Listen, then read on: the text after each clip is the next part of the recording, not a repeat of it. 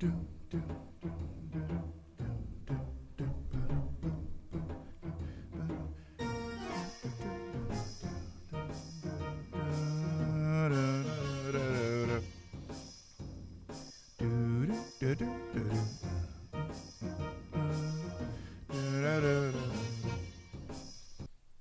wait. Wrong button. Hi. Hello, everybody. How are you doing? How are you feeling? Hope everybody's doing well and feeling well. Dragoon, Marco, Sky Pirate, Unqualified Gamer. What's going on?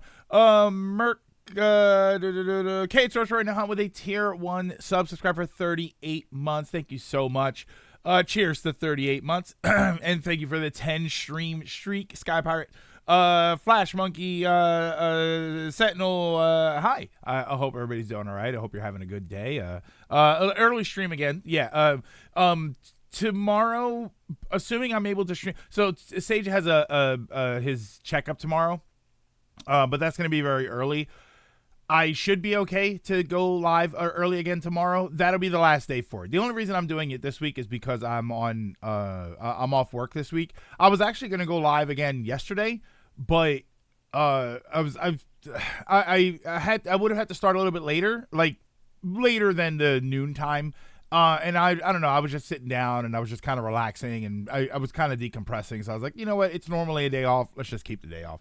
So I'm sorry if anybody was expecting, because I did say on Tuesday that I was probably going to go live, and I really was planning to, but I needed to decompress a little bit. Plus I had something that I was doing later that night.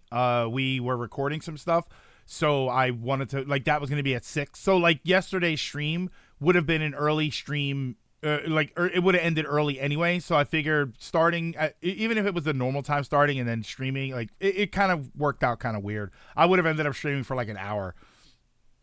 Oh, excuse me. A good thing I'm on lunch. I'll tell you can probably see on the Twitter on the Twitter. I beat Rebirth. It's a great game that I didn't like. I had a lot of issues I was able to move past because of the story being so good. But at least for me, a major part of the ending pulled it down a lot. Still excited for part 3 though. I can't say anything, but I there was something about the ending I didn't like either.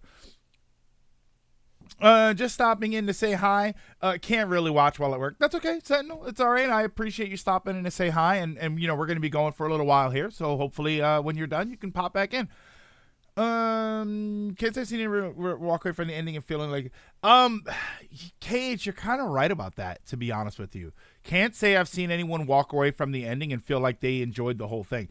There seems to be, different reasons that people didn't totally like the ending. That's all I can really say. I still need to beat the first game. It's good enough to beat.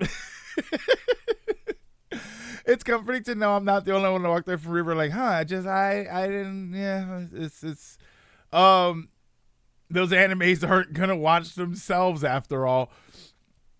I'm praying Square can tie all this together neatly, otherwise I'll be very annoyed. Hey Hero, sorry it's been a while. I've been mentally struggling and it's been rough lately. I hope you're doing well. I've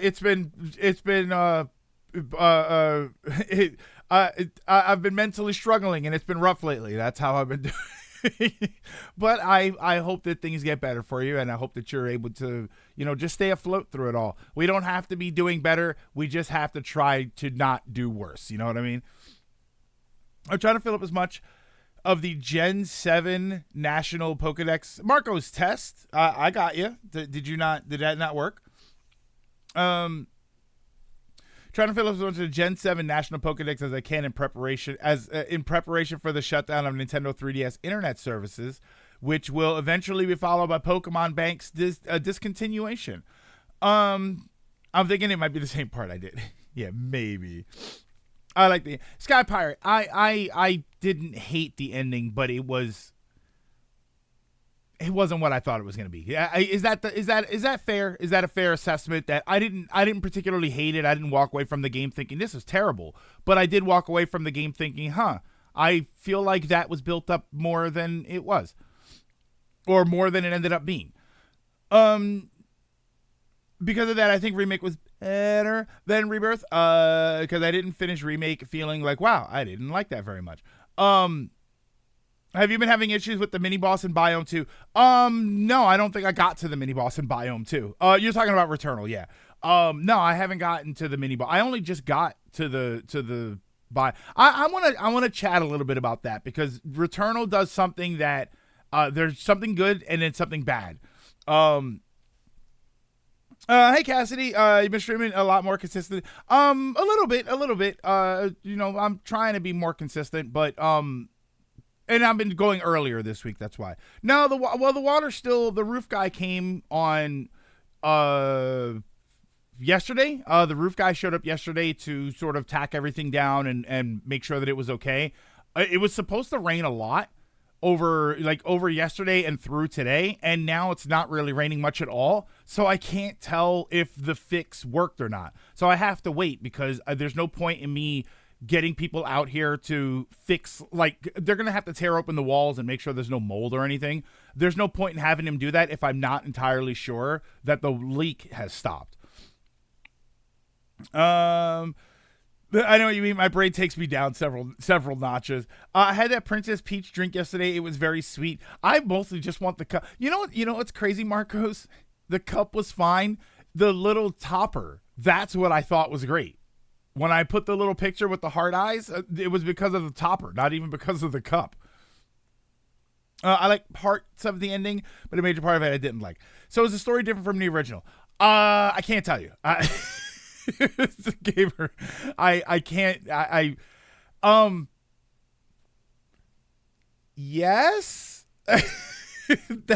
That's like the best I can say. I don't know if anybody else is gonna say. Yeah, like yes. No.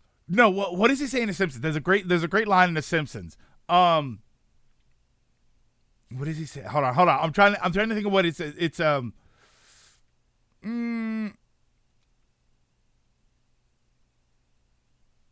It's like yes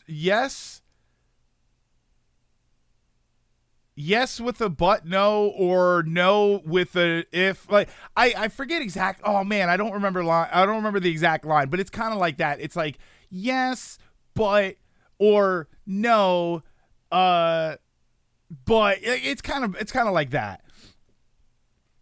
It's unfortunate. I love the game, but the ending did kind of leave me feeling a bit miffed. Not for the same reason as everyone else, though. More gaming. I think that's kind of. I can't say what I feel about Rebirth. Obviously, because I wouldn't spoil it anyway. But I feel like if you're familiar with the OG game, you're gonna know what I'm talking about when I say it. Yeah, no spoilers. My mom wanted the topper. I'm taking her Sunday so she can get her own. I know. Tell her that the weirdo that you talk to online said he loves that thing too. Don't have the ability to play the game. Yeah, that's always going to be kind of a problem. You need to have a spoiler cast one. I think I do. Now that I have completed the game.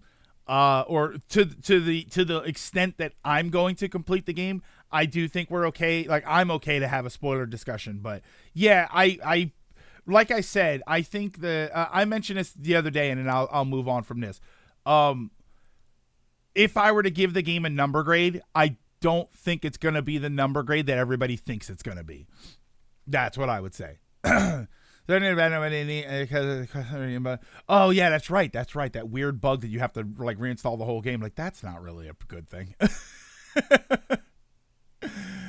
That would be all I say though, on that though, because I don't want to spoil. Yeah, I don't want to spoil anything for anybody. I would love an RPG Saturday discussion. That'd be kind of interesting. See, the problem, KH, is that they didn't for this game, for Rebirth specifically, they didn't play it. I think John said he played it for a few hours. No, I forget where John said he was in the game right now. He is further into it, but he's like nowhere. Like he's nowhere near the ending. That's what I'll say. I don't know how far Matt is in it. I don't think he's had a chance to play it too much either. I'll get around to playing eventually. I still have 4 more games on my list to beat. Matt finished it. Okay. But you can still do it. So it's not. That's not a good answer. That comes down to the whole sort of moving the goalpost thing that we talked about. If Dragoon, if this were a Call of Duty game and somebody said that, we would be crapping on Call of Duty. You know what I mean? We'd be crapping on it like, oh my God, you have to delete and reinstall the whole Call of Duty game. Well, I can't believe they released a broken game or a game with such a bad glitch in it. But then it's because of this. It's like, oh, okay, well you just uninstall. Like saying just uninstall it and reinstall it is not really a good thing. That's not a just, right? I don't think that that's a thing that you would say just do that. Sounds great for all you people that don't have to wait here. I'm sorry, Stone. I'm sorry. See, now I feel bad because because now I have access to the game and now oh man. Well, Stone, if it helps, if and when we do a spoiler discussion on it, I will. I'm trying. If anybody has noticed, if you have not noticed, then I would ask that you go over to the YouTube channel and subscribe there. I am trying to be more proactive about putting the streams over there. I've done it for the streams this week. I do have a few more streams. I have all of the streams for Sonic Adventure 2. They are on. It's Sonic Adventure 2, right? They're on my YouTube page. I just haven't made them live. I haven't done anything that I was going to do to make them live. I'm just going to basically title them up, and then I'm going to probably put them all live at once. I'm going to try and label the videos just like chatting, and then maybe if I want to put whatever topic we chat about, I'll put that in there. And then whatever game I'm playing, and I'm going to try and remember to put the date too. So you should be able to look at the first batch is going to be all kind of weird because I put the Final Fantasy videos up, and then I put when I make the Sonic Adventure 2 videos go live, they're going to be in front of it or above it. So it's going to be kind of weird, but I'm going to try to remember to date everything. So you should be able to figure it out really quickly which ones to watch. I need to play Pokemon X all over again. Maybe Square will patch Rebirth by the time the PS5 Pro comes out. Especially because PS5 games take so long to install. It's a massive endeavor for a game this big. To be fair, Call of Duty deserves to be shit on. That's coming from a person who plays it.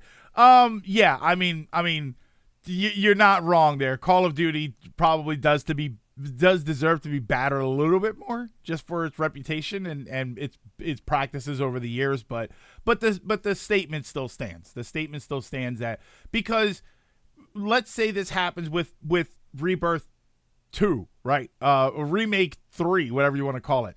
And then let's say it happens with 17, and let's say it happens with another 5. Like, how many times does something like that have to happen before we're criticizing it? And this is back to like the Dragon's Dogma conversation and stuff with everything. It's like, at some point it does deserve to have it mentioned, You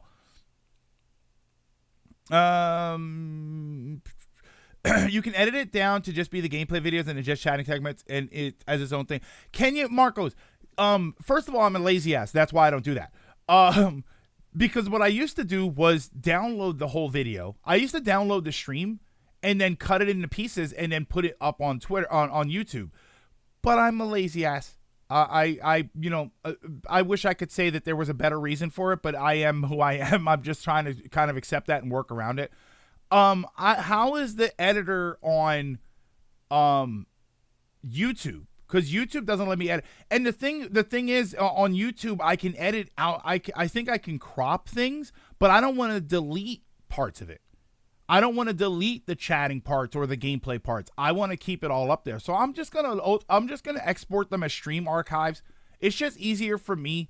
And then if maybe I'll try to remember to go in and like put chapter markers so that I can say the gameplay starts here. But to be honest, I don't know. My brain is just not wired to, and I don't mean to make that sound like an excuse, but I've been doing this for long enough to know that my brain wants to do these things and I just don't do it. Hold on. I heard it was the update. Some people said,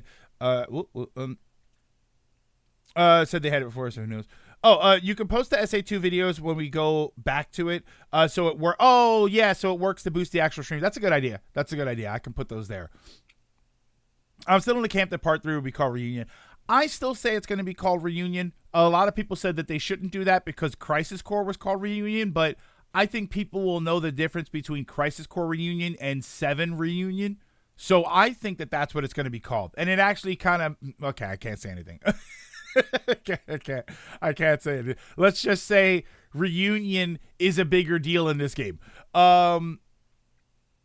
Which again, I know you're joking on that part, but on the real note, not only was this bug cause for an update, so Square broke their game when it was fine. But also, again, at this point, we'd be defending poor Indie Square, who needs to buy a yacht every month.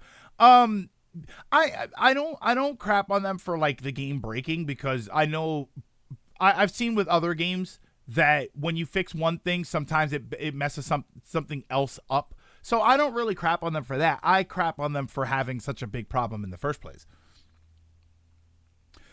They're probably going to call the third part Reunion. It's going to confuse the heck out of people that are going to buy Crisis Core Remaster by mistake. See, I don't think so. I think that that's understandable. Renewal sounds cool. Ooh, Renewal's not bad. I wouldn't know. I use Adobe Premiere. See, yeah, I don't know, but you still have to download the whole video, and downloading the VODs takes a while because they're 4 to 6 hour VODs. It's gonna be called Relink. Maybe they should go the Kingdom Hearts route and call it Final Fantasy. Final Fantasy Re-7. Oh, there we go.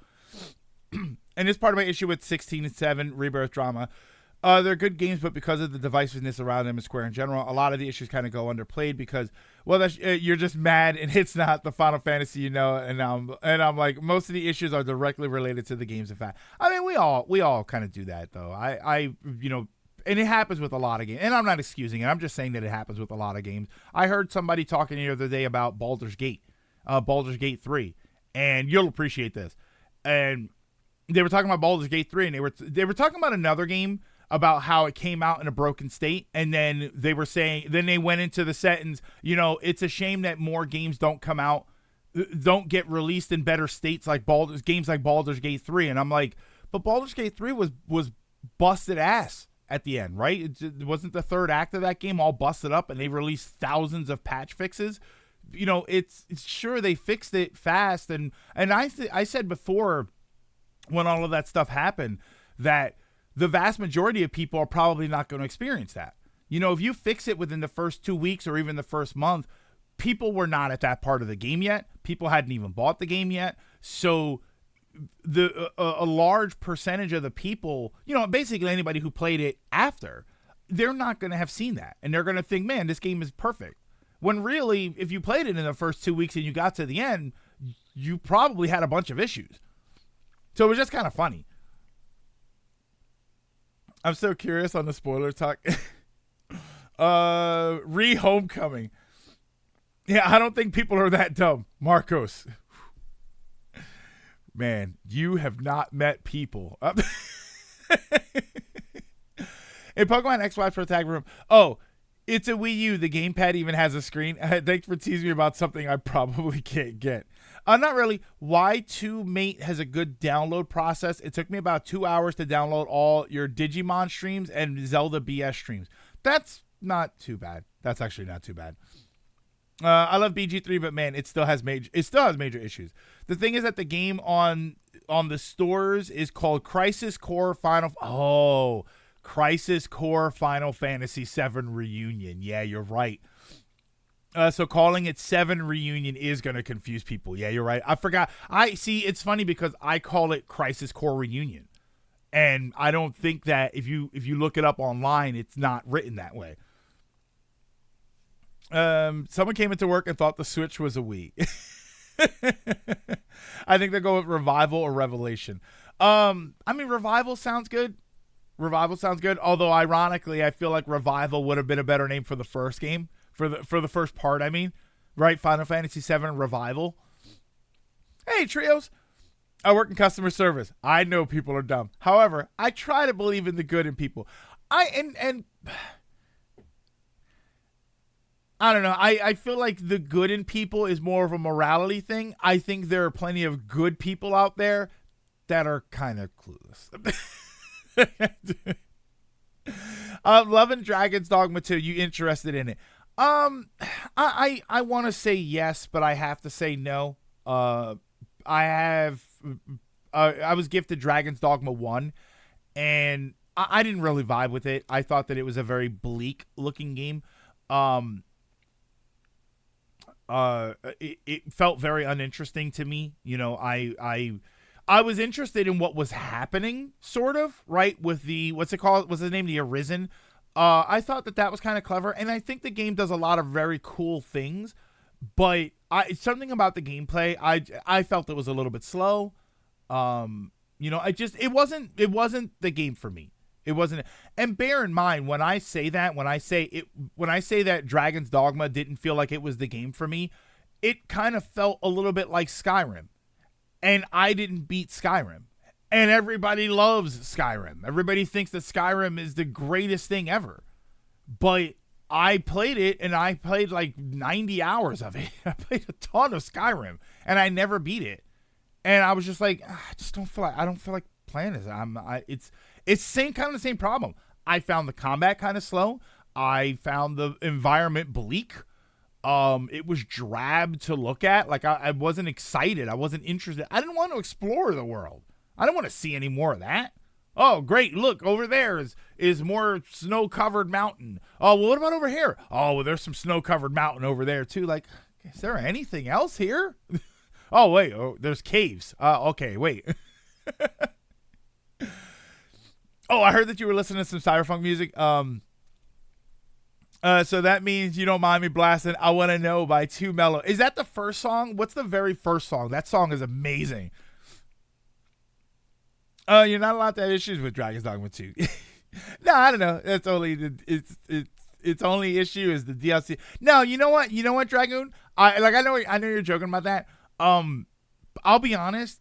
As we move further into Dragon's Dogma 2's life, I am hearing less people complain about the microtransactions, and I am starting to hear a little more people talk about the fact that the performance is sometimes it's great and sometimes it's eh. So it is. I feel like it is doing that.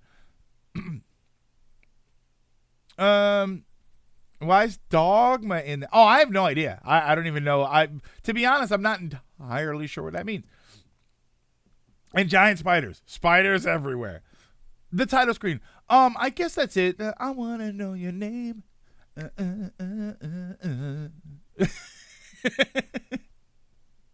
Giant spiders. I'm out. I can't. No, I can't spoil. Okay, I shouldn't have even brought that up. I was gonna say something, but I can't say that. But it's relating to giant spiders. The title screen's a different track. The playlist I have. Hold on, I can actually link it for you here. It's the very first song here. And it's funny. It's like cheap video games website or something. I'm sorry, Anton. I still have the links blocked. Hold on.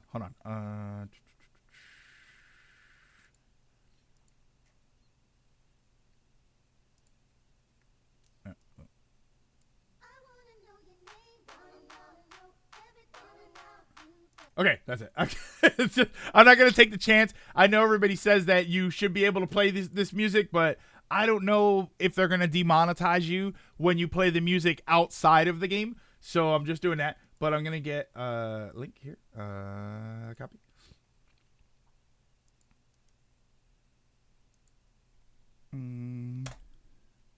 Okay. It's the very first song. It's the really... Actually, the first song and the second song are both amazing. In the Pocket is this... Oh, In the Pocket is the title screen song. Let me see where that is in here. In the Pocket. Is that this one? That's this one. This song? I know I have it low. I'm trying not to get in trouble. Okay. That's it. But yeah, the the Twitter page, they show you like video game sales and stuff, and Cyberpunk is on sale. I don't know what, like, hold on, let me see what it's on sale on. Oh, it's on the eShop on sale. I would avoid that on the Switch though. Jason even recommended that to me. He said that I would avoid getting it on the Switch. As a music rhythm game, I would probably avoid that on the Switch just to make sure that performance doesn't hamper my ability to play the game. Actually, the BG30 situation is a perfect example because 7 Rebirth's main issue comes from completing the game, which is way into it, and BG3's issues were at the end. Does it come from beating it? I wasn't actually sure what the Rebirth issue was. Jokes aside, isn't that an issue we talked about before? You get distracted by one issue, which allows the game and developers to avoid getting yelled at for actual issues because you're just being a hater. Yeah, it does. It happens all the time. I mean, we've seen that. We've seen that happen before. We've seen, problems. Two problems.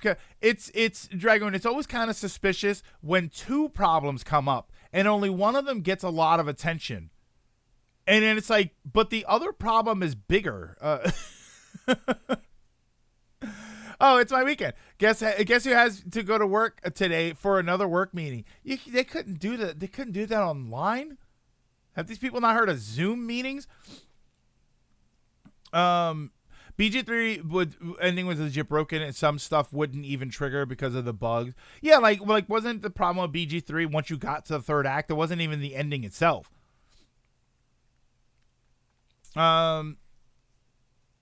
You say that, but we have plenty of rhythm games even at 30 FPS on the Switch. Okay, I don't know. I don't know. Are they? Here's my problem, Dragoon. Are they graphically intensive? Are they? Because I think I have Theater Rhythm. I have to see what I have Theater Rhythm on. I thought I had it on the Switch, but I know I didn't have a problem playing Theater Rhythm, but I forget if I have that on Switch or PS4. But that game's also not really graphically intensive. I don't know how graphically intensive something like Bomb Rush Cyberpunk is. Hi-Fi Rush, same thing with Hi-Fi Rush. I wouldn't get Hi-Fi Rush unless it was on PS4 or PS5. I feel like a rhythm-based game, and I know people have said that I got it on Switch, right? Thank you. I know people have said that it works fine on the other system, but I would rather have it on something where I can feel confident that it's not so much about 60 frames, it's more about a consistent frame rate. And I would rather have the more powerful device. Same thing with shooters, something like that. I would rather have that on the device that's going to give me a more consistent frame rate. Well, guess what? Atomic, what? I don't know. Yeah, I don't know. I do want to try it at some, because that's the game that I always get it mixed up with Hi-Fi. Hi-Fi Rush is like an original concept. Bomb Rush is Jet Set Radio, right? See, Marvel, watch this. This is why the nephews got. Oh, wait. Got your PS5. Your streaming Destiny calls for it. BRC, oh, okay. Runs pretty well on the Switch, though at 30 FPS. Haven't had frame drops.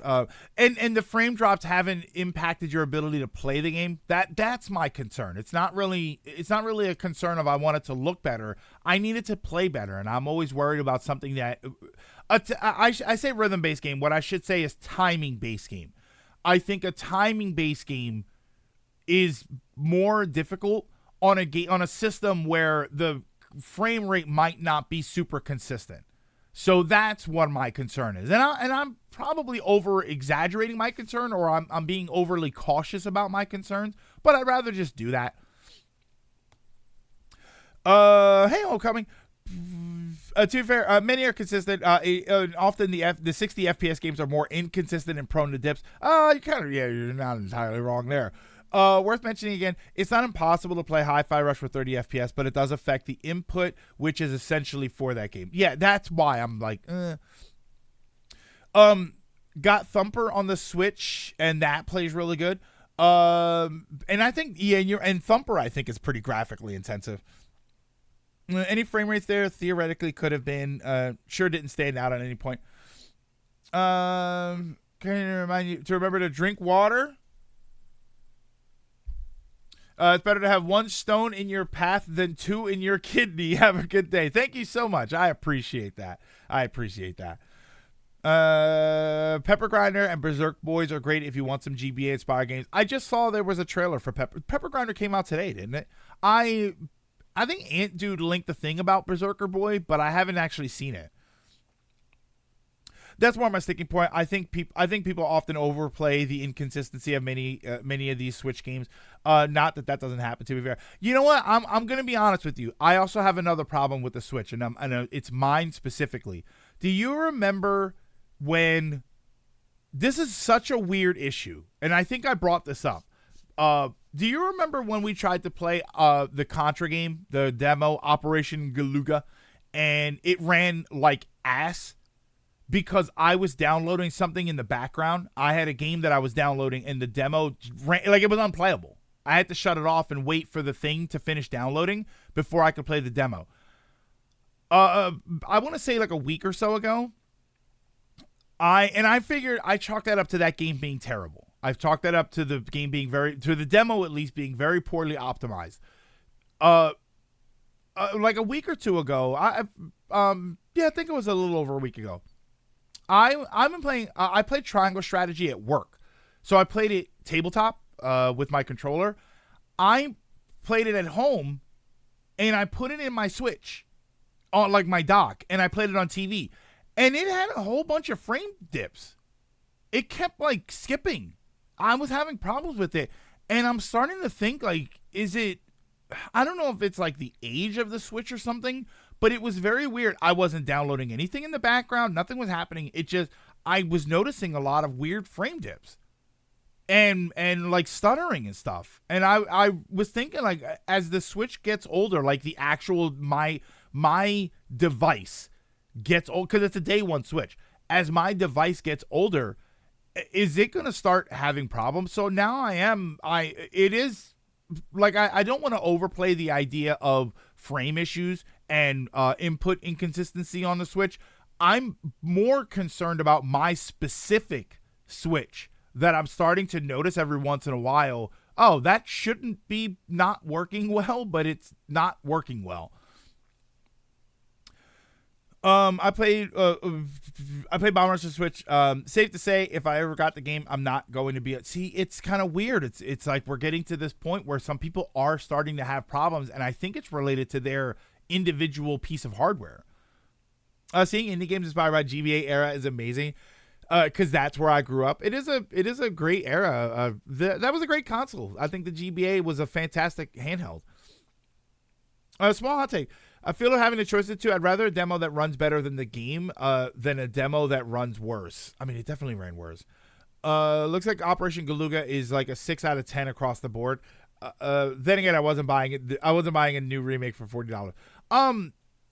I was interested in it and I thought it was fine. It's just the demo had a bunch of problems, and even the things that the demo did fine, like that functioned, I thought weren't that great. Stuff like the sound effects and everything. I just thought that the action was kind of there was something kind of blah about it. Then apparently, like, I thought the music was just sort of okay. It was just kind of there. Apparently, you can unlock remixes of the original Contra music. It's like, why wasn't that just normally in the game? Why would you make that a secret thing?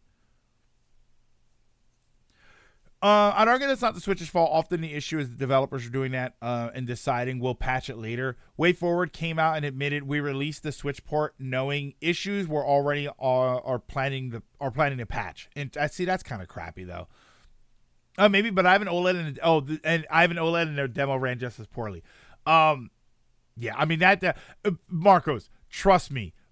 Even if there is a problem with my Switch, that demo ran terribly. for Galuga. Oh, last time I bring it up, the game dev made sure that the music is claim free. Flip was telling me that. So you can be sure that you won't get hit with a copyright claim. I also play most of the soundtrack on my stream. Oh, and none of the songs that I play got me a copyright strike. I also posted a tweet about it on Discord. Okay, yeah, so it might have been you that had said something about that too. Yeah, that was my concern. Like, everybody was saying that you're not going to get demonetized for playing Bomb Rush Cyberpunk. But what I was curious about was if I play the music outside of the game context, would I get hit with something. Considering that all of my streams get hit with a copyright on YouTube, you know what I think my streams get copywritten for? They get copywritten for possibly the Ill Bleed music at the beginning and my intermission music. My intermission music sometimes catches it because my intermission music is from Final Fantasy VI. So I think that catches it too. So at some point, if I thought that my YouTube Twitch archives were going to be something that I need to really focus on, I would need to change those songs.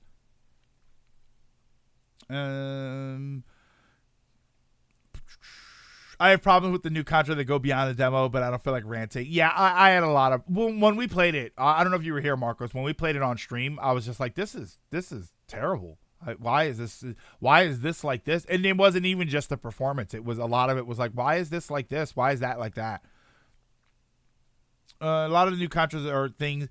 Way Forward admitted, well, we didn't want to delay it, so we released it as is. And again, the issue is that it's not just the performance. Like even if that game worked perfectly fine, I would still have a lot of problems with it.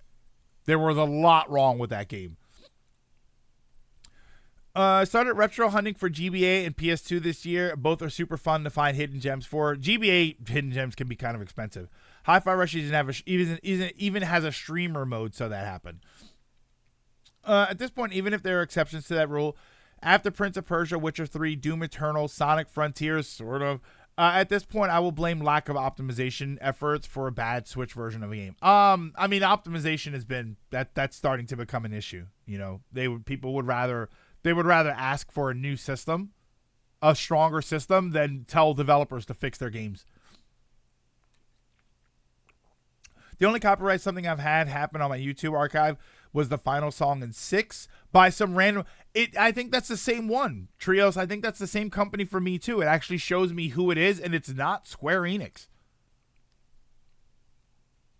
So what you can do is make it so your VOD doesn't play your music. Wait, how do you? Oh, you can like mute that section of the video. That sounds like work. I used to get the start of my old stream VODs muted since I was using Persona 5 music for the startup portion. So the thing with Terminator, the BRB screen, the BR back screen, where I'll return at my earliest convenience, where it plays Spinach Rag. I had an 8-bit Terminator song that I was gonna put there, and I did it maybe twice. And when I would upload those videos on Twitch, I was getting muted. So I was like, okay, I have to change the music. I have to. A second Contra and haven't tried the demo after seeing how bad it looked. Order Star Wars' second story on the Switch today. You're saying Nephiloid, you ordered it, or you're telling me to order it? I think people give Way Forward way more praise than they deserve. They have a lot of amazing games, but if you look at their whole library, they're mixed. But Lilac, I knew Star Ocean would bring Lilac over. Even on PS5 and Xbox, optimization is becoming the new roadblock. And according to rumors, Sony's answer is release PS5 Pro, so we don't have to fix it. It's like, so you're going to go through all of that to release a new system it's not going to fix the problem. Because then they're going to make games that take advantage of the PS5 Pro, and they're still not going to be optimized. I did order it, but yes, buy it. Is Terminator my favorite 80s movie? Mine is tied between RoboCop and Escape from New York. My favorite 80s movie? It's not Terminator. I don't know if I'd say it's Back to the Future. I mean, I'm not counting Star Wars. Because that would technically be Empire Strikes Back. My favorite 80s movie. Man, that's a tough one. Do I think it's... It could be... It's not terrible. If it was going to be a Schwarzenegger movie, it's going to be Running Man. Running Man is such a... Running Man has a lot of what I love about movies in general, especially 80s movies. It has a hysterical version of futurism where it looks at what the future could potentially be, and it's such a dramatically ridiculous version of it. It's got cheesy lines, it's got ridiculous costumes. Like there's so much about Running Man that I think is just fantastic. But I don't know if it's my favorite. I mean, maybe Goonies? I know it's a generic answer, but I love Goonies. Like Goonies has it's the adventure, and there's just something about it that's so much fun, and that's a tough one. I'd have to really think. You know what it is? I'd have to put a list together of like my top 10 favorite 80s movies, and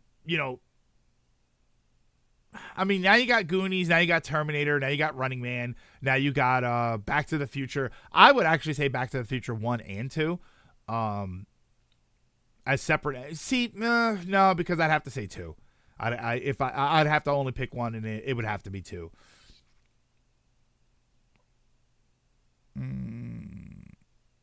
Yeah, I don't know. I would have to think of more movies. Here's one that most don't know. Oh, Akira. Yeah, see, then you gotta see in that in trios that opens up a whole new can of worms, because then you got Akira, then you got Ghost in the Shell. I think Ghost in the Shell was 80s.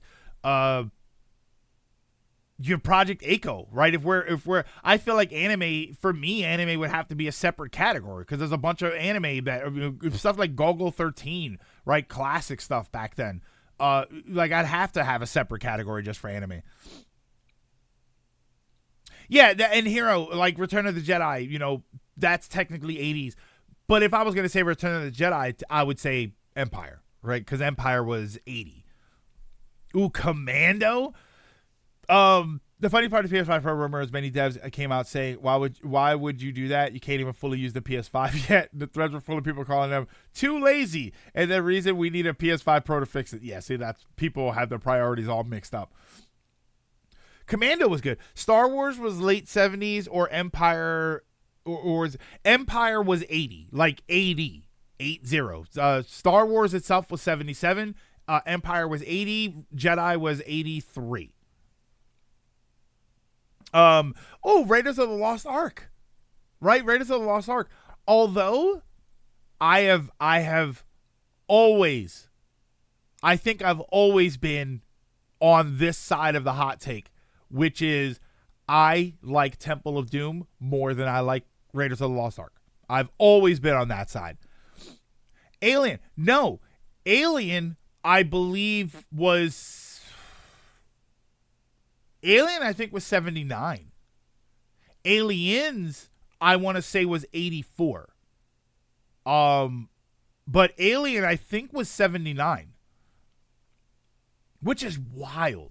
That's wild to me that Alien holds up to this day, and it's 1979 was that movie. Somebody can double check that for me. I'm pretty sure it was 79. I like Temple of Doom more. Was it No, I like the humor. I thought that the humor, I like the adventure. I liked the humor of the movie. I thought it was a lot of fun. I liked Willie. She was okay, but she was annoying. She was annoying, but she was supposed to be annoying, so she did her job as far as a character. I liked Indy in that movie. I liked Short Round in that movie. I thought that what's his name? Key? What the heck is his name?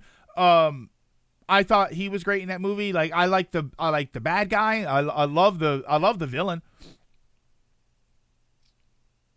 Did you just... Oh, is that what you're saying? Did you just love Willie too much? Oh, brother. Alien was 79. Aliens came out in the 80s. Okay. I brother. Somebody mentioned Blade Runner. Somebody said Blade Runner. I don't like that movie. I think that movie is... I think it's fine for what it is. I love the cyberpunk aspect of it. I love what it did for cyberpunk. I think there were other more interesting cyberpunk movies. I think that I I think okay, I'm gonna say a movie here, and I'm gonna be amazed if you guys know what I'm talking about. I think Cherry 2000 was more interesting as far as cyberpunk goes. I want to say Run Lola Run, but I don't really remember that movie too much, so I might be thinking of the wrong movie when I say Run Lola Run. Cyberpunk, I think Johnny Mnemonic was a better movie. I think it had better action. I think it was more interesting. I thought Blade Runner was slow. I thought it was boring. I just sat there.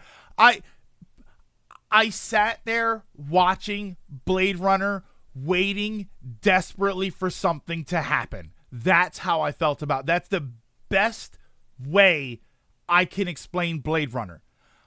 It's fine. The story is what it is. I was desperately waiting for something to happen in that movie. And I think maybe and Stone, like Blade Runner isn't an action movie. Maybe that's the problem. Maybe I was waiting for some sort of action. But it never came. So it's Blade Runner was a crime noir movie. Is that fair to say? It was a dark, right? The grizzled detective character. It was a crime noir film in a cyberpunk universe. My problem is I don't like crime noir movies. I don't like that aesthetic. So I was just like, I'm not vibing with it. I'm not vibing with it. If you want to give me something in a more cyberpunk environment, Johnny Mnemonic was a better movie. And that is insane considering the negative reputation that movie has. Gremlins. Ooh. That's another hot take for me. And I think a lot of this comes from the fact that I was a kid at the time. I love Gremlins 2. I think Gremlins 2 is so funny.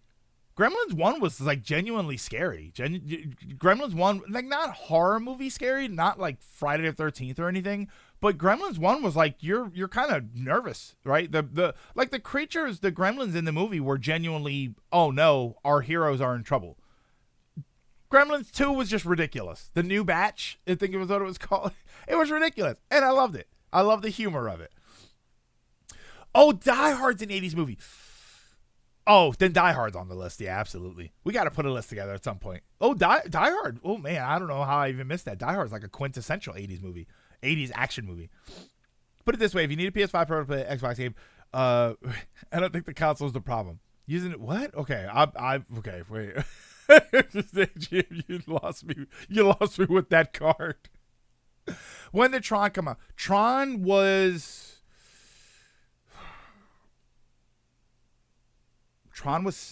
Why do I want to say Tron was 76? And I'm pretty sure that there's no way that's true. I feel like Tron. I think the thing with Tron is that I think Tron was always earlier than I think it was. I always think of Tron as an 80s movie, and I'm pretty sure it was 70s. And I think that's why it was so groundbreaking. Oh, Who Framed Roger Rabbit? Did I like Total Recall more than Blade Runner? 100%. 100%. I like Total Recall more than Blade Runner. And Total Recall, story-wise, like what's going on, I think Total Recall is a mess. I still don't know what's happening in that movie.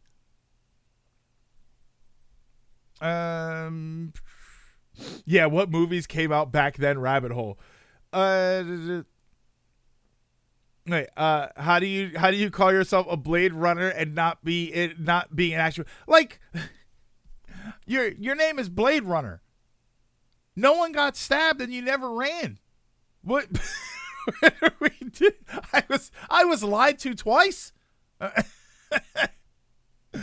I went into Blade Runner thinking it was an action movie, like how he went into Arkham Asylum thinking it was a brawler. Yes. And notice I was disappointed there too. Tron was 82. Okay, why do I think Tron was 70s? Blade Runner is a medical supply smuggler. Lethal Weapon. Again, Lethal Weapon 2. I like Lethal Weapon 2. I did love Lethal Weapon, though. That was a great movie.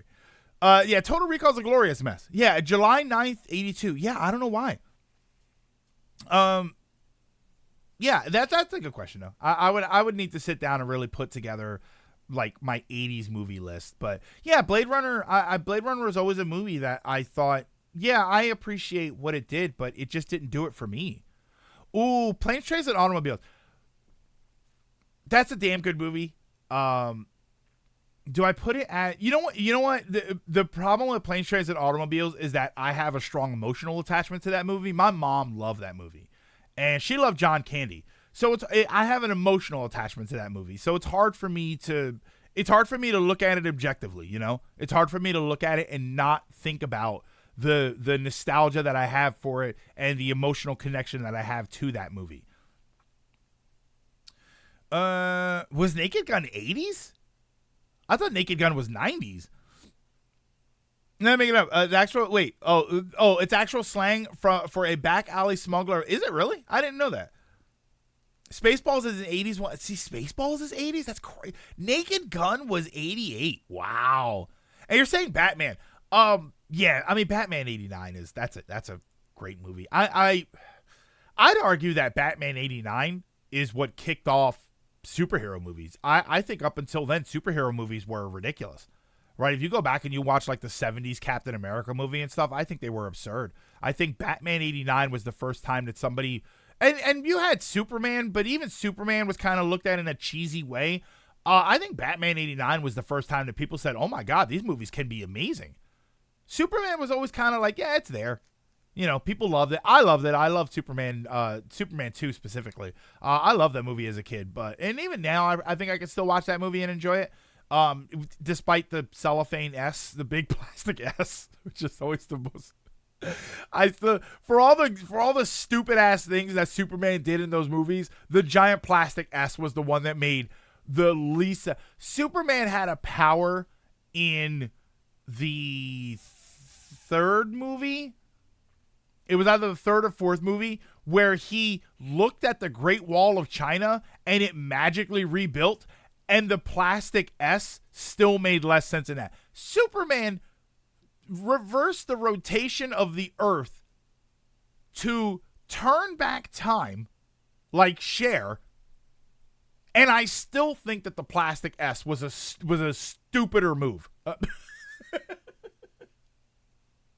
I got a new job. All that's left is to put in my 2 weeks at my current company. Oh, that's gonna feel so good. That's gonna feel so good. Congratulations, Logan. I'm very happy for you.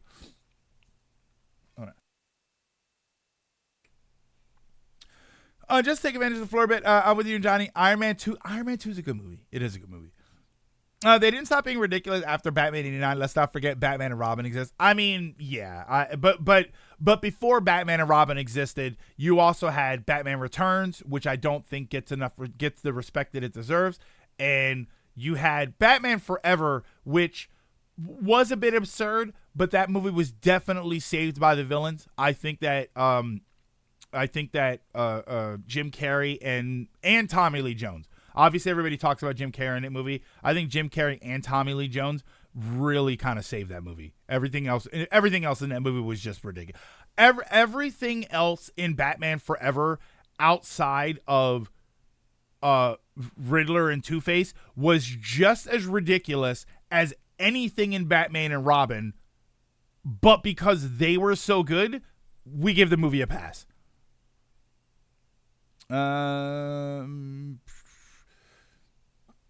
Same attachment to the Lord of the Rings, Sam Raimi Spider-Man, and Harry Potter movies. I saw all of them with my mom, and it was one of those few times where I just said, F to our real life problems and have fun watching them together.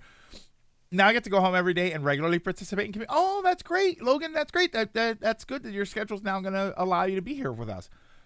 Penguin's death in Batman Returns still this the where he like falls over and he slides into the water. It was like, oh my god, it's a little gruesome. You know, a lot of people don't talk about how many people bats killed in those movies. Batman didn't kill anybody in those movies, except the guy he dropped off the top of the bell tower, and he did kill the Joker. And there were some people that I think he machine gunned. I think he blew up a few cars. Nobody important, though. Maybe the Joker. I went Two-Face.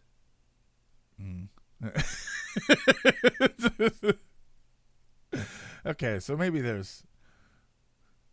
he was a little violent. All right, maybe. Batman Forever was trying to be a middle ground between both Batman and Robin and Returns. Batman doesn't kill people. He just lets them die.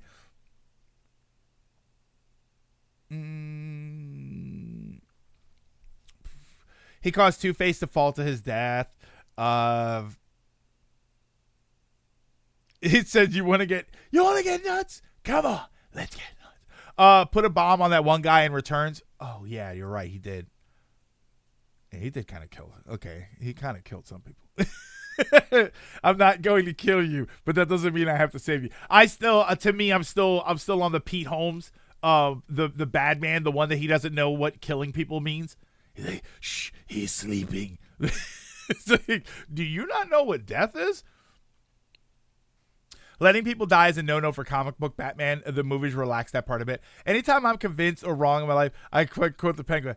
I am not a human being. I am an animal. Cold-blooded. He refused to save Ra's al Ghul in Batman Begins. See, yeah, in Batman Begins, like, I think that's when they tried to start doing that don't kill thing, but I'm like, he kind of kills. Like you said, like, he doesn't really kill people, but he lets a lot of people die.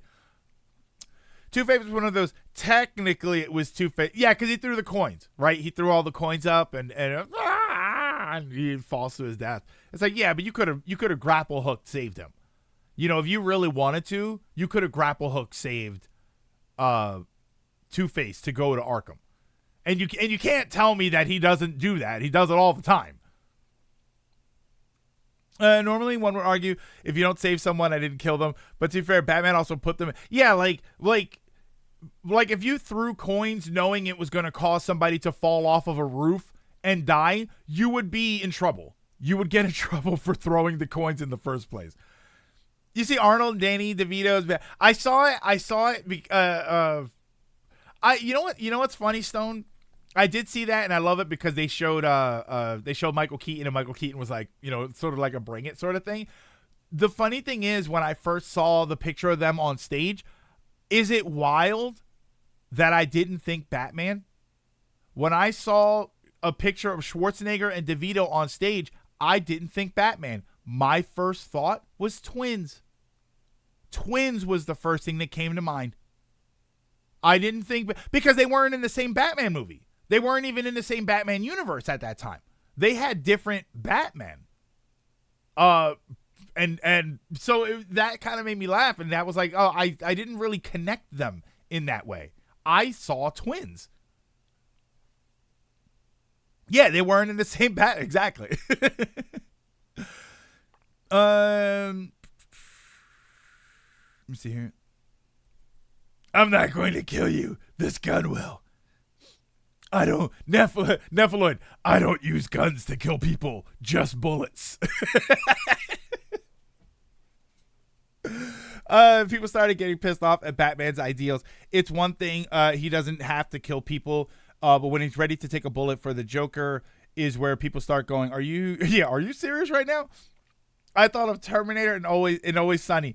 The sad thing right now, because I didn't really watch Always Sunny, when I see Danny DeVito and when I see, what's his name, Frank, in Always Sunny, I just think of the Baldur's Gate video. That's really all I can think of, because I didn't watch It's Always Sunny. I watched one episode of it, and I wasn't really vibing with that show. Oh, you were thinking of Junior. Oh, yeah. See, I was thinking of Twins. Twins was I forgot that Junior was also. He was also in Junior. What a weird movie that is, right? The gang rules in that one. Yeah, I that's what I think of now. I think of the Baldur's Gate video. That's why I think the movie version of Under the Red Hood is the definitive confrontation of that no-kill rule. I always have the Robot Chicken skit where he's like, I won't kill him and be like him. And then the next scene is in court. Thanks to Batman's testimony, the Joker is sentenced to death. You shot him. You had the gun. That's like I'm gonna I'm gonna push you off the boat, but don't worry, I didn't kill him. Sharks did. Like, okay, yeah, sure. Ironically, speaking of that, we can jump right into the only real topic I have today before we get started with the game, which is Marvelwatch.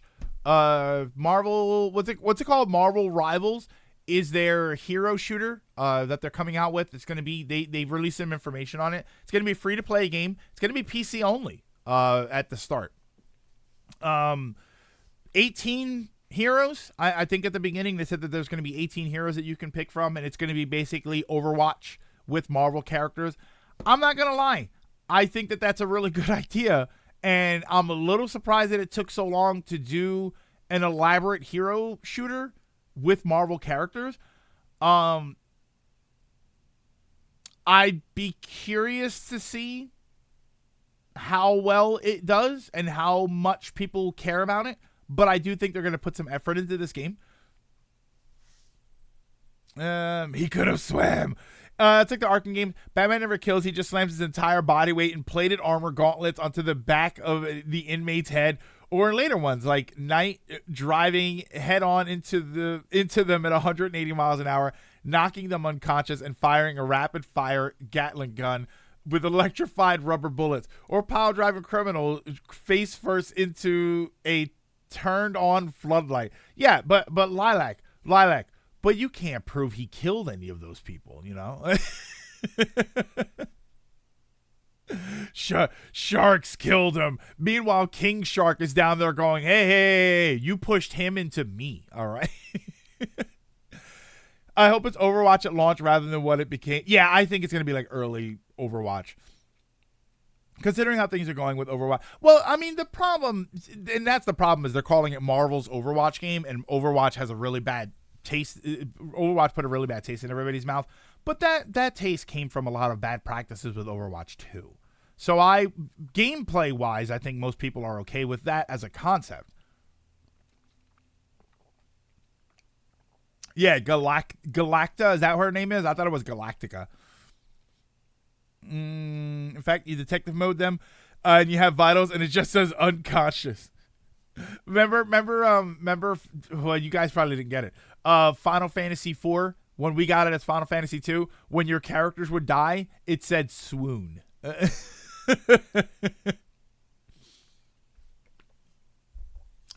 People love Overwatch, they hate Blizzard. Well, didn't the tail end of Overwatch 1 turn some people off the game? I don't know. I don't know if people were just getting tired of it. The biggest issue was that when Overwatch 2 came out, they forced you to play Overwatch 2. It would like auto download and replace your one game with 2. Like, there were a lot of business practices in Overwatch that kind of screwed everybody up when Overwatch 2 came out. So that's what kind of pissed people off. But the gameplay wise, from what I understand, was the same. My understanding of Overwatch 2's gameplay was that it was just Overwatch 1. You know, it looked better, it ran a little bit better, like that was all that it was. But if for whatever reason you didn't like it and you wanted to play 1, you couldn't. It would force you to update 1 into 2.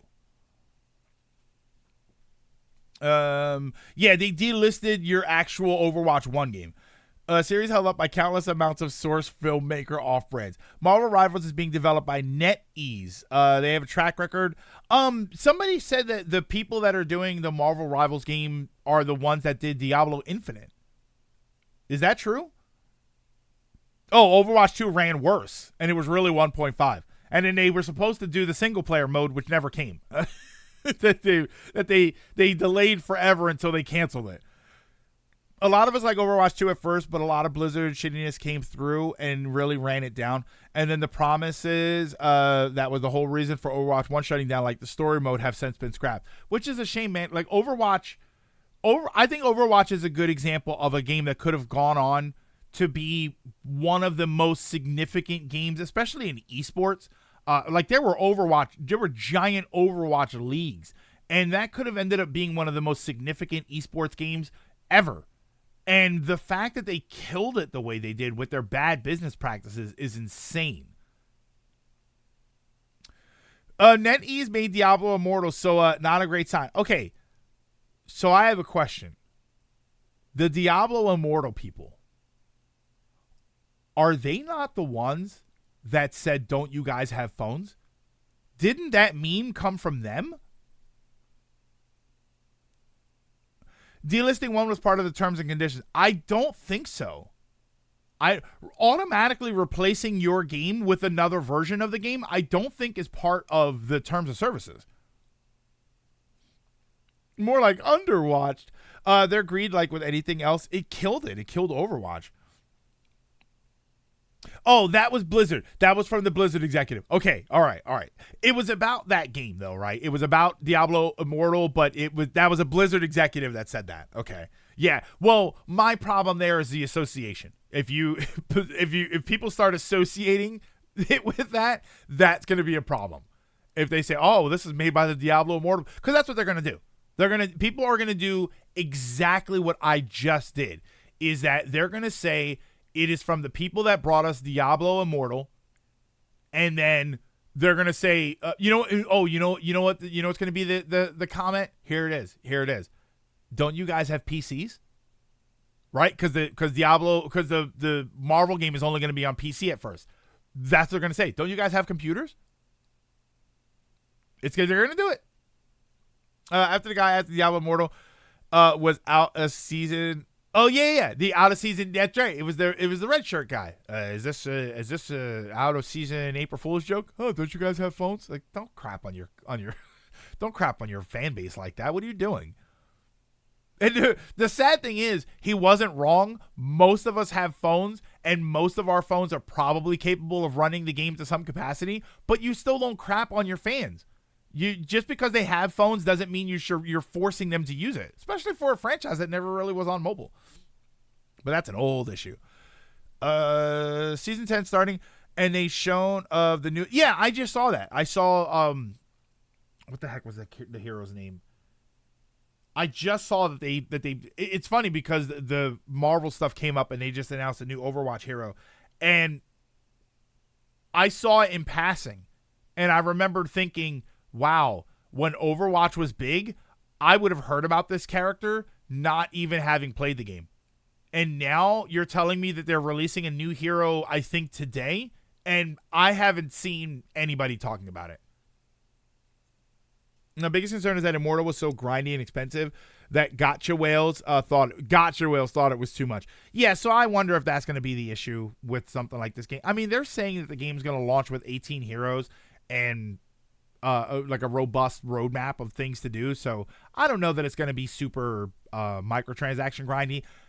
Same problem, though. It is a free-to-play game, so I expect some microtransactions, but hopefully it's not anywhere near as bad. That's like hating Sonic Superstars because Aspire made Balan and not because the game sucks. They're the ones who developed Diablo Immortal, which was a lot less funny than the you don't have phones joke because they actively made the game pay to win and worse. The whole Diablo Immortals debacle showed how out of touch Blizzard was with their fan base. It's been known for years, but that issue was just laid out for all to see. It was also launched with a robust roadmap. A roadmap of microtransactions, baby. That's the roadmap nowadays. But yeah, I mean, it's going to be free to play, so I'll give it a try. I'll download it, and short of them saying it's 200 gigs or something, I'll give it a shot. I'll see what it looks like, and if it's a decent game, maybe I'll play it a little bit if it doesn't cause me too much rage, because I strongly suspect if I were to play Overwatch or if I play this Marvel game, this is going to be a game that drives me crazy. I think it's going to be a game that I rage out on. But I'll give it a shot, and then if I like it, I'll move the console, and then if not, I won't play it anymore. It'll be the same as every other free-to-play game. You get pity pulls and then slowly coerce you towards paying for stuff, which is just so funny to me, Gold, because I know with myself specifically, I'm more likely to pay money into a free-to-play game if you don't make me feel like I have to do it. If I like the game, I genuinely will want to, all right, I'll buy the battle pass or I'll buy some items on the shop or something, kick a little money their way to support the game in some way. But once you make me feel like I absolutely have to do that, I don't even want to play the game anymore. Immediately, I'm like, nah, I don't need to. You have to do this for $5 in order to. No, I don't have to. If I have to pay $5 to play a free to play game, that doesn't make any sense. So I'd rather just, you know what's free? Not playing it. That map had them ride off a goddamn cliff. Yeah, I mean, so that's, I'm curious. I'm curious to see. I mean, they're saying like destructible environments and stuff, so that's going to be a lot of fun. So, hopefully it's somewhat interesting. Overwatch drives me crazy because no one wants to play tank or healer. They just want to play as attackers, which means my team is going to lose no matter what. I won't lie. After 7 Ever Crisis, I kind of lost faith in good mobile games being consistent. Sure, we got Sonic Dream Team, but that was Apple Arcade, a game with no in-game purchases. Ever Crisis legit disappointed me. I mean, and you had like Mario Run. I feel like there's a lot of good mobile games out there that are exactly what we want, and we've just never heard of them. I feel like I don't know how monetized like Pocket Camp was, Animal Crossing Pocket Camp. People said good things about Mario Run. People said good things about you mentioned the Sonic game. I think the Sonic game had a lot of good press around it. There's another mobile game that is like, yeah, I hear really good things about. Is it Mario Kart Tour? Wasn't Mario Kart Tour pretty decent? Sunk cost fallacy has sunk its claws in. I mean, yeah, you're kind of right there. Can't wait to play as Bruce Banner and shoot people with my cancer gun. Oh, wait, different version. It's one thing I think that League of Legends does right. Most, if not all, of their microtransactions are completely optional and only for cosmetics. But then again, I haven't played League for about 3 years. To be fair, League has another issue, and it's not the game. You know what I mean? So there's something else bringing League down. That Sonic Fall Guys game looks like it could be fun. What is it? It's like Sonic Toy something, or I forget what it was called. Mario Run was great, but considered a flop because it didn't have a way to keep bringing in money. Tour was kind of ass. Was it really? Sonic Forces Speed Battle, Mega Man X Dive, Mario Kart Tour. Tour was really bad. Oh, was it really? I didn't know that. Fire Emblem. Fire Emblem was a gacha game like that. And what's the final? There's a Final Fantasy one. Brave Exvius. Wasn't that a good one? Looking to be slightly OP. I do wonder what his limits are. I mean, the part of the closed alpha and maybe even the beta, that's when they'll fix all of that. They'll balance all of that stuff. With Fire Emblem Heroes, the fact that you have to go through 2 walls of RNG to summon a hero is ridiculous. League of Legends had to take out the chat because of all the toxicity. Like, that's pretty bad. It's still getting content because it brings in so much money. So, yeah, I mean, what was, there's like a Monopoly mobile game that makes a ton of money.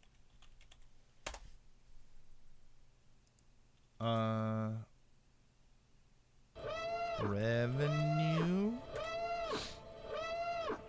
Shadow rating with a party of 3. Welcome. Thank you so much, everybody from Shadow Stream. I hope you're doing all right. I hope you're ready to hang out with us for a little while.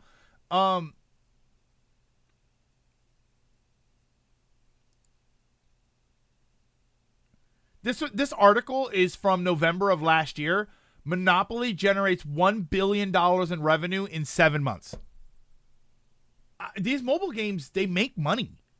That's the thing. So whenever people can, this is what I always say about like these mobile games, these microtransaction heavy games, you can complain about them all you want. But if they're making $1 billion in 6-7 months, they're going to keep making them. It's a bummer too. Final Fantasy had 2 gotchas. Record Keeper, that's the one I was thinking of. Pokemon games are also good. Masters, Unite, Go. Yeah, Go is still popular. Go still has supporters, people playing it. Dragon Ball, Dokkan, and Legends. Hey, Aqua. Rather than shutting down their gacha, couldn't they just release them as offline games? No, I would Gold, because they just did that with that Mega Man game. I would rather they do both. If you want to make a gacha game, if you want to make those games and you want to give them storylines and stuff and you want to microtransaction the hell out of them, go right ahead. I can't stop you. None of us can stop you.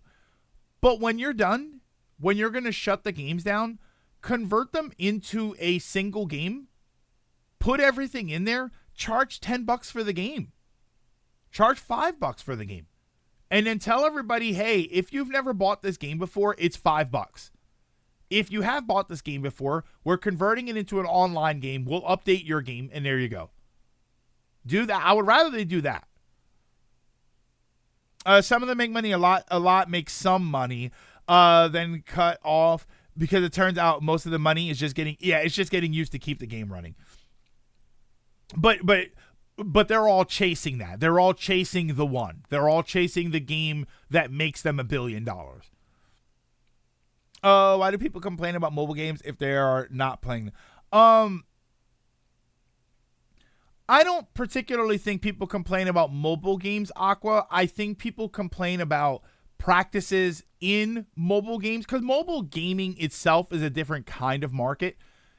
People complain about those kinds of practices making their way into non-mobile gaming. If you have a little phone game that's free, you go to the Play Store or something and you download it for free, and then they hit, we're going to charge you $1 for crystals so you can play all day. Most of us are probably going to say, all right, I'm just not going to play it. I don't even play games on my phone. Who cares?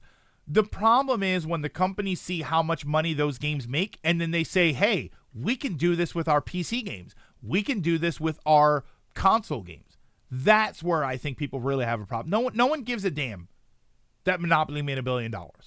No one cares. The average console gamer, PC gamer, they don't care.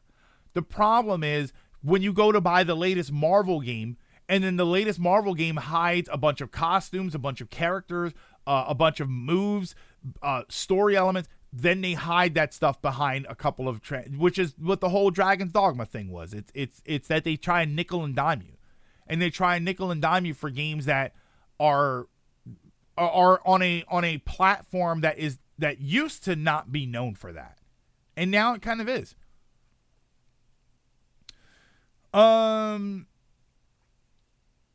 I thought there was this Hoyoverse? Hoyoverse is on the verge of releasing a third major mobile game. Psy Games keeps pumping out Grand Blue spinoffs. SC had 4 gacha, 2 closed, being Record Keeper and Dissidia Omnia, and then 2 still going are Brave Exvius and Ever Crisis. And yeah, AGM, you're kind of right. Like I get what Dragon, you're right in the sense that some of them make a ton of money and some of them make just enough money to keep themselves alive. But there, in between that, there is also a line. There is a lot of levels there, and some of them are making enough money. Now, those wasn't Honkai Impact third mobile game too. Well, Hoyoverse has Genshin. Tower, do they have Tower Fantasy? That's them too, right? Tower Fantasy is them. Honkai, and then Zenless Zone Zero is coming out, I want to say this year. I want to say ZZZ is this year. Or Z3. Should we call it Z3? Probably call it Z3. That's why I like Mega Man X Dive Offline. It was once a gacha game. Capcom actually did something smart and turned it into a single player game with all the non-collab content as unlockables. Nintendo, for example, has tried a few mobile games. Basically, all were modest success. Even Dr. Mario, for example, made some money. But FE Heroes makes so much money, it's incomparable to any other game they make. It's like a 90-10 split. FE Heroes and every other mobile game.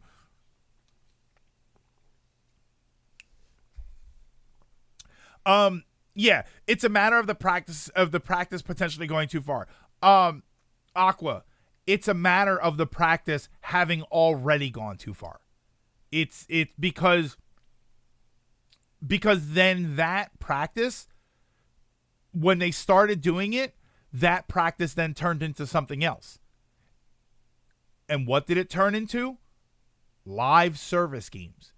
That practice of nickel and diming you, of adding more content, of adding more story, and then you change it and then you charge everybody $1, $5, $10 over time.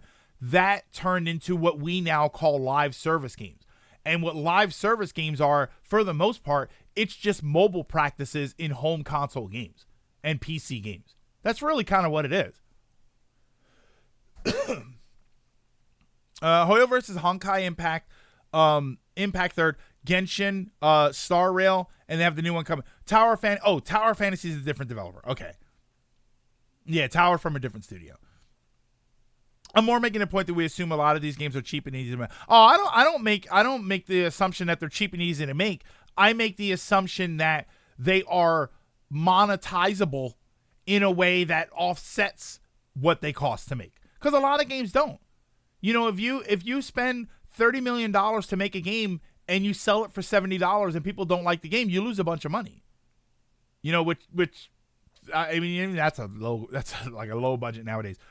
But if you do it for, if you take that same budget and you make a simpler game that you can build on as you go, it's going to cost you more money, but you're also charged. I would argue that a lot of people spend more than $70 on some of those games.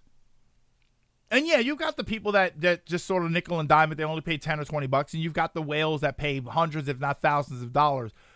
But my assumption is that more often than not, as long as it's a good franchise and it's a well-known franchise, and as long as it's a good game, I would often that the line is usually higher up, that they make more profit in a way.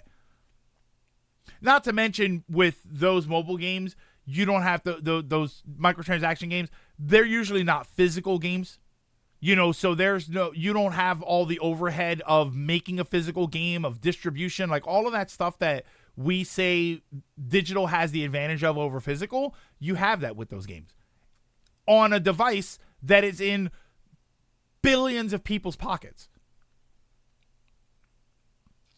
At least live service games don't usually have gacha mechanics.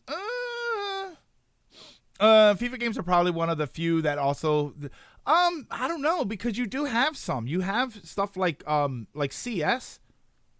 You know, CS has case openings. COD Mobile has case openings. Like any game that has that.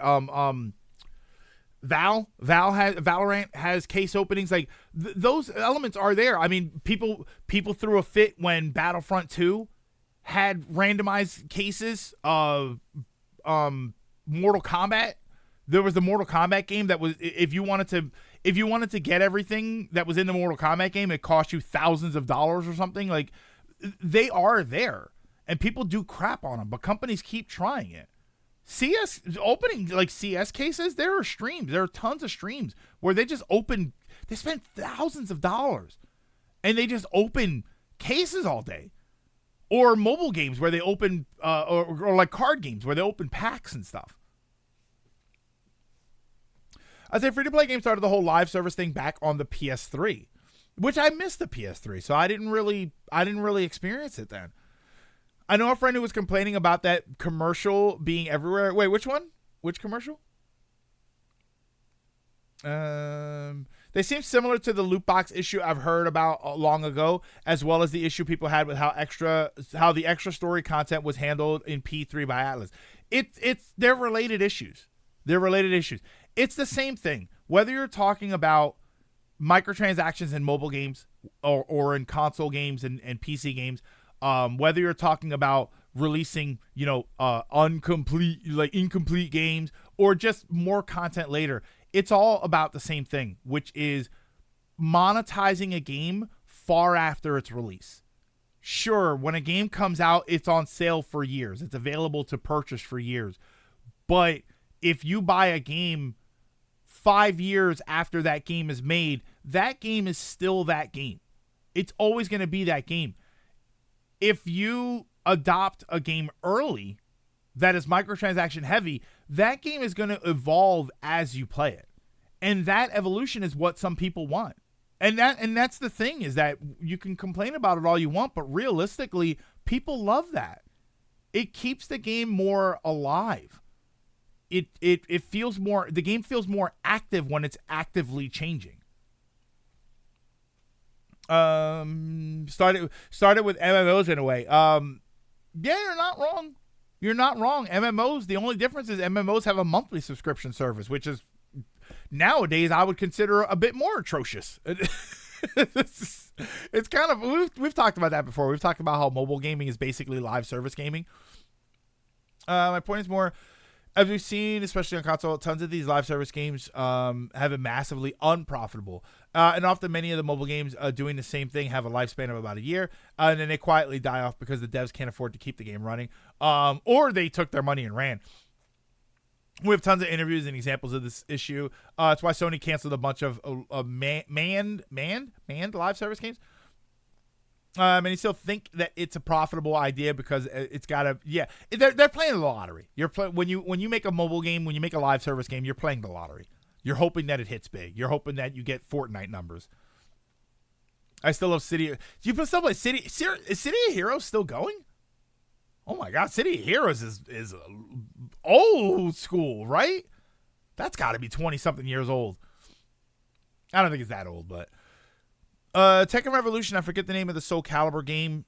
DC Universe Online, Destiny 1 being the big one that was released on both. Oh, Destiny 1 was on PS3? Wow. Many think that they take the money around, but often we have evidence that that's extremely rare. Most go broke and can't afford to even pay staff anymore. Yeah, that's probably true too. You're playing the lottery even if the game isn't. I mean, yeah, you're not wrong there, Stone. You are kind of playing the lottery even if you're not making a live service game. I guess the trick is to convince your shareholders that a live service game is. See, the advantage that I could see people having when it comes to choosing live service over a regular game is that if the game is not received well, you can change it. If you put out a solid game that sucks, it's a solid game that sucks. If you put out a live service game that sucks, you put out, what do? You put out your standard apology letter. We are deeply sorry for the state that our game was released in. After thorough testing, we were aware of certain issues, but more issues came to light when the game became available for all players. We will strive over the coming days and months to make sure that our game is up to the standards that you as gamers deserve to have. And until then, we hope you will be patient as our developers are working hard to give you the best experience possible. There it is. You just fixed it. and now everyone says we appreciate the transparency. I'll come back to this game when I feel like it's probably in a better state. As opposed to something like Andromeda, Mass Effect Andromeda, that came out. It was in a busted-ass state. And now people don't even know if that game was fixed. They don't even know how well that game works because it was ass when it first came out, and that was enough for people to say, I don't want to play this anymore. It never was. A transparency that seems typical at this point. Greg confirmed to be a ghostwriter for a Well, I had a joke, KH, where I wanted to write an apology letter, but like the most stock apology letter. I was going to write an apology letter and leave blank all of the specific names. We at blank company believe that gamers deserve the best experience. I was going to write a whole apology letter for when your game comes out and it's ass, and when horrible practices come to light, either from the business standpoint or let's just say quiet on set, when that kind of stuff comes to light. Stock, yeah, that's what I'm getting at with these apologies.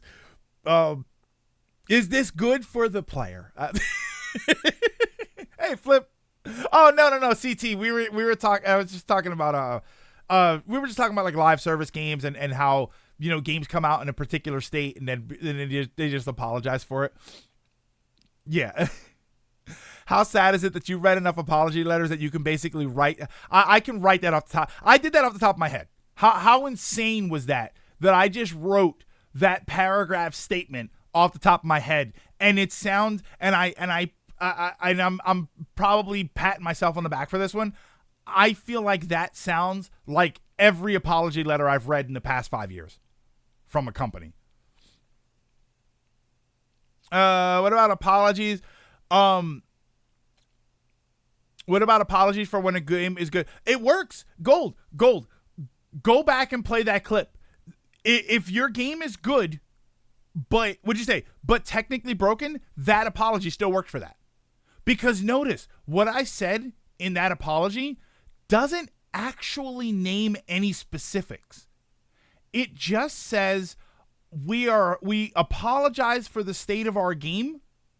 You deserve better, and give us time so that we can give you better.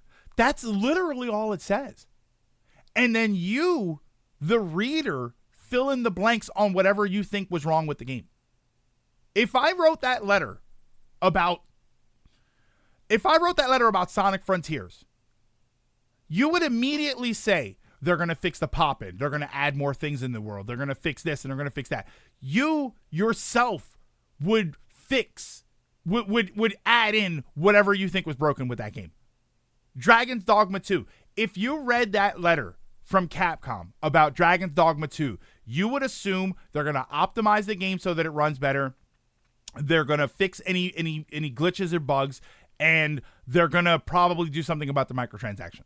When literally, they might not do any of that. But your brain fills in the rest of the information.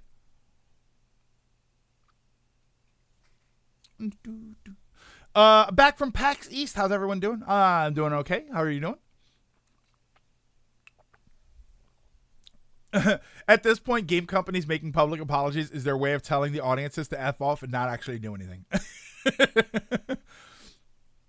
Yes. Hello, gamers. We at insert name apologize for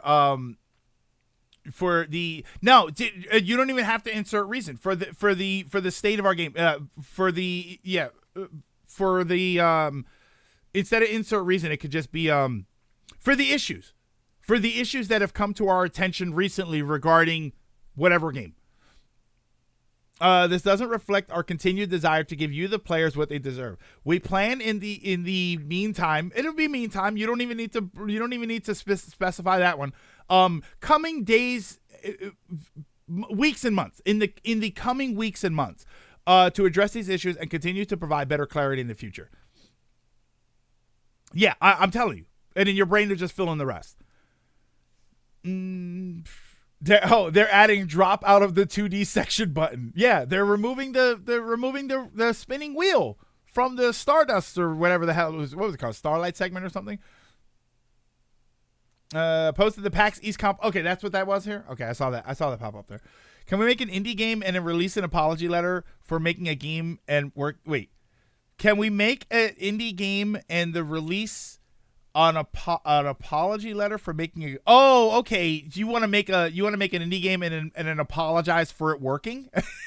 I love that. In the near future, in the coming weeks and months. That's the best way you can say it. I'm telling you, that letter works. It's so, you know why it works? Because it's so vague. It can mean anything. We're going to fix our game. That statement can mean anything. Name drop you to Ash Paulson. He instantly knew who I was talking about. Yay! Let's say a GVG Community Day and now knows my wrath in Smash Bros. I saw that you had posted that. All right. So here's what we're gonna do. Give me a second here. I think it's not still on, is it? Turn it off. Silk Song devs should release an apology for no news. What would that be? See, yeah, they won't say anything yet. Sag, they won't say anything because they'd have to acknowledge that Silk Song actually exists, or rather that it doesn't exist. Sag, if you're waiting for an apology letter about Silk Song, you might as well wait for one about Beyond Good and Evil 2. Neither one of those is happening. The apology letter, not the games. Well, Beyond Good and Evil 2 is probably not going to happen. Silk Song is the modern Half-Life 3. So would that mean? Would that mean beyond? What would Beyond Good and Evil be the modern version of? Would that be like the modern Metroid Dread? You know, where we're gonna get Beyond Good and Evil 15 years from now randomly. We're just gonna find out that it's there. Duke Nukem Forever. That's the one I was trying to think of. Yes, it's the Beyond Good and Evil 2 is the modern Duke Nukem Forever. Yes. That also works because I feel like I don't know anybody that was a hardcore for as much as people complained about Duke Nukem Forever, I don't know anybody that was a hardcore Duke Nukem player. For as much as people memed on Beyond Good and Evil 2, I don't know anybody that was hardcore about playing the first one. Oh, Silksong devs have apologized for the delay. They just stopped after it kept happening. Duke Nukem Forever or DNF. Did not finish. All right, so yeah. Give me a few minutes. Let me run to the restroom. I also have to feed Sage. It's his lunchtime. So give me a few minutes, and then when I come back, we're going to get back into Final Fantasy 16. We got the Garuda power last time. Yeah, I thought that was Dungeon Fighter also. Yeah, we got the Garuda power, so I want to learn how to use that and sort of mix it up. But give me a few minutes, and I will be right back.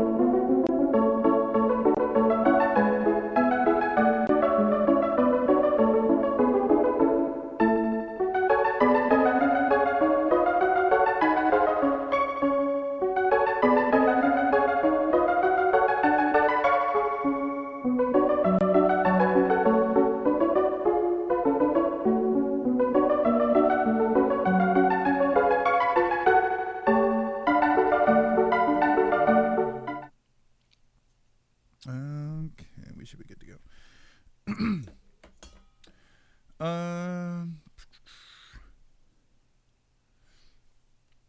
There you go. Mama's asking what the song is on the BRB. So it's from Final Fantasy VI.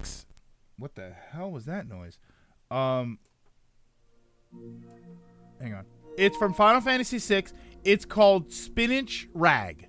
Like ragtime music. Yeah, it's called Spinach Rag. Oh, I'm offline.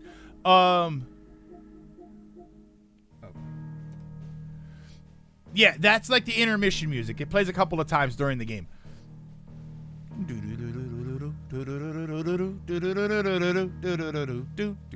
Upgrading your RAM on your laptop. Most laptops, I think, let you upgrade the RAM. You have every laptop I've ever used, you have access to the RAM. The things you can't usually change on a laptop are the CPU and the GPU. I have to get going for today. Later, Aqua, have a good one. Not aware the music is from that intermission music is from Final Fantasy VI. My dad tried to be smart, saying it was from the Mute Films music, and I was like, I don't think Greg's that old school. No, but that's why I use it, because I am familiar with that being that kind of music, like the old, like the silent films where, you know, the Charlie Chaplin walking around, and then that's why I chose it for intermission music. And in Final Fantasy VI, that's what it's for. There are a couple of moments that have intermissions, and that's what it is. Oh, no problem, Trios. I'm sorry. Have a good one. See, this is why I feel bad when I play games like this, and then everybody has to leave. Everybody has to leave. I'm sorry. Now I feel bad. Hold on, let me change. There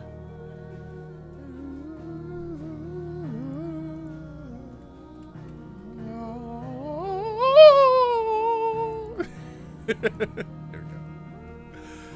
I have that song because of the PS1 Final Fantasy collection. Oh, it's on the music disc. Why do I have both versions of 7 Remake on my system? So, no, so I don't. I actually have this one. I deleted this one because this is the disc version. They had, okay. Let me go to somewhere where there's not music. So they had a thing where if you buy Rebirth, if you bought Rebirth and they had a package where you would also get Remake and Integrate, which was the DLC for Remake. I didn't have Integrate. It was basically about the same amount of money to buy the collection, which had Rebirth, Remake, and Integrate. It was cheaper to, I bought the twin pack because it was on sale, so it was basically the same exact price. So I was like, all right, I mean, I was gonna buy Integrate, so like buying Rebirth and Integrate separately would have been the same amount of money if I bought the twin pack. So I bought the twin pack. This way I don't have to use my Remake disc anymore. I can just, if I wanted to play the game, I could just download it digitally. And when I load it up, it does use my save file. I was always kind of concerned about that. Yeah, this is just the only reason it's still like the icon is still here is just because I haven't played enough stuff to move it off of the screen.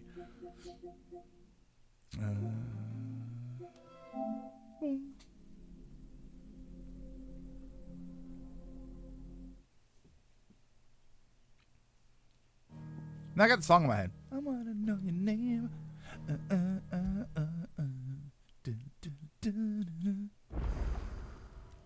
Okay. All right. Leather pants bros. Waiting to attack. All right, let me remember how to play the game. Time for some fun. All right, I have to remember how to play this game. I got KOTOR 1 and 2 physically, 7 and 8 physically, and RZ signed by main creator. He also did a panel where the CDI Link VA actually came out of the shadows to say the line. Which line? There's so many. Golly. There's so many lines. Oh, wait. No, stop changing characters. Hold on. You know what to do, boy. Oh, because I'm hitting the wrong button. Hold on. Oh my god, yeah, I definitely have to remember how to play this game. Oh, geez, sure is boring around here. Oh my god. Remember how to play the game.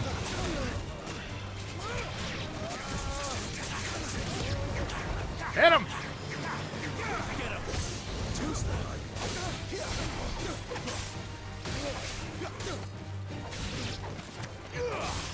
Oh wait, how do I switch to that? Okay. That's enough. Get him, boy. I'm so hungry, I could eat an Octorok. Yeah, press L2 to swap icons. Whoa. See this? I go 2 days without. Now see my. I have to like reprogram my brain for a second because now I'm in Returnal mode, so I'm trying to do Returnal dodges and stuff. The bridge is closed. Give them all you've got.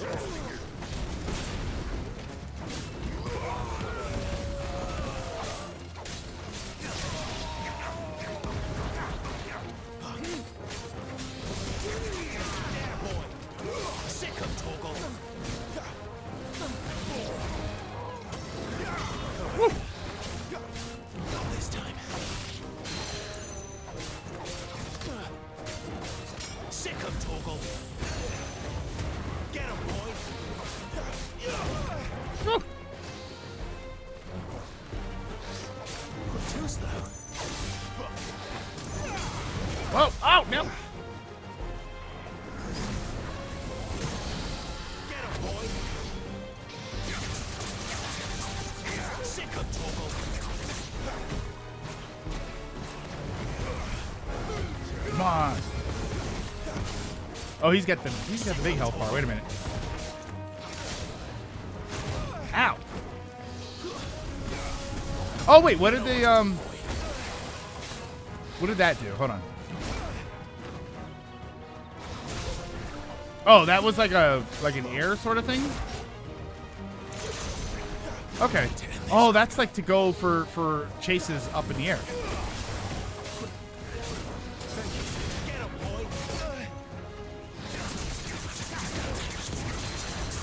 Get him! There, boy. Sick of Toggle. Get him, boy. Woo! Garuda's daily work when a larger enemy is half staggered to take them down. Over here. You know what to do, boy. Sick of Toggle. There we go. Holy crap, that was busy. I'm trying to get back into the swing of it, but gotta remember. Oh, I'm sorry. You can only swap icons in order. You can't go back and forth. Okay, I only have two, so technically I'm going back and forth. Deadly Embrace is like a grappling hook. Oh, it can pull in smaller enemies. Well, wait, is that what I have? That's this thing. Or wait, that's this thing? Oh, that's the grab thing. Yeah. Okay.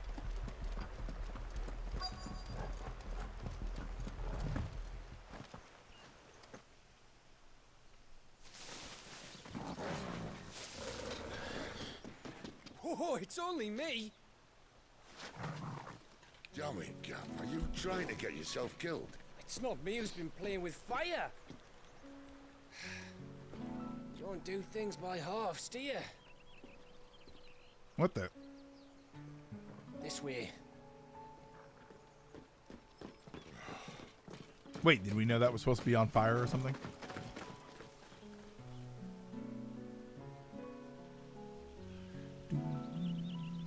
So if it wasn't you or him who freed the bearers, who was it? Good question.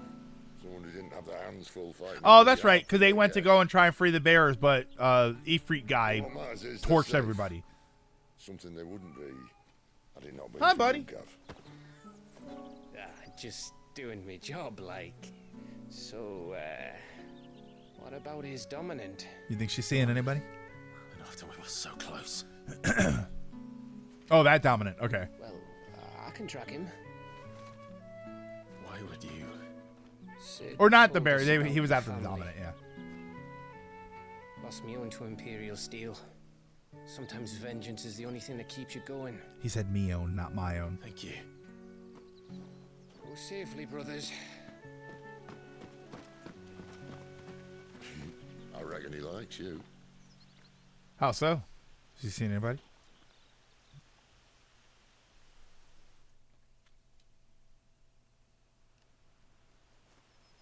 She's gone. She's gone. My lady, you have to hold on. We're going Oh, to... because you know what's crazy is now they're going to treat her like crap. Because she's useless. What am I going to do? Barnabas? How long to the coastal road? At this pace, we won't make At this it by point, just pick sunset. her up and carry her. He'll know. He'll cast me out like all the others. Yep, there you go. What am I going to do? Or he'll brand going your to do? face. My lady, Oh! He'll be fine. Carol. Phoenix down. All right, who was the ninja with these axes? Why is Gimli in the woods? It's just 'tis but a scratch. What do we have here? Fetch a good price, I reckon. But we'd be doing the slavers a disservice if we didn't praise her work. Stay away.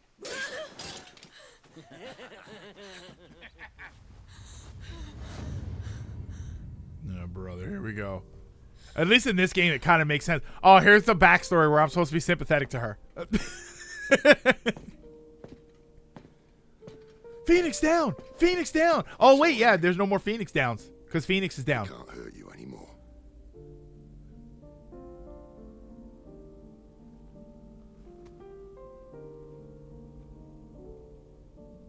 Come on. Let's go home. Here's the part where we're supposed to act like she hasn't been a horrendous human being this entire time. Oh, but she feels bad about what she did. Adolphus? My punishment for not listening to you. Everyone has auto aim in this era.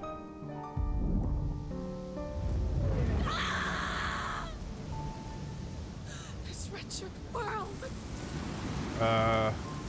Okay. Wait, I'm confused.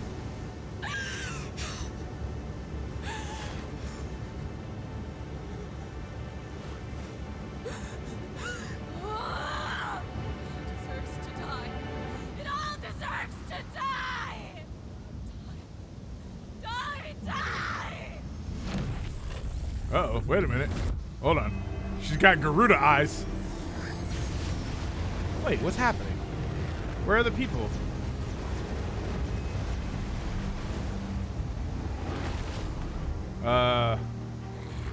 What?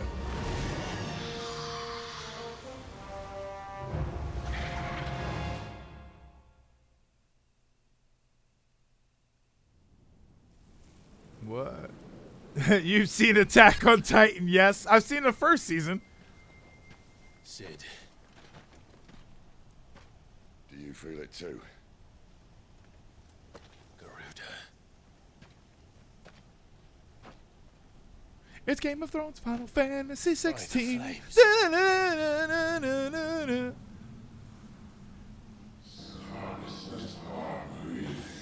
All the power and under control. But how does she have all of the power? Wasn't it taken from her?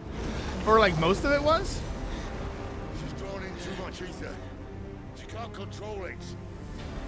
If Garuda isn't stopped, that vortex will swallow this whole forest. Yes, but where is she?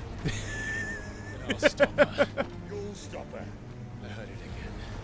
Someone is calling me. Damn it, lad. That doesn't mean you have to listen. Well, I should have gone with Gav. He's not wrong. All of in Lilac, all of the power and under control. You know what that reminds me of? Clive, I don't think you understand. Savage That's He-Man. not just windy weather From you're referring to. what was it? The first season, His Revelations. rage knows no bounds. And That's on a good day. All right, do we have potions or something? I probably should have went back and bought more potions. Because I don't have any potions. Clive took Garuda's power, but she's still contracted with Benedicta. Oh. You took most of Garuda from her. All that remains was Garuda's essence. Benedicta has no control over it. Emotions are a trigger for her. With the power you took from her, she can't keep it at bay. So now she's just a raging storm. Oh, wait. So now she's Geese? She's Geese Howard? I mean, that is kind of a concern. Someone's calling me. That doesn't mean you have to listen. That is a good line. Clive, you have to go over there. I know. I'm hoping there are potions over here. Aye. One for Oh, wait. She summoned monsters. Like, she summoned a whole bunch of them. I thought she just transformed into Garuda.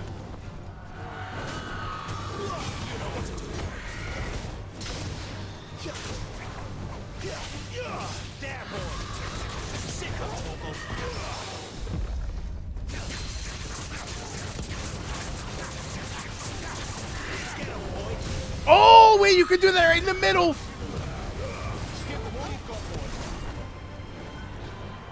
Hello?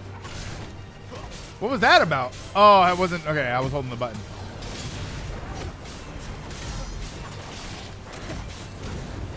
You could do that right in the middle. Oh, no.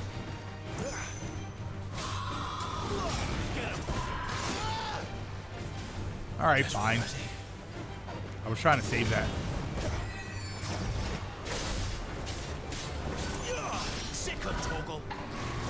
Ow.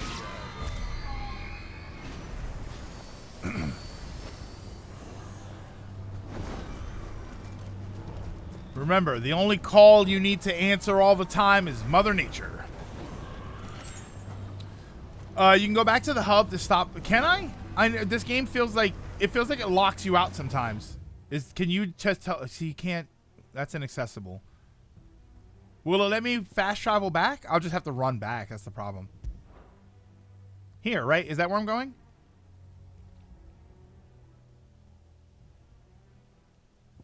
I think I'm going here.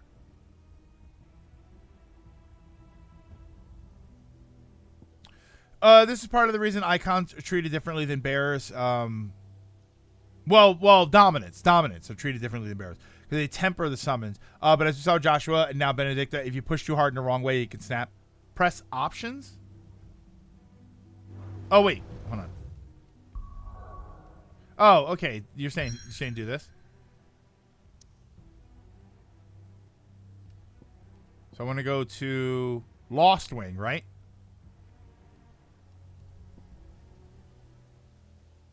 No, not there. Yeah. Oh no, the hideaway. The hideaway. This is where I'm going? Okay. I wasn't sure if it's kind of funny because I knew that there was fast travel, but it does feel like the game locks you away. Like you feel so locked into where you are that it doesn't feel like the game would let you leave. I'm still in like old man brain. Go on then. Oh wait, you're this person. Oh, that's such a better sword though.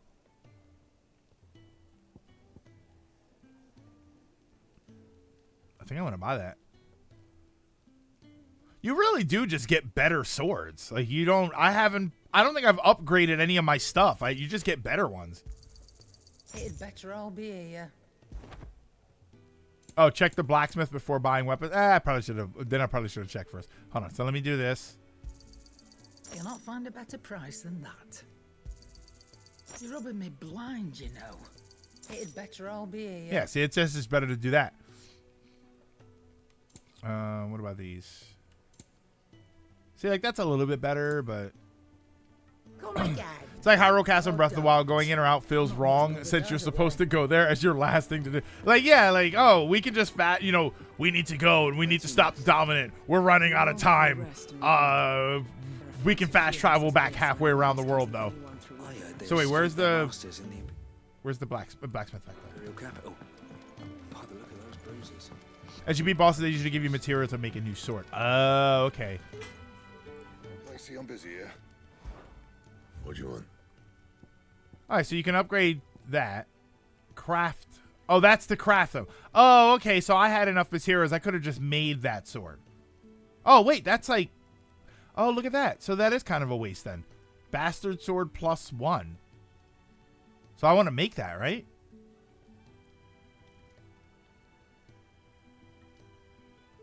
Yeah, that's a much better sword. No scratches, right? What's that?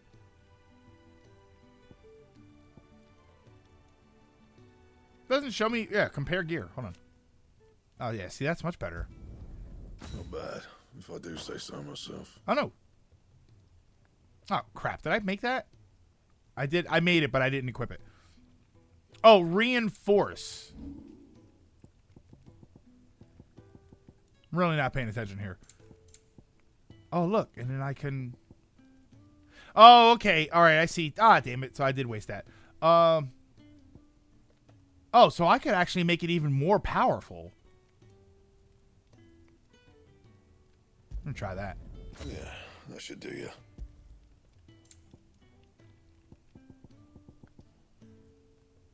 Can't you reload your save? I'm not going to bother.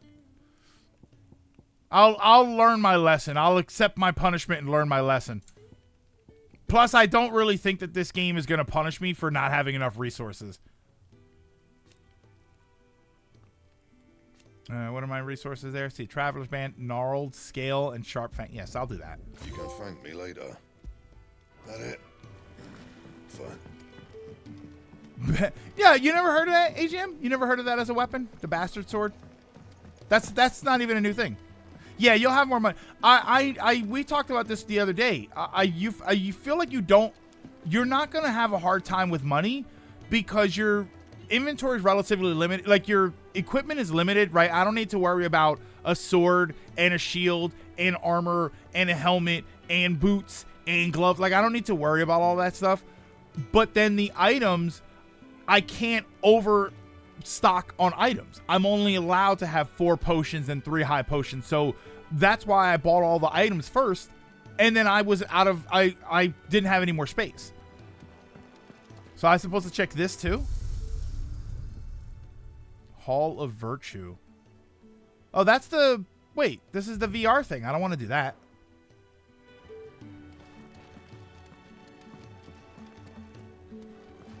What else am I missing? That's the music guy. That's the library guy. So that's it, right? That's all I need. This was the Chadley VR missions. Yeah, I wasn't gonna. Yeah, that's it. There's an option at the bottom to change appearance, but I don't think you can yet. Is that something you can do during the game? Appearance, yeah. This option is locked. Arcade mode is to rerun the dungeons, aiming for a high score. Okay, so I can do this now. I can go back.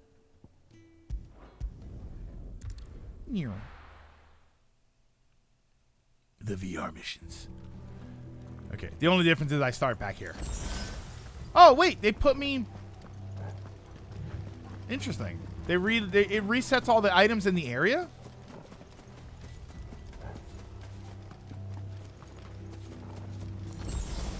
Pizza and watching the stream. Today's a good day. Ooh, pizza. I had one of my frozen pizzas last night. I make these frozen pizzas and then I add a bunch of stuff to them. Oh, look, all the enemies came back. Oh, don't fight any enemies. It's a waste of items. But I get levels. They make me stronger. And I have to practice attacking. Otherwise, I'm practicing on bosses.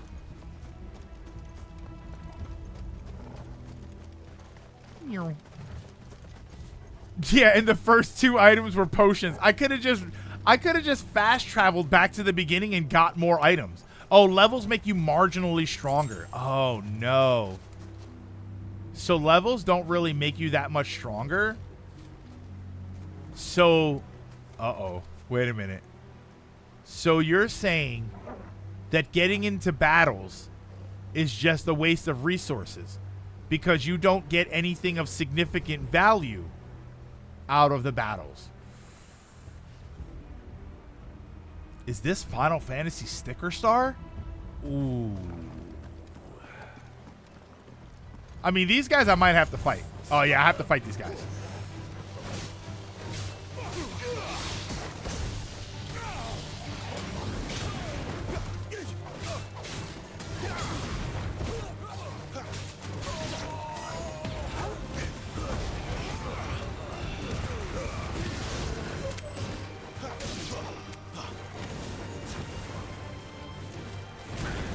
Woo!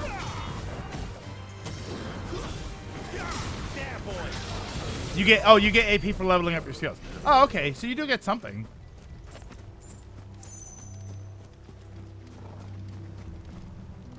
So you do have to fight. So there is more value in fighting battles in this game than in Sticker Star. Okay. As long as as long as battling is more useful than Sticker Star, your game is doing okay. It's why I give Color Splash a pass. Oh, this way. 90% of your stats come from getting this chapter's weapons or armor. Wait, what did I miss here? Hold on. Am I lost?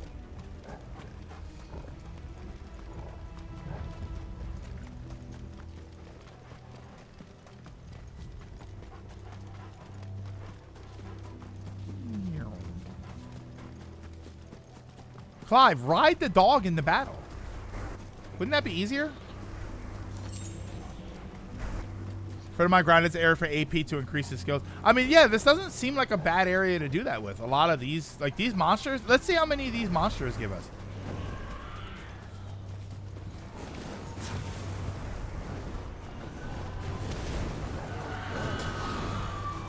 Oh, wait. I'm sorry.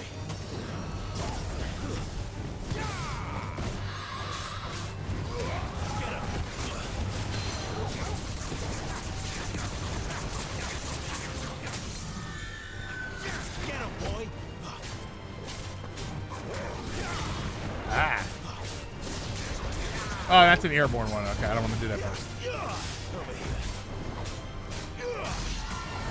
Whoa! Oh, that did give me good AP. Look at that.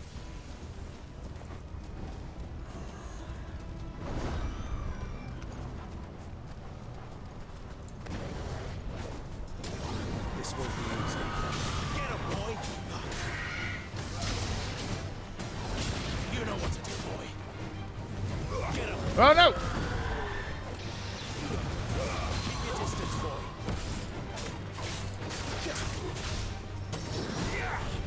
Oh, that was sick.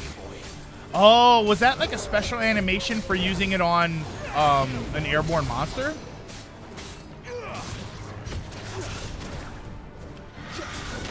Oh, look at that. That's dope.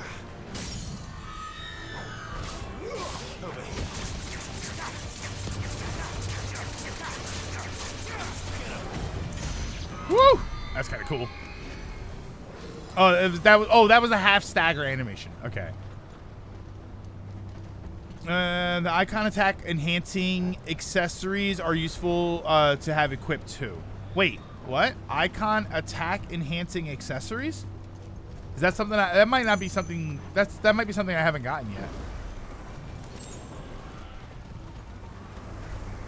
Oh, you have to get enough from enough for mandatory fights. Hold on.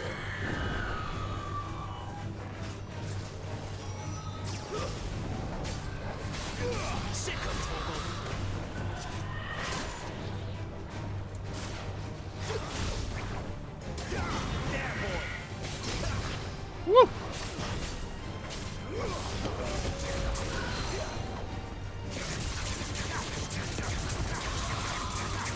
Oh, you have a few, but it's only for... Oh, that's right. You're saying the ones that enhance specific attacks. Okay. I thought you were saying icon abilities that enhance my attacks. You mean stuff that enhances my icon attacks.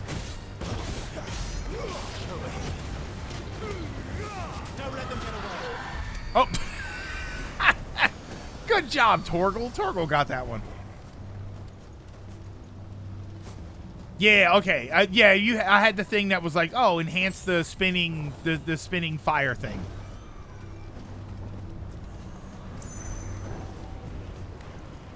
You know, say what you will about the cliche about calling out your attacks, but at least they remind me what the attacks do.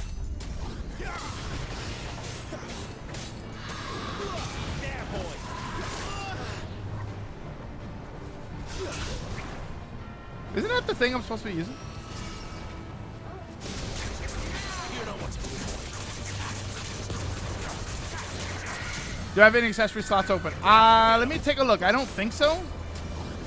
Sick of Toggle.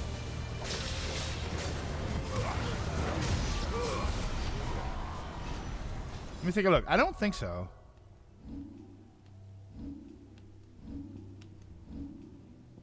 Yeah, no. I mean, I have accessories, so that's for the dog. This is just increase my attack by 7 and increase my defense by 10. So let me see what else I have here. Increase the potency of healing potions. Oh, that's these things. Yeah, Scarlet, Rising Flames, and all of that. Okay, that's what that is. Oh, it doesn't just make them more powerful. I thought it made them more powerful. Was that all it does? Just makes them stronger? I have arrived to mercilessly backseat. Then I will drive this stream into a lake. Look, there's a lake right there. I literally want that item. Oh, you saw me? Fine, I'll get you. This way.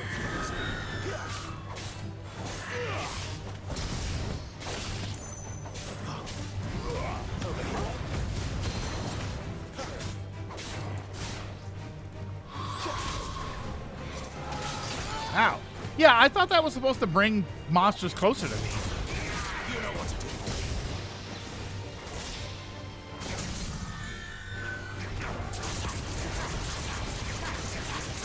There, boy.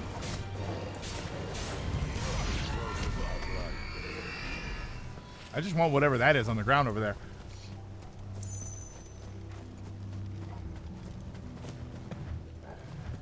8 attack, not very big in the grand scheme of things. 8% damage on your icon abilities, like the fire spin is very strong. Yeah, but the 8% damage is only on one ability. The 8 attack is on everything, right? That's always my logic with that. Raising my attack by a certain amount affects everything a little bit, rather than affect one thing a lot. Because then if I get into a situation where I don't use that skill, or when that skill is on cooldown, then it doesn't help me. Oh, that's just for my basic attack? Oh, it brings the smaller ones to you. The large ones get taken down. Yeah, you're right, because they do have like the half stagger thing. Oh, okay. Yeah, see, I thought raising my attack raised everything. It doesn't raise everything? So wait, which one is this one? See, this is my problem. Scarlet Cyclone, I don't remember which move that is. Yeah, like which are these? This is the wing thing, right? And I don't have this move equipped. The Heat Wave. Of these here, the only ones that I have equipped is the Rising Flames, I think. Cyclone is this. That's the one where I spin into the air. Okay. Which seems very situational. Took me 3 minutes and I finally got to remove my broken nail and my... Oh, my God. Thank God you got it out, though. Yeah, I don't remember which one is which. That's the problem. Plus, I mean, 7 attack is not really a big deal, considering my attack currently is 170.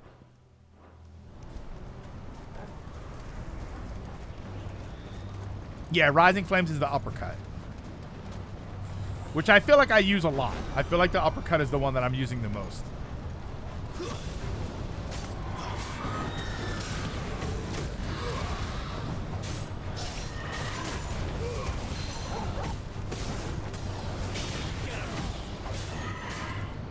Ooh.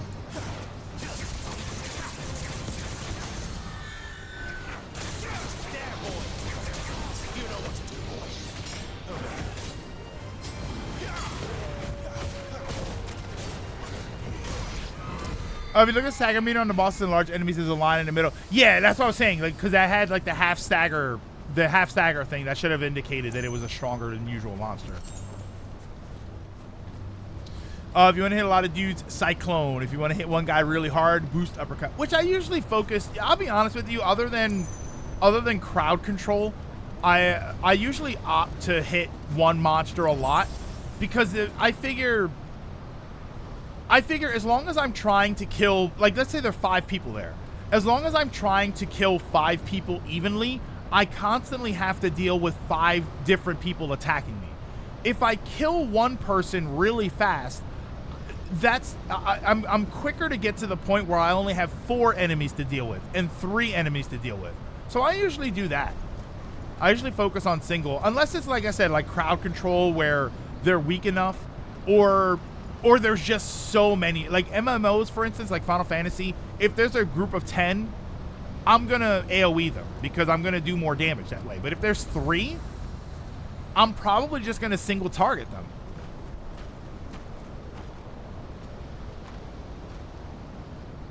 I just start calling as an uppercut so I can start. That's what I was gonna do. Yeah, you start my air combos. Oh wait, I have to see. Yeah, I want to power up my abilities.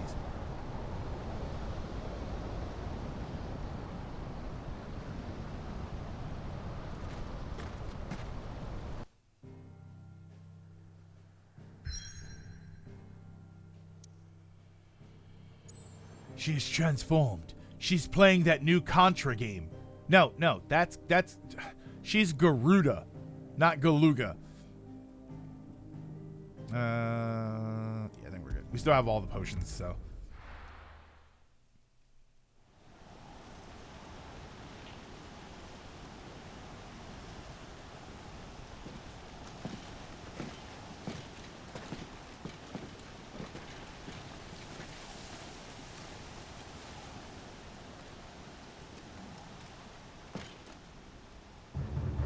Uh-oh.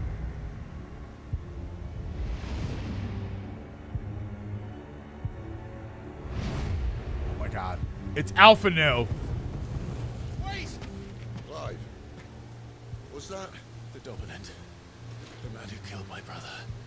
I think. Are you I'm pretty sure. absolutely certain? 99% sure. I've seen him every night for the past 13 years. Okay, no. I think he's sure.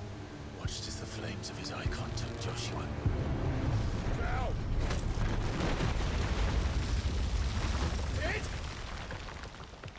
I'm here, and so's Torgo.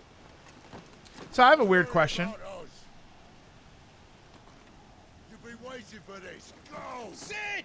I just want to know a yes or no to this question. When we saw him torch this place, right? The place that we're going to right now, and we saw the guy he just saw, him. Did we see him turn into Ifrit? Did we see him actually turn into Ifrit?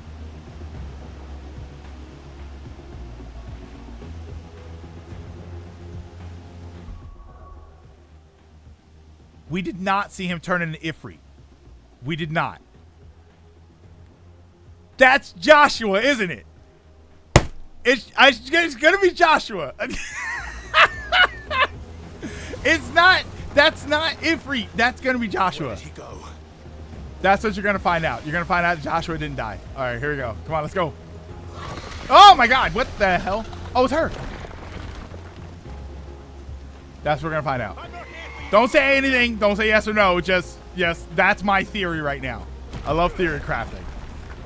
You're gonna find out. It's a fake out. You think that that's supposed to be the Ifrit guy, and it's gonna turn out that that's Joshua and he's still alive.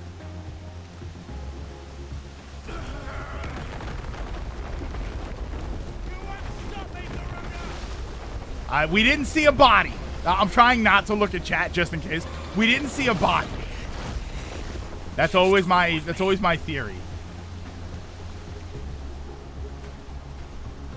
Ugh. At least I don't remember seeing a body. My theory is that's Joshua.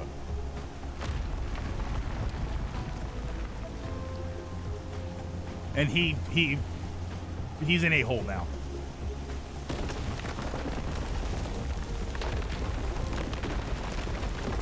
This one? Oh, abilities. I'm sorry, I was trying to not to look at chat. Hold on. I can go back to looking at chat. Jump back and deliver a punishing counter. See, I'd rather power up the things that are already like mentally I'm having a hard time I have like extra abilities here I haven't used. I'm having a hard time putting everything together, so I feel like powering up the things that I already have is probably going to be more beneficial for me. Down thrust. even though most of this stuff is not really gonna executing the not only increases evasion efficacy, but also allows for counterattacks using either. Oh, okay. So I want this. I want this because I've been doing that a lot. Those bottom skills on the icons are really good, like Rebirth Flame. So that's this thing. Flames of Rebirth. Summon a massive pillar of fire that burns all enemies caught within the flames while also partially restoring Clive's HP. Oh, that is a good one. Wait, I might have to save up for that. I should definitely periodically practice skills in the practice area. It's just kind of how I play. I play all my games like that. I always sort of like really optimize. And I think you know what I think it is? I think it's just because I never pay attention to half of this stuff the way I should. But I always sort of use like a handful of moves. And then I start incorporating other things. Because I'm still at the point where I'm still trying to get... My brain's still trying to wrap around... Yeah, see, they look more like wings than just fire.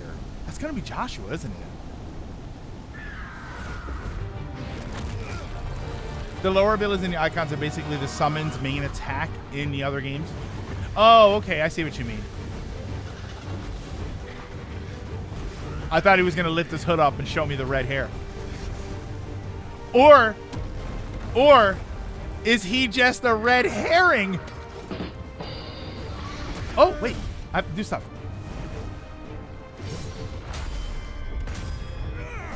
Ow.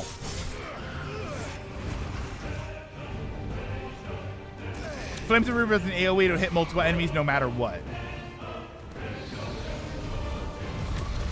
The only problem is the game volume. I had to turn it up, so it's hard to hear the sound effects. Where is he? Where is the dominant?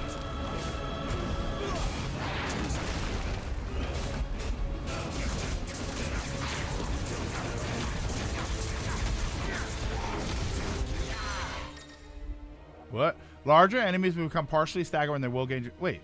Using Garuda's Deadly Embrace on a partially staggered enemy will topple it, leaving it vulnerable to open up. Okay. So, I want to do that now. Oh, yeah, that's what it did. Oh, look at that. I figured that I did it by accident before I knew.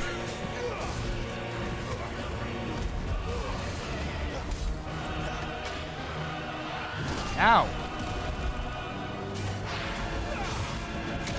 Oh, I'm right where I want to be.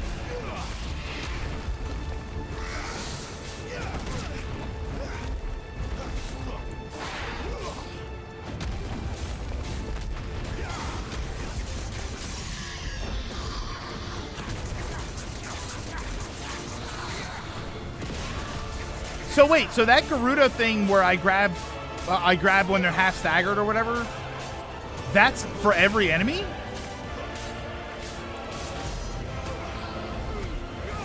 Oh, yeah, you'll never get rid of that.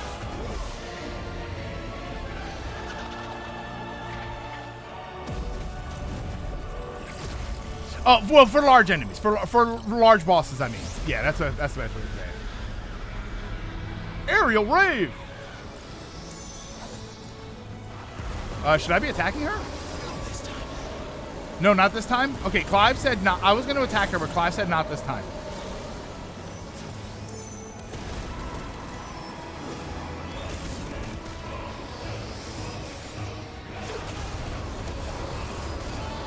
Oh my god.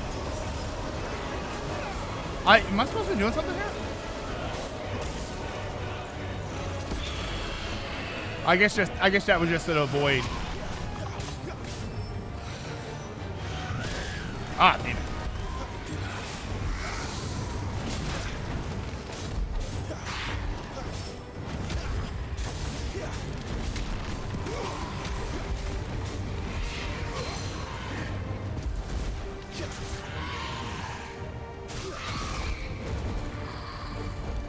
Down.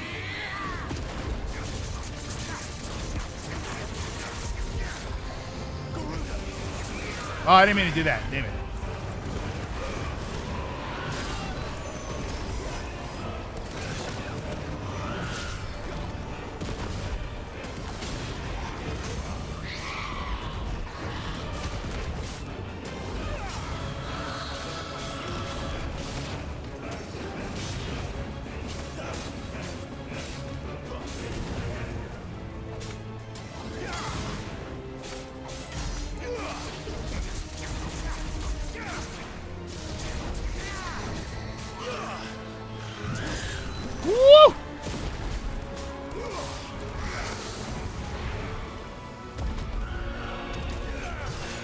Oh, wait. Ow. She is not having a good day. Yeah, thank God Garuda didn't fly around. Otherwise, I'd have been screwed. Thank God she stayed on the ground the whole time.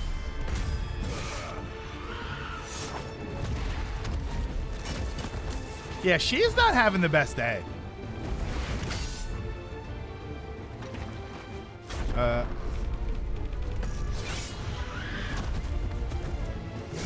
Oh, come on.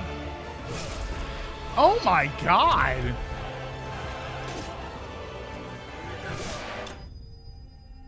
Wow. What a stab. That was worthy of Wind Waker. Good as on that kind of topple, get rid of her seems dumb. That's a little weird. Ow.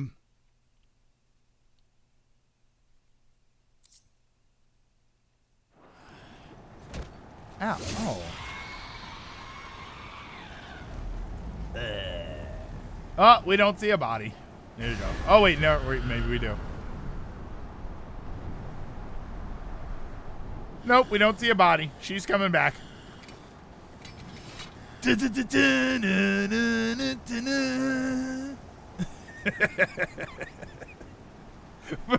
Best part of the remakes. The best part of remake and rebirth is Barrett singing the song. Oh, there she goes.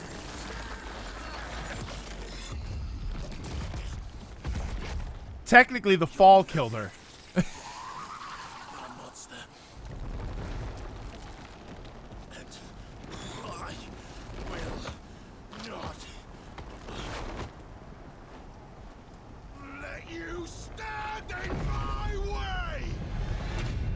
Uh-oh. What? Oh, here we go. Is he Bahamut? He's Bahamut.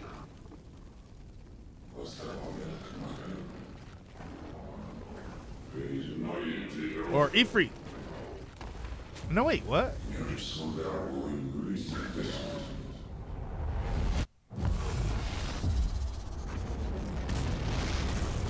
Wait, what?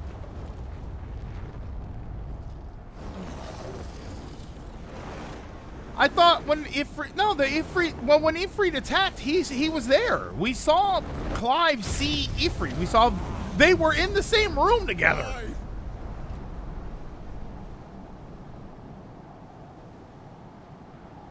Weren't they? Didn't he see him from afar? He said that he saw Ifrit attacking his brother. Didn't he see him?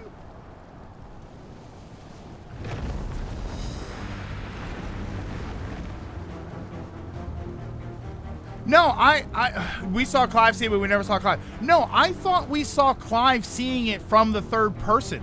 This is where my memory's bad then. That's why I didn't think that that was a possibility. I thought we saw Clive seeing it from the third person, like as it was happening. But he couldn't get to him. Yeah, okay, I'm definitely misremembering it. Oh, wait, I get to fight as him. We did, right? You see Clive seeing him from the third person.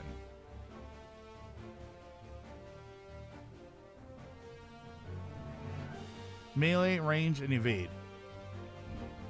R1 can be used to charge an enemy, covering great distances in a short period of time, as well as dealing damage if the enemy is struck. All abilities available when embodying Ifrit can be confirmed on the... Oh, that's just the... Okay. So, okay.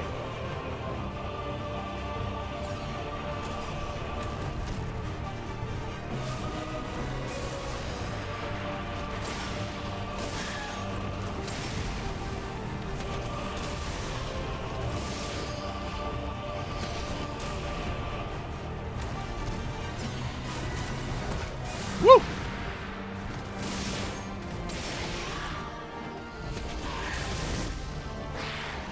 Ow.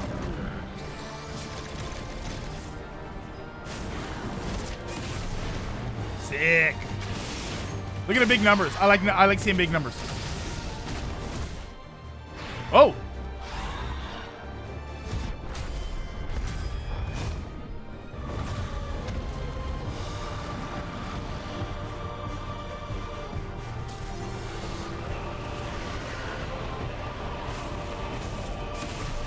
Nice.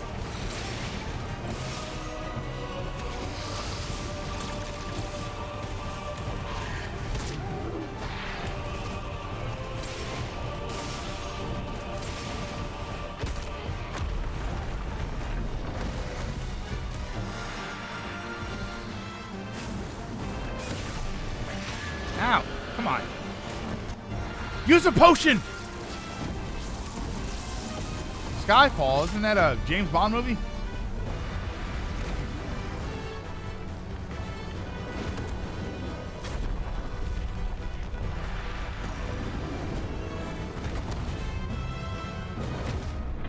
Oh, dope.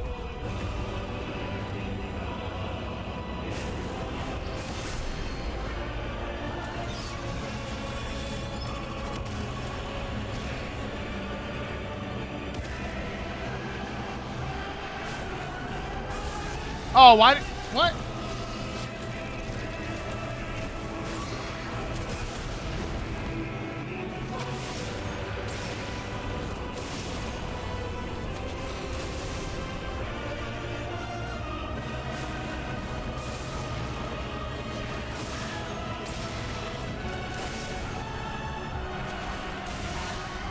None of these can be charged up, I guess, huh?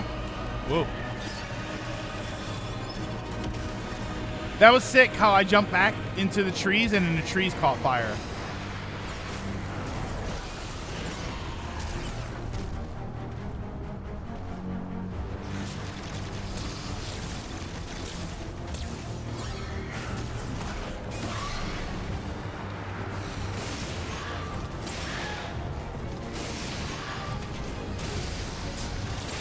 He threw her off by giving her 3 rights. Oh, wait. I might die.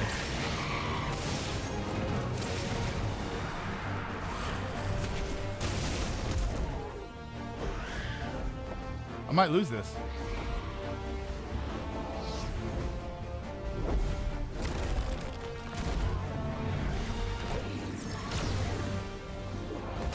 Come on, do something. Give me a circle dodge. Pew, pew, pew, pew, pew. I don't know. I'm not. Something about those sound effects I'm not digging. It really does sound like pew pew pew.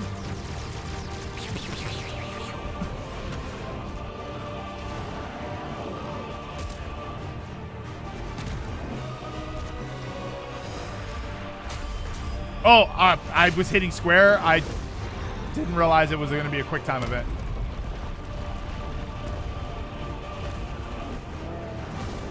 Something they had to use the lower budget. Yeah, they had to cut. We cut corners.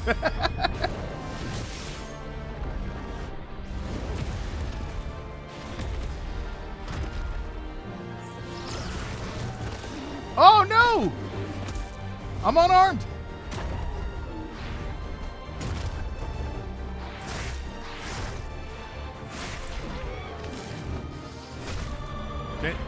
I just feel bad. Like, I feel like I'm supposed to be doing something even though I know I'm not.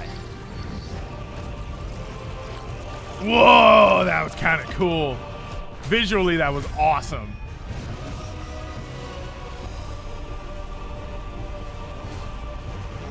That's one thing I know people don't really, like, people always crap on quick time events and stuff. I do kind of wish they were giving me a little bit more to do here. Just like to mash the button or something like that, that's fine. Although, coming off of Rebirth, I think I appreciate not having to, there we go. Yeah, like that, right there. Coming off of Rebirth, I appreciate not having to feel like I'm mini-gamed into doing everything. Oh, no. Nothing can stop the claw.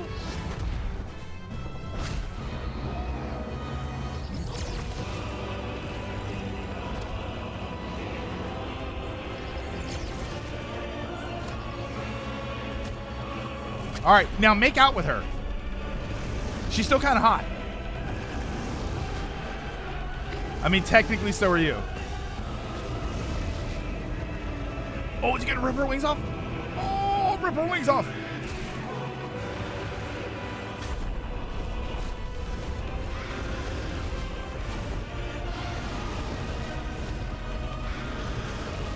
Mash the button! Mash mash it like potatoes.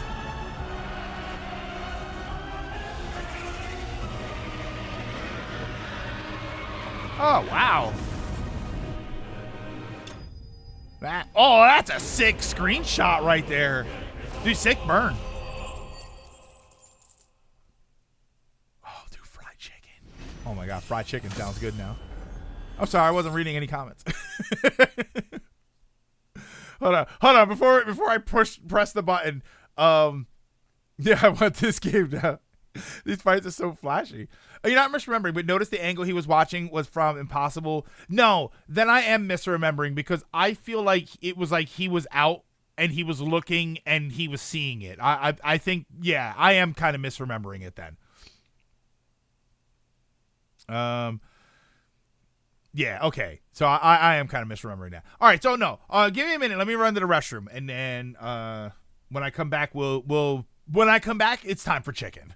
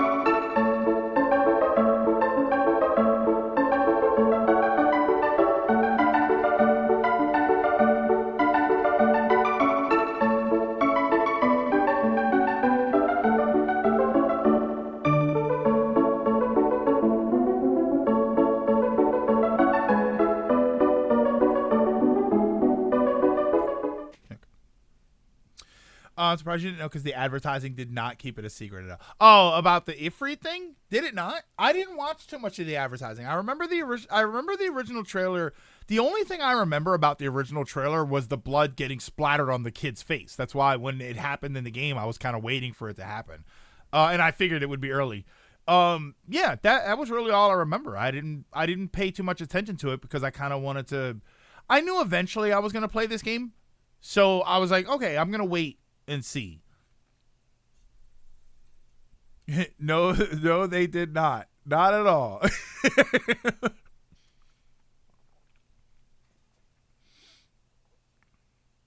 Yeah, the trailer was Clive becoming Ifrit. See, yeah, I don't remember that. I only watched it the one time. I watched it when they first showed it, and then I didn't want to watch any more of it. Same thing with Rebirth. I didn't watch a ton of stuff for Rebirth. More than we'd seen it from Clive watching, but if you pay attention, you notice the game often shows that camera angle that he would have been viewing from, but we never see. We never see Clive there. Okay, so maybe I guess that's what I was remembering. Windshart.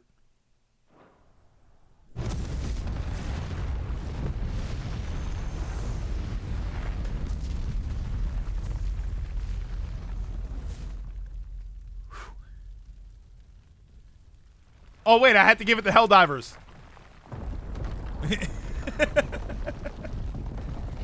Yeah, see, I didn't watch a ton of stuff for this game leading up. Control it, Clive. It is you, isn't it, Clive?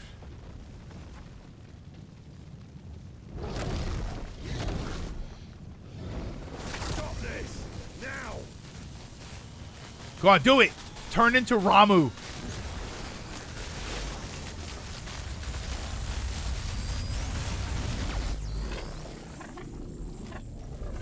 Attack on Titan, but it's FF16.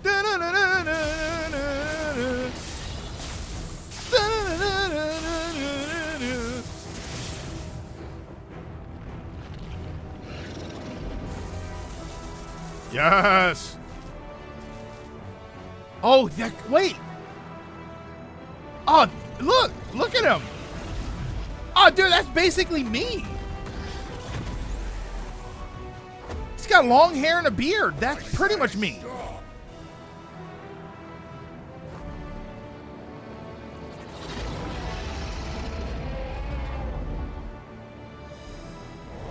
Look, I look exactly like that guy.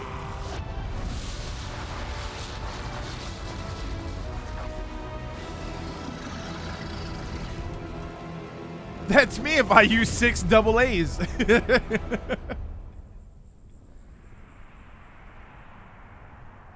Ain't got nothing on 14's Ramu beard. Clever camera work because by swapping you think you're separate and the player is so focused on Ifrit killing Phoenix you ever notice that it's showing you where Clive is supposedly watching from. Bloody mess, this. So you're a Ramu cosplayer? No, they stole my design. I'm not Ramu. Ramu is me. They looked at me and said, "We're gonna make a character that looks like that. We're gonna gray him up so that people don't know the difference, or people don't know it's the same." Oh, Clive. Too bad I have to kill you now. Clive is the one we didn't see a body.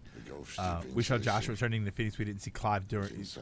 We didn't see Clive seeing that fight. See, and that's my problem. I am in my brain. I thought we saw Clive seeing that fight. Like I thought we saw big fight happening. Clive on the side, sort of, looking from a distance because he couldn't do anything about it. That's why I'm saying I'm misremembering it, because I feel like I see that in my head. What the hell happened to his mouth? Oh. What was that? Oh. There's something about how subtle that was. Oh no, man.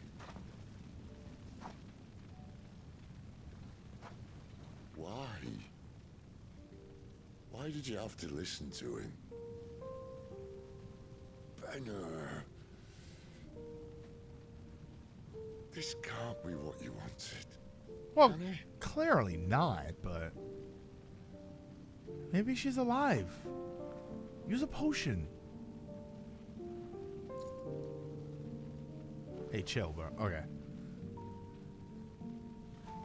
It was supposed to make you think, but again, whenever it pans back to Ifrit and Phoenix fighting, you can see where Clive would have been standing, but he's not there. Okay, I have something I want to say about that then. Hold on.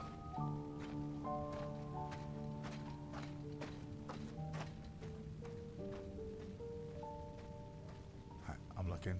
Is she breathing? Tell me she's breathing. Breathe. Damn it, I was hoping she would breathe. Sometime later, undisclosed amount of time later. Oh, look at this a-hole. Screw you, buddy. King is bold, desperate. Screw you and the horse you rode in on. Stupid VR battle. Of course.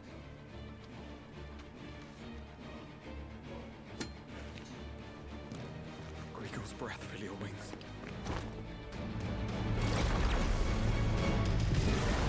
Oh, I like how it was this big thing and now we just do it. It's this big, giant sort of reveal kind of thing, and now it's just like, let's all transform. I guess somebody was right. It is like Attack on Titan. It's supposed to be a big deal until you find out about it, and then everybody does it. The prince is with us.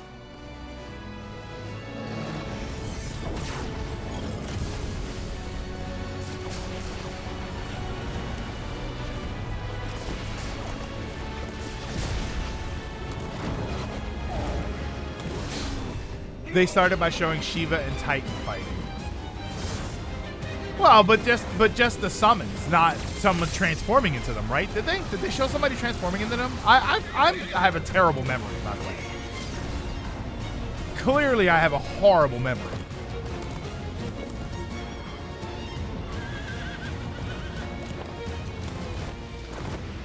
They did show them transforming? Wow, I just don't remember. Oh no.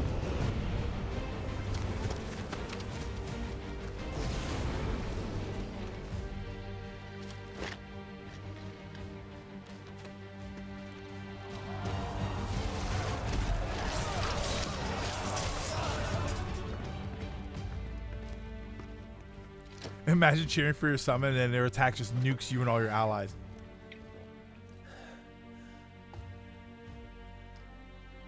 I think she even went shown for plot reasons. The scene that upsets Kotaku?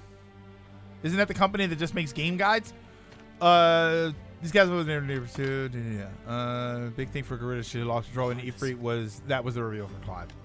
But according to you, they showed it in the trailer, so it wasn't. It was, in that regard, it wasn't a big reveal. Saboteurs.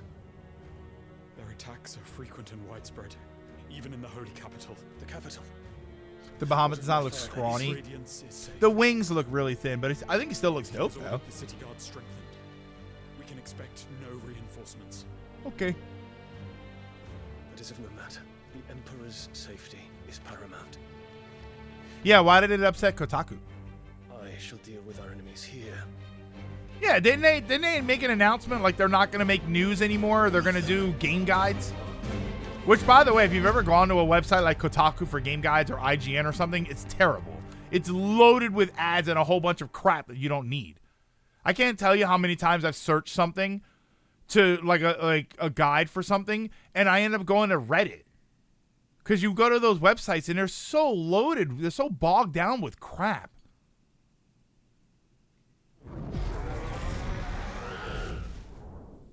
It was me. It shouldn't have been me. It's not fair. Mature stream alert. Uh-oh. Avert your eyes, children. Yeah, I often end up going to IGN simply because they tend to be the first to get a guide out. You're just full of surprises. First that trick with Garuda, then whatever the hell that other thing was. Wait, they don't know what it is? Didn't know you had it in you. Do you want it in you? Hey. What? Kill me. Hey, GameFAQs is still there. Me. I don't know if people make guides for it, though. I killed Joshua! I killed them all! I'm a monster! And I deserve to die! So end it! End it now! Please! Please! Ah! But, bro, don't hit him. You're going to transform him again. I reckon I can take you. Oh, Ifrit is an icon that's not supposed to exist. Oh, yeah, you're right, because he's a second flame thingy. First, I thought The second icon of fire. the benefit of my time. That's was right. wisdom.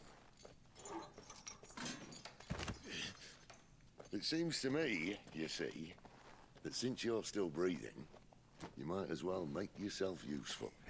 It throws me off because I forget that they haven't played the other Final Fantasy Pretty games. as you are, you're not my type.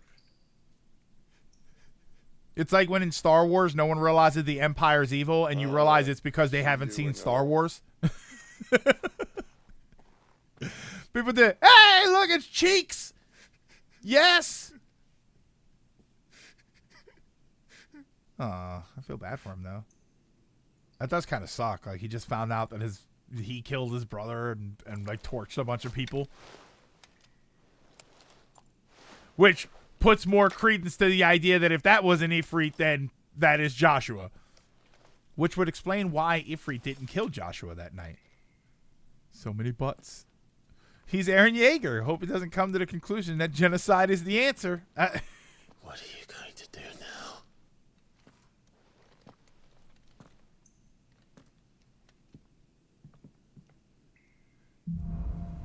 The wages of guilt.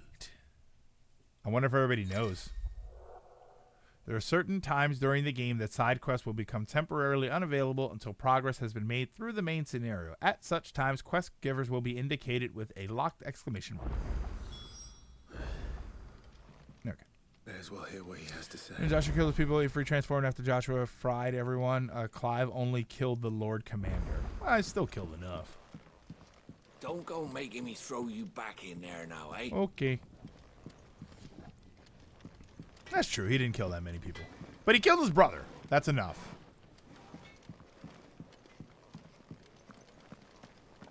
Hello.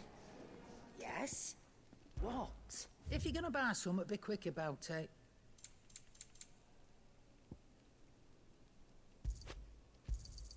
You'll not find a better price than that. But it's worth it just to keep loading up and making sure I'm full of stuff.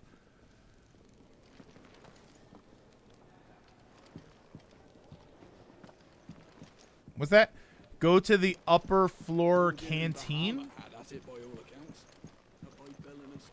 Oh, so I had a problem. So like you made the comment about how we saw the perspective and we saw where Clive was supposed to be standing, but nobody was standing there. When Garuda transformed, this kind of actually confused me. I'm glad this is the first quiet moment we've had in order to explain this. When she first transformed, there were those 3 guys that were about to attack her. She transformed, and those guys immediately weren't there. Like, we didn't see them get blown away or anything. So I was confused. I was like, is this happening in her head, or is it happening for real? Like, is this really what's going on? So the idea that Clive, like, we saw where he was supposed to be, but he wasn't there. We just had a moment in the game where there were supposed to be 3 people standing there, and nothing explained why they weren't there. And it's not really a nitpick. It's one of those things where if you look back and you say, well, that's how we were supposed to know because he wasn't there. It's like, all right, well, where were those 3 guys in that scene? Like, we didn't see them and get blown away or anything. So I was kind of confused. That was actually kind of, I like I said, this is the first quiet moment that we've had. I was actually kind of confused. I wasn't sure if it was really happening or not. It's purposeful misdirection, but it does kind of make me, it confuses me in the wrong way. Because now I'm in this situation where, is it because the game did something wrong? Or like, is it a meta problem? Or is it an in-game situation? Yeah, they died. I believe the idea is that she had a mental snap, but the fact is we didn't see them. So they were there, and then they all of a sudden weren't there. That chews into the mystery of it all. That chews into the all right, so we're just supposed to assume that they died, which is why they weren't there. So we should not have assumed anything from the fact that we didn't see Clive. We shouldn't be looking back and saying, oh, we didn't see Clive there, so that's evidence that he was Ifrit. It's like, but we have this other thing where characters just randomly vanished.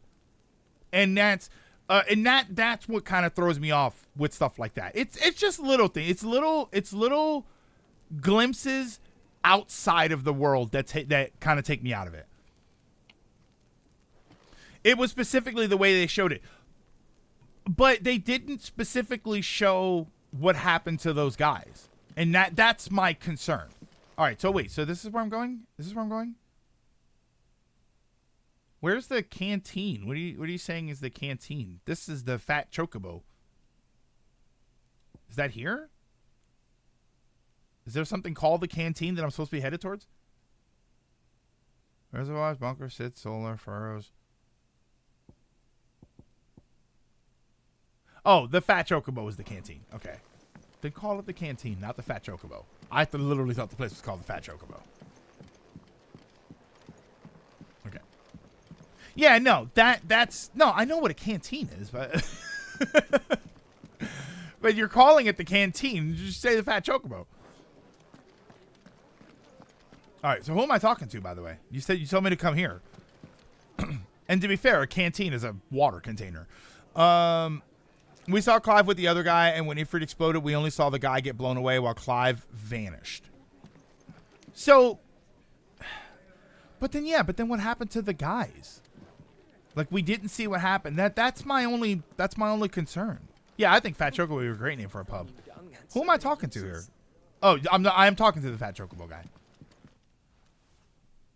Yours is not a familiar face. Are you new to the hideaway, perchance? You could say that. Well then. They specifically showed what too. I am Harpocrates the Second. Those guys were just no-name NPCs. I don't care. I don't care that they're no-name NPCs. If they were no-name NPCs, so they were irrelevant, why have them at all? Has taken to calling me simply Tomes. I need the world. The company I keep, and what varied company.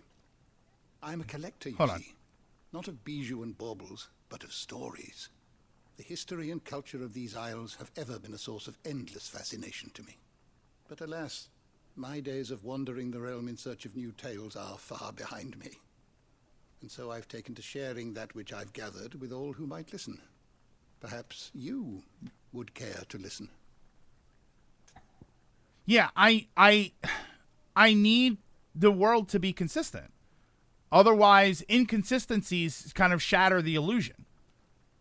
Which, again, you guys are saying the same thing, which is that, oh, Clive was there and then he suddenly wasn't there. I'm not supposed to see that as an oversight. I'm supposed to see that as intentional. So why were the three guys there and then suddenly not there? Was that an oversight or was it intentional? Because if it's an oversight, it cuts into the illusion of it all, the illusion of the storytelling.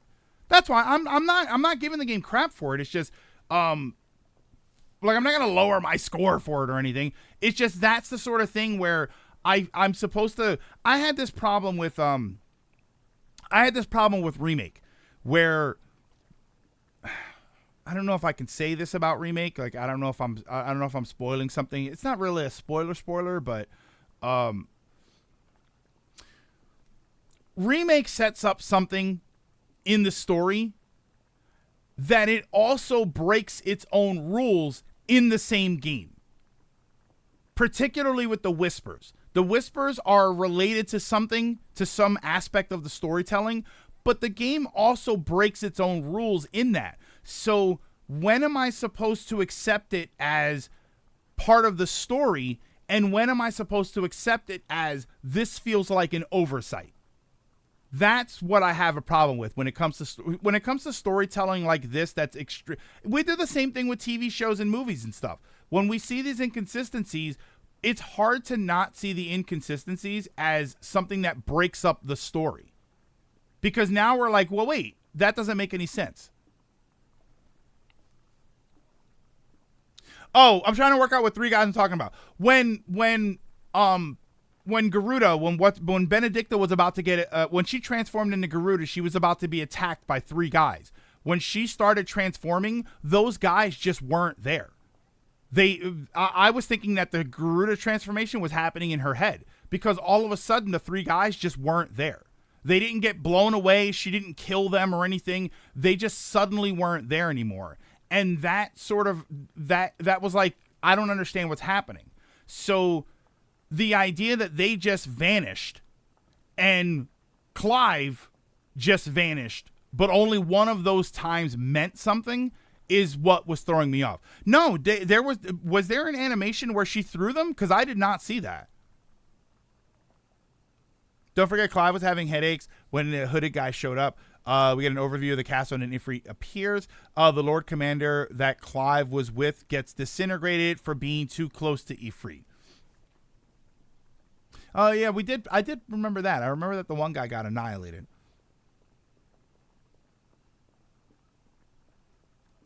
See, yeah, when Benedicta was priming, they got killed by the wind, but they didn't show that. They just weren't there. That's why. That's why I'm just pointing that out. I'm just don't blame the messenger. I'm the one that noticed that they just suddenly weren't there anymore. Don't blame the messenger. I looked it up and they were not thrown. They're just gone. They're just not there.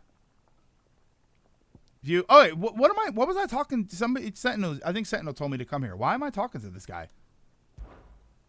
I don't believe you've read this particular 1,000 tomes comprehensive compendium of Vilisthian lore, covering everything from basic terms to important persons, geography. Oh, this is the Historia. New information is constantly added. I have compiled some. Look at the little guys. That's great. Is this what you wanted me to see this for? Oh, explain above. Oh, wait, this is awesome. This is worth it. I just thought you get a kick out of a reference. That's pretty cool. I do like that. Okay, yeah, I like that. Because I like the little sprites that we saw before. I should be happy to answer it. You know they made these little sprites because they were going to put these characters in Brave Exvius, so they were like, well, you know, we have the sprites. Let's go. You want to speak to this guy periodically. You get rewards for filling the lore book. I forget the button, but it's prompted on the screen. So, do I do something, or? Did you learn everything? He didn't make it sound like he was going to give me a reward. He just made it sound like he just put stories together. Day. Or is it night? This won't be the last time you ask the game. Wait, that didn't make sense. Another issue I have with this game, a lot of moments kind of get brushed past, leading you to go back and go, wait, what about that? That doesn't make sense. So yeah, that's not a good thing, because that kind of, it messes with your immersion. And I know that's the sort of thing that a lot of people will be able to brush past, and they'll say, yeah, that's not really, you know, but that's not really that big of a deal. It's like, but it's a gap in the storytelling. And we give any other thing crap for that. If we have a thing in a TV show that doesn't make sense, or a movie or something, we would say, but that doesn't make sense. Or it established a rule and then it broke its own rule, and I'm supposed to be okay with that. Yeah, that's all. I was just trying to figure out, like, why, you know, I need to understand how the game treats this sort of thing, because if I'm gonna, like, let's say like you had the thing with Clive where he's not there anymore, and that's supposed to be evidence that he's Ifrit. What happens when I have another moment like that later and I say, oh, well, maybe that's what's going on, and it's like, no, they just forgot to add that in there. Like, okay, that's not okay. Finally crawled out of the crypt, eh? You look like it. Although I thank you for doing us the courtesy of covering up. You're the one that undressed me. Oh, still have a bit of fight left in you? Then listen. I've arranged a meeting with Gav. In case you've forgotten, you're the one who's been putting his nose to work for. Oh, yeah. Nothing. A lot of people were like, well, it's implied. It's like, no, but you don't get to just imply random things. Relaxing in your cell, Gav's been busy sniffing out your dominance. And according to his last report, he's picked up a scent. Gav's gone to a fair bit of trouble for you. The least you can do is hear the poor bugger out. Okay. He's going to meet us at the King's Fall. Pack your stuff. We'll leave as soon as you're ready. Are the 3 random thieves that attack Benedicta really that important? No, but how they treat characters throughout the storytelling and the actual on-screen moments, how they treat characters informs how I'm going to accept certain things. You know, if I go somewhere and there's randomly somebody not there, am I supposed to think they're not there for a reason? Or am I supposed to think the developers just decided to stop putting them there? Because that's what happened with those guys, is that, you know, sure, they're not important to the story, but the developers just decided not to put them there anymore. So I like to understand the meta aspects, so that if I want to form decisions later, if I want to form theories about what's going on, it's not going to be, oh, well, that doesn't actually mean anything. The developers just didn't do that. Like, what? That doesn't make any sense.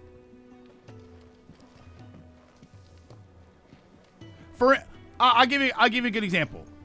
If I came back here one time and the walls were really dark, like scorched, hey Switch Warrior, am I supposed to think that something happened, or am I supposed to think the developers screwed up and they poorly colored something wrong? Like, those are the sorts of things where it's like, I need the world to make sense. For the purpose of storytelling, I like the world to make sense. And I just need to know what the developers are, you know, doing and not doing. That's all. It doesn't go against the rules. Implying stuff like that to NPCs is commonplace. If you aren't overly important, then stuff like their death isn't considered important. So it's left for you to assume they were caught in the whirlwind when she exploded. But that's important. But that craps on the storytelling. Not the storytelling. It craps on the immersion. It craps on my immersion of a story when they just randomly change things. I wish I could give more specific reasons about remake, but I don't want to get in trouble. Journey to the King's Fall. Okay. And to be fair, can I say something else here? Sort of related to this, but sort of not related to this. This is usually why I don't play games like this on stream, because stuff like this happens. If I was sitting here by myself playing this game, I would be 20 minutes ahead of this part of the game. And I would just be thinking later, oh, I guess that was kind of a mistake or something. But I want to have a conversation about it. If I didn't want to have that's the thing. And I know, here's the thing. I know that I'm annoying. I know that I'm probably pissing everybody off right now to just play the goddamn game. I like to have these conversations. I like to interact with this stuff. That's why I play this game on stream. If you don't want to have these conversations and you don't want to hear me piss and moan about this stuff, let me know. I'll switch to Sonic. No, I'll piss and moan about that too. I'll switch to Sonic and I won't play this on stream. Like that's my, and I don't mean to sound like I'm griping or bitching or anything. It's just, that's why I, like, a lot of the time these games take so much longer when I stream because of this stuff. Imagine if I was playing Rebirth. The Rebirth playthrough would be twice as long. How many? I have enough points. I'm gonna save. I want to get this thing, this Flames of Rebirth thing.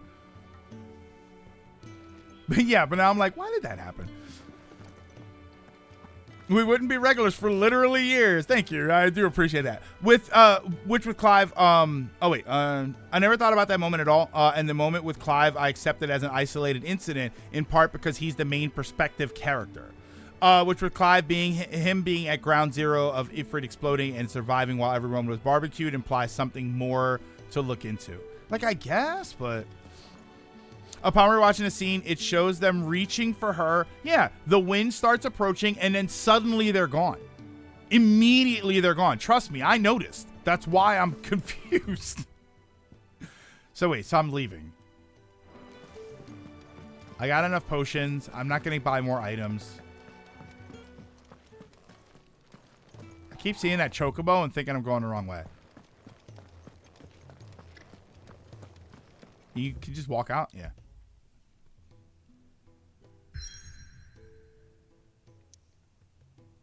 Oh, you can save anywhere, right? Do I need to save in the town, or can I save out here? Kind of wish they put a save button right here. It's an inconsistency with the film. Example. Oh, wait. Yeah, if in a scene I pull a rug, but in the next shot the rug is intact, it's not important. Yeah, it's not important, but it's an inconsistency. Oh, didn't Spider-Man just throw those bad guys through those windows? Why are those windows still there? Sure, it's not important to the story, but it does kind of break the immersion. It's like there's a great scene in the show 24 where Jack Bauer runs past and there's a cameraman right there. Like it's beautiful. He's in the shot. He's all dressed in black. I guess he's supposed to sort of not see him, but Jack Bauer runs by and there's literally a camera guy like holding a big camera like this. It's like, it's not important, but it does kind of break the immersion. The Starbucks cup in Game of Thrones. There's a great scene in Game of Thrones where they're at like the table and there's a whole bunch of, cups and everything, and there's a Starbucks cup. Sure, it doesn't damage the show. The show had enough problems on its own at the end. But it does kind of break the immersion a little bit. I literally never spent one iota thinking about this. Mr. L, and now you understand a bit more about how my brain works and why I can say we have nothing to talk about for 3 hours. Now is it starting to click what's going on in my head? I prefer them not to show everything, leaving things to your mind. If you want, they fled and she started priming, or if you chose, she tore them limb from limb. See, I don't know. Just like that, it was deserted, making it the perfect little shortcut. I'll drop it. I'll drop it. Come on.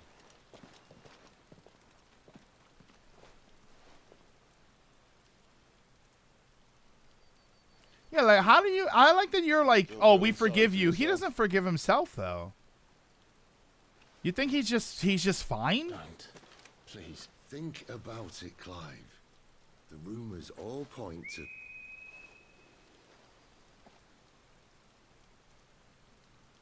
That was an Imperial signal. They shouldn't be here. The old fort's been abandoned for years. Our little chat can wait. I need to see what the bastards are up to. You go on ahead and meet up with Gav. But we both know that. No buts about it. No, just mine, because you stripped me before you threw me in a prison cell. It's less that it mattered, more that logic was used to explain how a twist was supposed to be revealed, and then we're like, well, why didn't it matter then? I get what you're saying. It's the same reason I can't say Star Wars as a franchise sometimes. It's an interesting thing to point out. Because the icon and dominance are known, and if you're a bandit thinking you just gotta jump on a helpless woman for... Okay, hold on. I can't drop it because I just realized one of the other... And I kind of mentioned it already, so... You literally could have the same scene, but then blowing them away, just have the models being shown leaving. It's actually a basic in filmmaking, even if it's a minor issue. Here's why I don't necessarily think it's a minor issue. What did I say? Why did I say it confused me? Because I thought not seeing the guys, I thought that meant that the transformation was happening in her head. It took me a second to realize that it was actually happening. Not seeing those guys there made me think that she was imagining this happening, or that this was some sort of like internalized power. Like literally that's what I thought. I thought that there was some sort of wellspring of power in her that had come to life. And that's why we didn't see them, because it was happening in her head. So that's why it matters. Because yeah, it did sort of... It made me interpret the scene differently. Hey, look. Clive with the little dog reminds me of Secret of Evermore.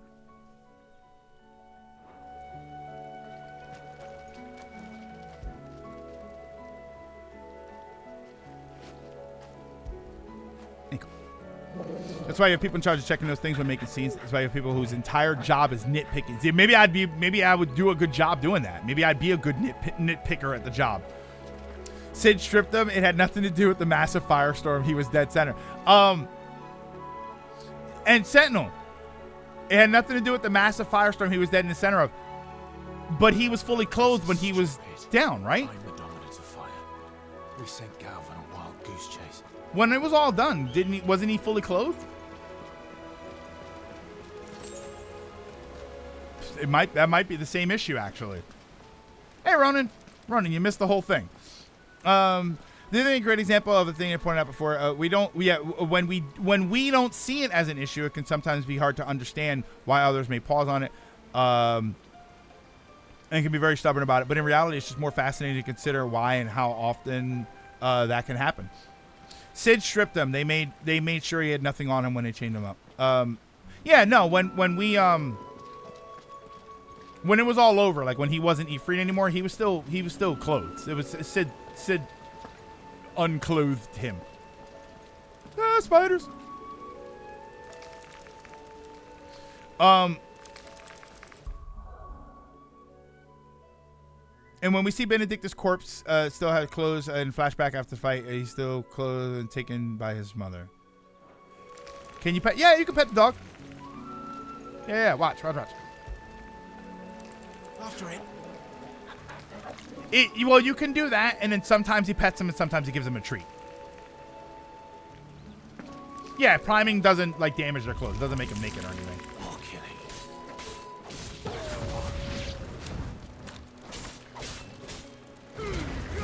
Keep your distance, boy. You lose.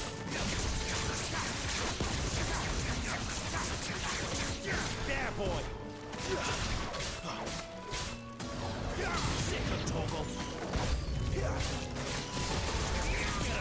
Oh, that does hit them from the ground. Okay.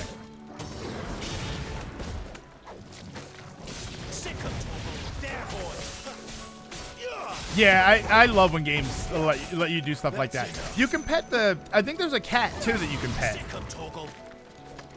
No, 7 Rebirth. Rebirth, I believe, has a cat that you can pet.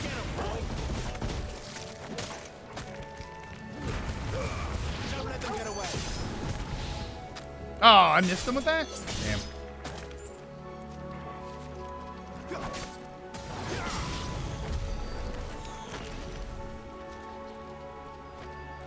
Yeah, you can pet that cat.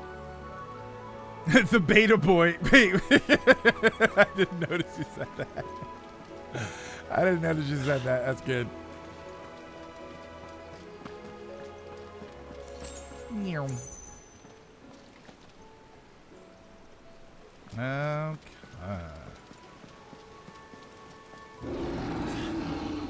Uh-oh. What's that? Now. It's okay. We know you can handle it.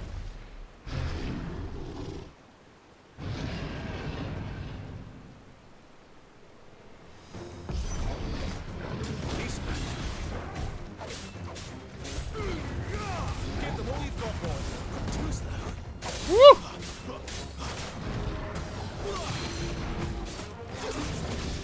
There you go, yeah.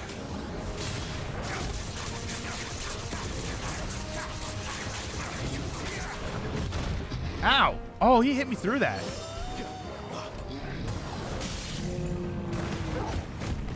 Wait, what was that? Okay. Okay, get up.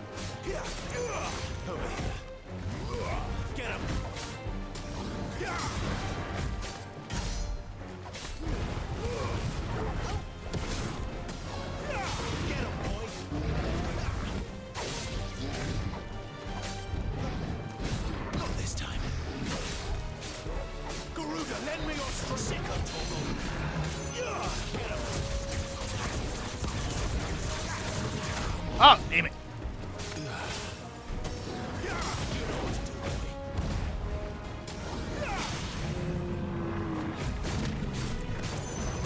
There, boy. Give them all you've got, boy.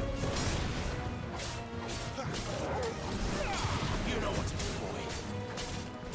There, boy. Sick of Toggle.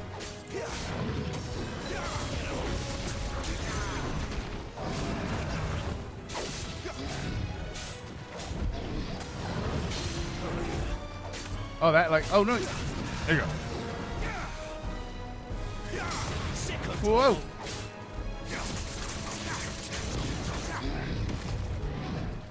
Oh, kind of, I mixed myself up there. Oh, just as I was about to dodge. Presented to realize a side quest that has you feeding a stray cat. Just to point out, part of learning to control Torgal yourself is because it opens up an accessory slot for something else. Oh, yeah, I mean, you're right about that. You're right about that. I don't know. Just at the same time, I notice how much easier it's been. Let me ask you this though. Considering how the upgrade system works, how you told me that like levels don't really matter as much as AP and stuff, does having one accessory slot straight to a nest of bloodthirsty beasts add so much to the game?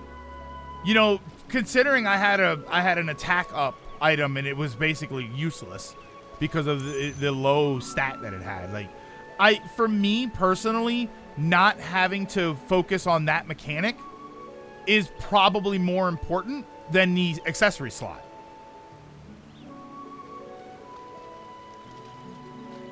Later, yeah. So not now, but yeah, I should be spending time learning now. I don't know. I think I think you underestimate or overestimate my ability to control all of these mechanics. Listen, I'm having a hard time jumping from button to button and playstyle to playstyle in a way. Sometimes I'm charging a move. Sometimes I'm charging sometimes I'm charging a sword. Sometimes I'm charging a magic. Sometimes I'm switching between the icon. Sometimes I'm hitting L1 or R1. Sometimes I'm holding R2 and then hitting a button. Like, there's a lot for me to kind of do here. And like, I'm not saying that the game is overly jammed up with mechanics. I'm saying I am having a hard time with them. So it is very beneficial to me right now to have one thing off the table. Because with all of everything I just said, having to also manage Torgal in a very specific way to play the game optimally, it's just going to hurt my brain.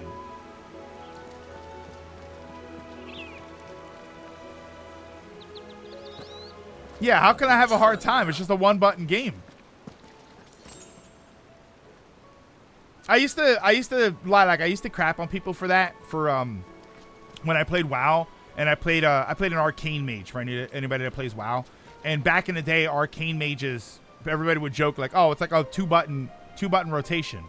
It's like, okay, sure, but then you crap on me if I'm not using this AoE attack, and I'm not using my teleport, and I'm not using my dash, and I'm not setting up a table for people, and I'm not buffing people. Like, you're gonna crap on me for not doing 8 other things, and then tell me that I only have one thing to do?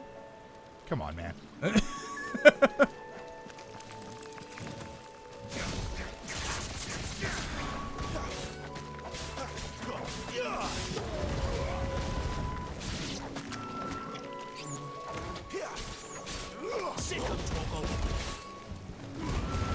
Yeah, Summoner 14 gets the same. You can macro all your skills into one button, but then people crap on you for holding back DPS. It's like, oh, okay, do you want me to play it like it's one button, or do you want me to do the damn thing that you really want me to do, which is to play the class right? You know what to do, boy.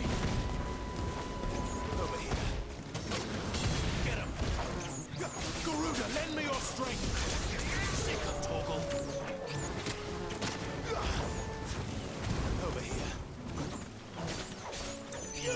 Get him, boy. Whoop.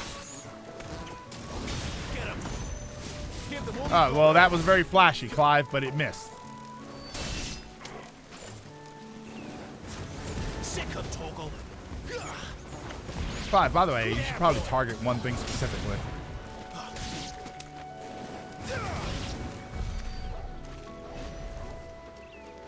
Yeah, look, it's a good boy. I played the entire game with one less slot and never felt like I was like I don't feel like I'm lacking now. I don't feel like I'm struggling. I do laugh at how dismissive people are about the one button game thing, because the point is you only ever need one button, but that's just mashing attack. It can get you through it. Yeah, just like other Final Fantasy games. So like, oh, it's just the one button. You know, oh, you're just mashing one button. Yeah, but if I get through the whole game, is that my fault or the game's fault?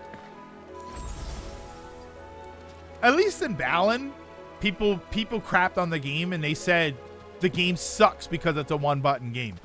But if you're telling me your class in Final Fantasy can beat the game with one button, it's like, don't you feel like that's a Final Fantasy problem though? That sounds more like a problem with the game itself.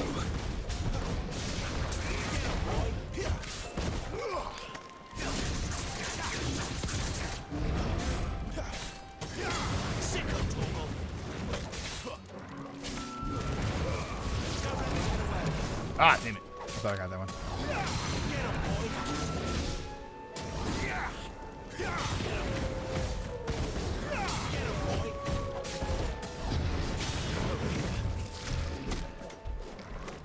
Hold on. Switch to that one.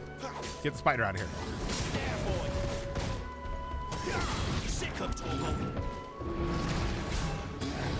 Did you just hit my dog? Oh, you're dead.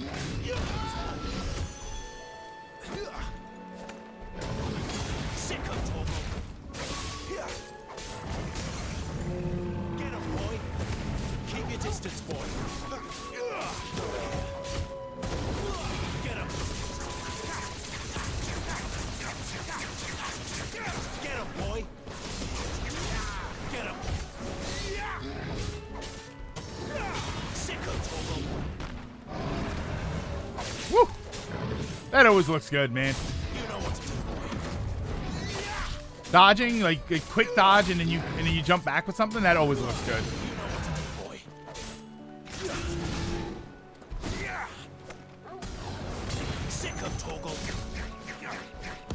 Okay, Clive. I'm sure he's very intimidated, but you missed him on every piece of that.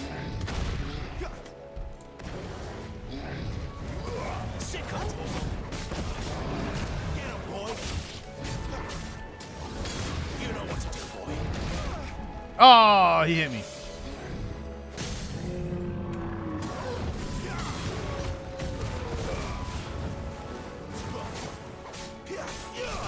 Sick of Torgal.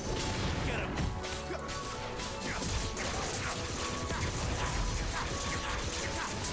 Sick of Torgal. Too slow. It seems like the Garuda stuff has, like, the actual attacks, they have a lot of utility, but they're not super powerful. The fact that so much can be beat by mashing the attack doesn't make the game bad, but it does show how that thing, and it doesn't make the player bad. It's like, if you can do that, I mean, don't we say that? Don't we say that, you know, if you play the game as optimally as you want, you know, as long as you win? So did you enjoy your first real icon fight? I did. We had we had an extremely lengthy discussion that you would probably have been super annoyed by over three people who were there and then suddenly weren't there. Yeah, Garuda lacks power, but it's great for stagger. So I feel like using Garuda stuff to try and stagger and then switching to fire. Greg spent more time with a continuity error with 3 bandits than on the fight and reveal. It's 100% true. That's 100% true.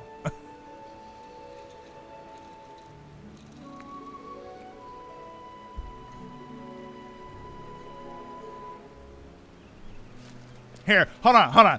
I'll give you the cliff notes. When Benedicta turned into Garuda, there were 3 people about to attack her, and then when she started her transformation, they just suddenly weren't there anymore. They didn't explain why they weren't there. But when Clive was watching Ifrit fight Phoenix, Clive suddenly wasn't there, and we were supposed to take that as evidence that he was Ifrit, but we were not supposed to realize that the 3 bandits just vanished. That was I consider it a continuity error.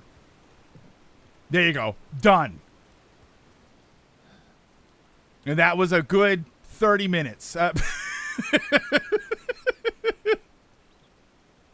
Oh, Lilac, this is all going up on YouTube. I've started uploading everything to YouTube. Like, when the stream's done, I'm going to click export and I'm going to send it over to YouTube. That's what I'm trying to do.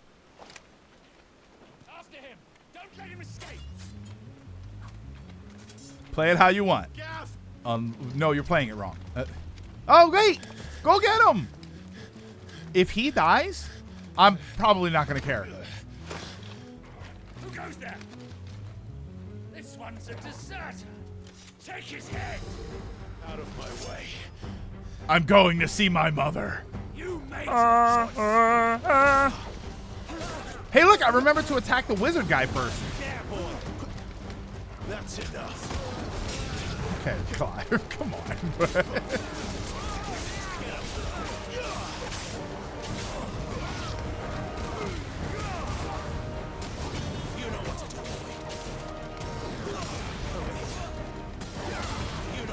You know, in some games you could just knock them off the side.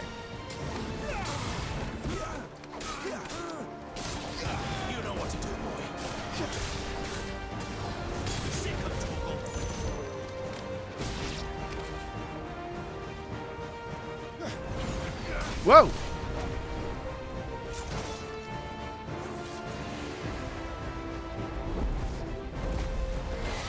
Okay. There he is. Don't let him escape. It was too hard to play. People say you just do this, have an easier time. But yeah, it's like, am I wrong? Now I'm wrong for doing it too simply. I wonder if he can pet the dragon. Clive, what's the situation? You're late. That's the situation. What? The Imperials are on his tail. We have to get to him before they do. Understood. Alright, I'll kill them all in one shot. Any objections? I'll take the dragon. $10 says Clive does more, or Sid does more in the fight. Oh no! Oh, he that ooh, little follow-up attack, huh?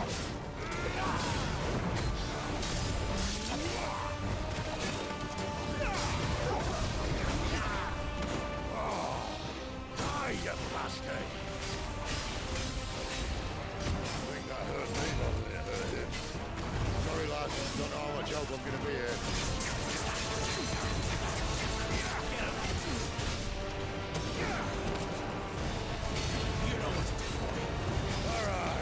One down, one to go. Woo!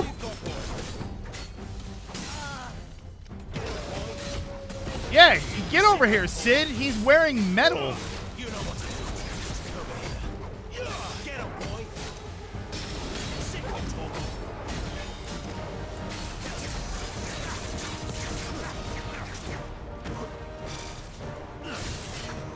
Okay, I gotta time that. Oh, okay, he did too. I didn't know he was gonna do two.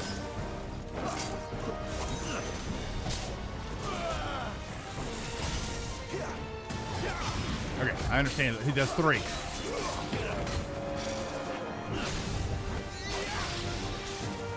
Oh, damn it.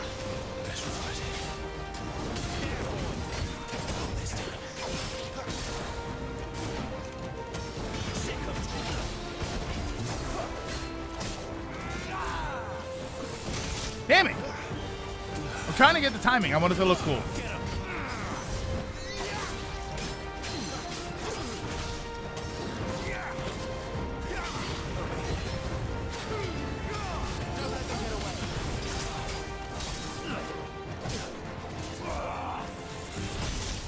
Come on!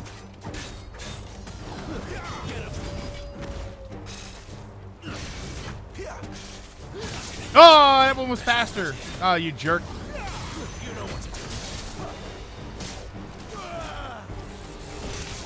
All right, I'm done. I'm trying. I wanted to look cool, man. Oh, I didn't realize he went up. Yes.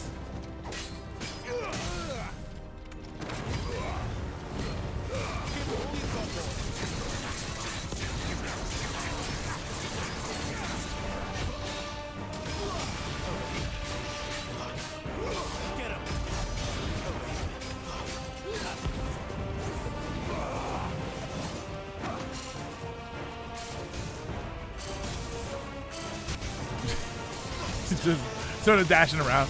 No, no! Almost dashed into one. Okay, stop dashing. Since when could these bastards fly? But what goes up must come down. There you go. Where have you been? Pay attention. Bloody time waster. Come on, let's finish him off. Get him! Don't let them get away!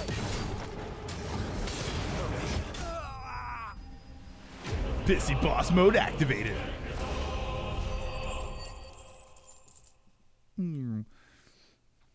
I was talking about how to take a pass is taken. You can do this to solve the issue. It's like, no, that was an issue. I didn't solve it on my own, therefore the game is bad. Imperial Link. Oh, is this? Oh, this is. I think this was in the bio.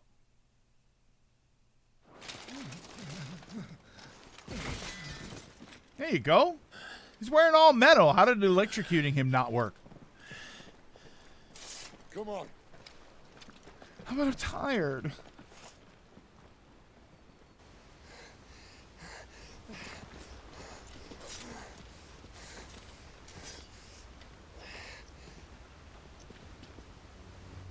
Uh-oh.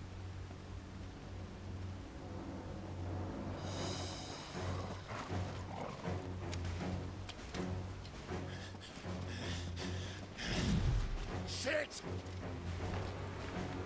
Scream or something so that they see you.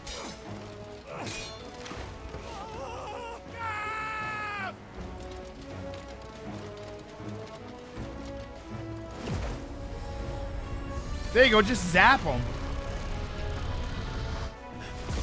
Yeah, now we're talking. Now we're getting somewhere. There you go.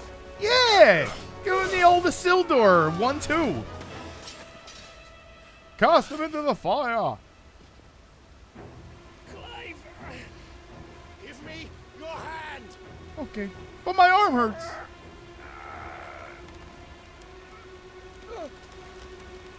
Help me! I'm trying. Help me. Help me, Clive. I've got you.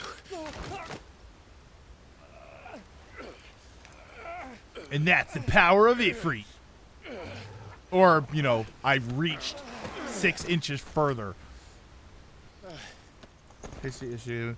The process. Oftentimes, a lot of solutions require you to dive into the game and complete change how you're playing.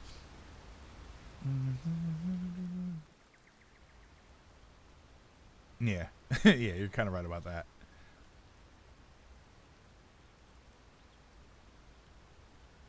All right, so Gav's alive. And I swear there were 3 soldiers that just disappeared. Clive doesn't have your nose, I said. Yeah, what happened to those guys that fell off the same cliff as Gav? They just vanished. With a nose like mine can't help sticking to where it's not wanted. But if it wasn't for you two, my sniffing days would be over. Oh, wait, that's kind of gross if you think about it. We wouldn't want Gav's sniffing days to be over. So, what news? Well, found out where your friend's heading for one thing. Gav, Him and his mate are on their way to your old stomping ground, Rosaria. You should have seen what they did to the Imperials who tried to stop them. There's no question about it. He's a dominant fire, all right. He can't be. Clive, I saw you turn into an icon before my very eyes. And yes, there's a good chance it was you who killed the Phoenix. Can we not bring it up? How about we don't bring it up? He said, maybe we don't talk about it today. The fellow you saw enter the whirlwind. I saw him too. You didn't dream it, Clive. He's out there.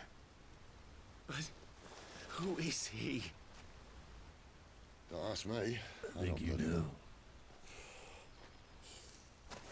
But I do know one thing. You're gonna find him and find out. After all, you swore an oath. What? You swore you'd avenge your brother's death. That you'd never rest until you'd hunted down the man responsible. Hang on. My door just rang. Give me a minute. I'll be right back.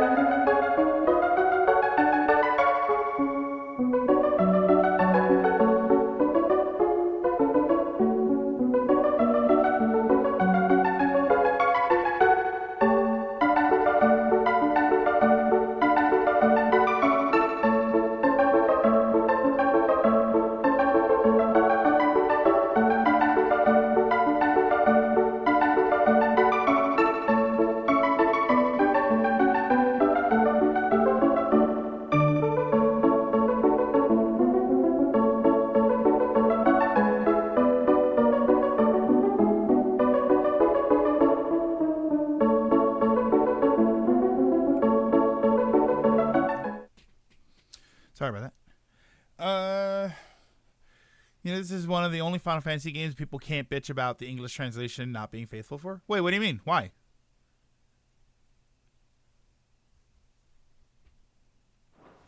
So, find out if this man's responsible and kill yourself if he's not. Sid, Don't thank me. Thank Gav. Because the game was made in English first and then translated in Japanese. So if anything, the Japanese translation will be the one. Well, no, Lilac. Lilac, now the Japanese people are going to complain that they didn't get an accurate translation. Yes, it is so cool.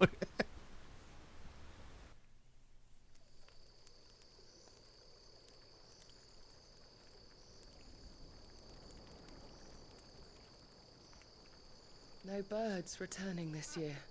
There's one right there. The Deadlands have swallowed their roosts, like as not.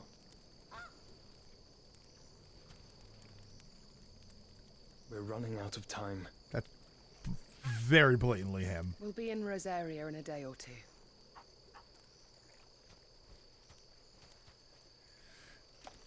Yeah, because unlike the Western audience, they couldn't give a crap. I don't know, man. I think that sometimes I think to where it all began.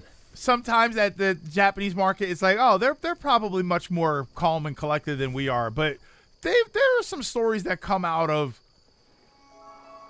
yeah, buddy. But every once in a while, you get stories out of Japan where it's like people really went that far, huh?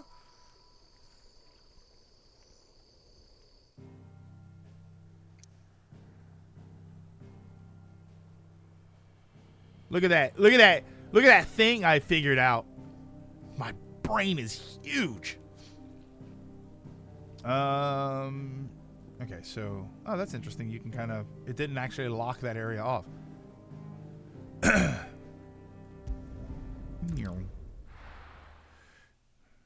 Videos of the voice actors recording the lines for this game was fun. Sitting Claus actors were in a room at the same time, which helped with the tones and emotions. Great gouts of fire he was, like a bleeding volcano. Ever seen a volcano? What? You think I'm having you on? Clive! The Japanese only care about fun. Oh, that's where those three guys She's went. awake. All right. Oh, she's up. I was literally just thinking about her, too. About whether or not we were going to see her or not. Go to her, you fool. Who's this we? I only care about fun. The Right, band? you lot, enough slacking. Goots, come with me. Gav, go and get those wounds seen to. Okay. Oh, give it to me Her straight. an amazing book in How long Japanese have I and got? the translate. So? Look All at in this good guy. time. Let's make ourselves scarce. I read an amazing book on the translation of Undertale to Japanese. Japanese people are also very aggressive about bad translations or ones that don't match what they dudes. Wait. No, but yeah, that's I don't know. I don't we have aren't there story? Isn't the Moogle funny? I wonder what it's trying to say. Here it comes. Here it comes. 3, 2, 1. That's what they're supposed to look like. All right? All right? Can we just get this out in the air right now? That's what they're supposed to look like. All right? Don't give me that teeth Moogle from Rebirth. Give me this. There. It's you know what this is? This is the boys. It was perfect. Perfect. Down to the last minute detail.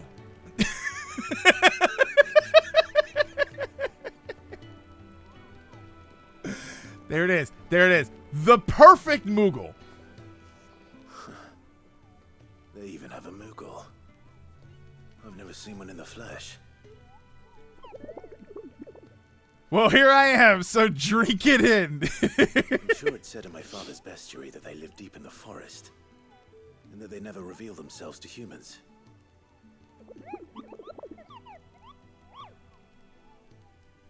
Nectar, the Nectar, bull. you say? Oh yeah. Oh, he understands him. Clive.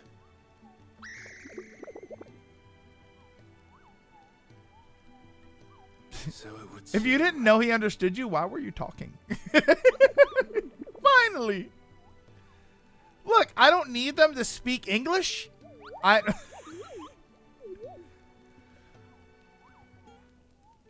sounds painful. My pom-pom safe at last.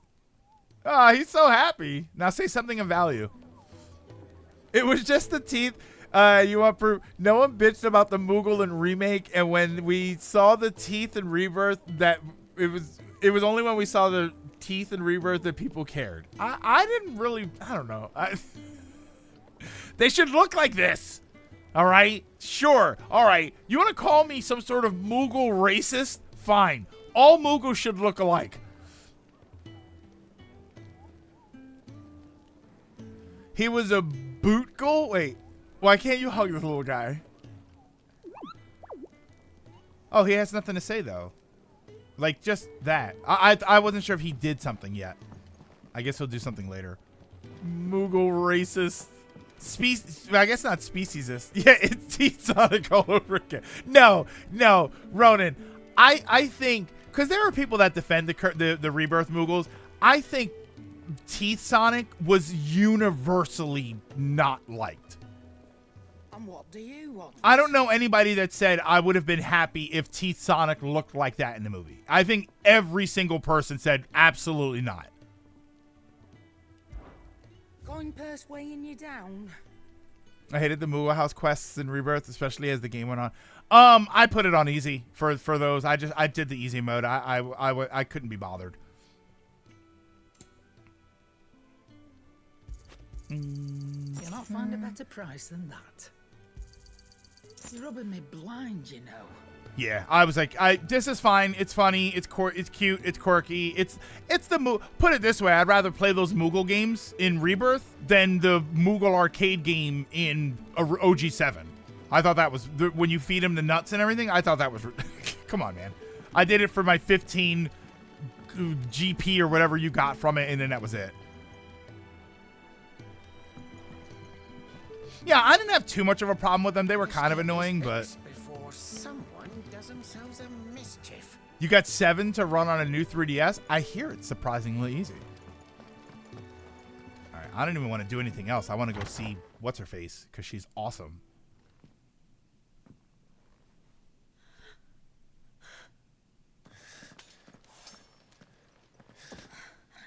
It's true then. It's not easy? It really is you. Well, I guess getting 7 to run. It's easy to hack it. Clive. Yay! You're alive. So are you. I still can't believe it. Oh my God, Joe! I'm so happy to see you. It's been. I've had quite the journey. Healed. There were these 3 guys. I'll tell you later. Yes. Talia told me what happened. You saved my life. After nearly taking it. Maximum non-aggressive stance. Forgive me, but how did you ever come to be there, Jill?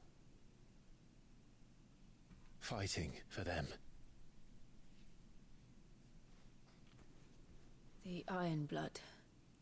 They invaded not long after the news arrived about Phoenix Gate. So, like, did you know? Rosaria had lost her leaders. Let's The see how much Duchy she was in knows. Chaos. The Iron Kingdom saw our weakness and pounced upon it. They killed the men and captured the women. And took you back to Ironhome. I thought they meant to have their fun with me before the end. But the end never came. My powers awoke, and everything changed. It all happened so fast. We were told that the Iron Blood had captured a dominant and planned to bring her on their latest crusade. Yeah, equality, man. They gave me a choice. To fight for them on the battlefield or Fair enough, Automon. Yeah, I got you.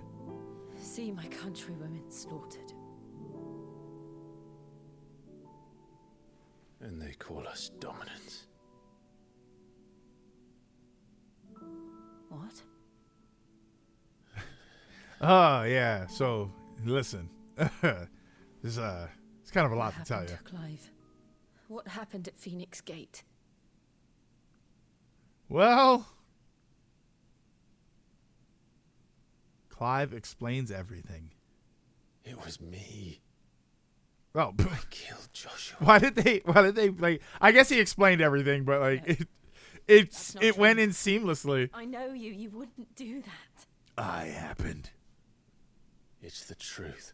Have you heard the tale of Darth Plagueis the Wise? I changed into him again. Not long ago. The second icon of fire. The one responsible. Clive. When I think back to that night.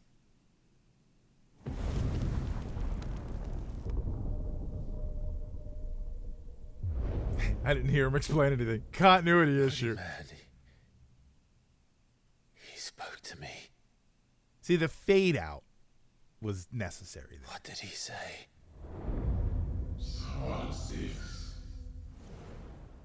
We have found you. What did he mean?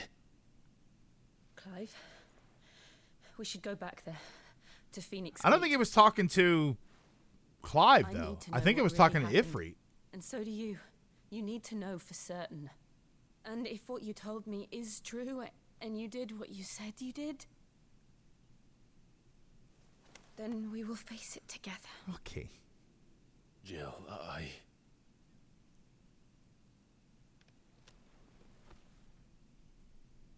Clive explained in his mind, maybe. All right. You'll be needing a change of clothes then. What? Out you go, your lordship. We wouldn't want you getting overexcited.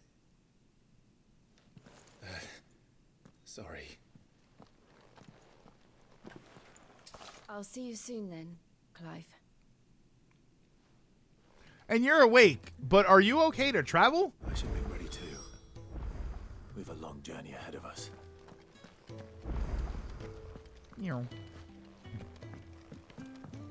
Let's get this fixed before someone...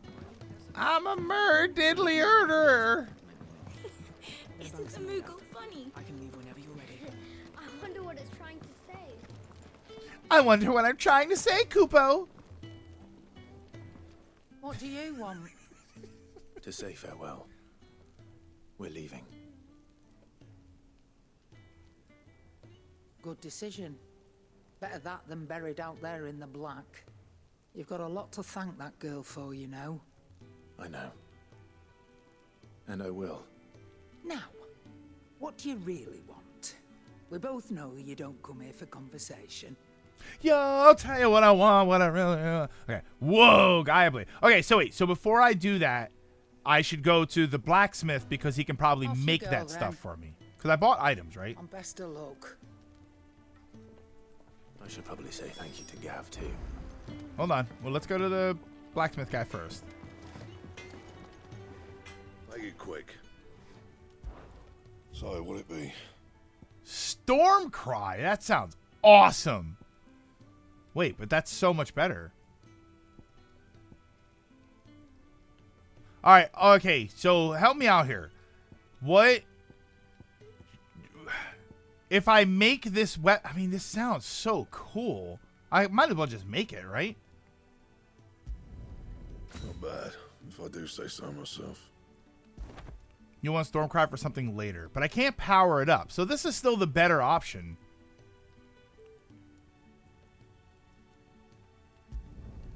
No scratches, right? Equip the new item. Okay. Yeah, always make the new sword. I think I'm like only missing one or two of them. Oh wait.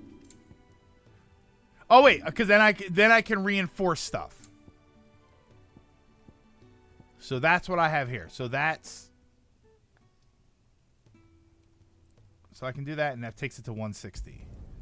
Yeah, that should do you. Right? Yeah. So then... Okay. So he can't make anything new.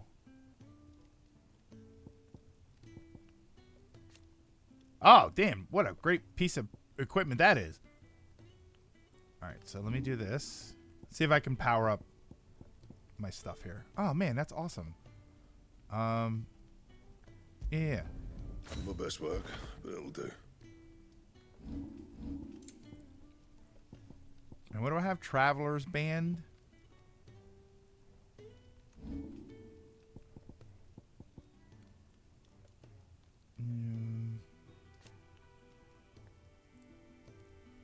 Right? This one? Not bad, if I do say so myself. I think that's good. Fine. So if you beat an icon, you get a material from them that you can use to craft a unique... Okay, so that's why I got the Storm Cry thing. But I can't power that sword up. Yeah, it's the only thing that uses a wind crystal. So how do I, Oh, wait, let me see if they unlock the cosmetics thing.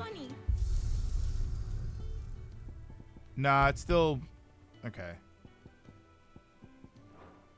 I was hoping I could use the sword. I kind of want to just look at it. I should do the side quest too, right?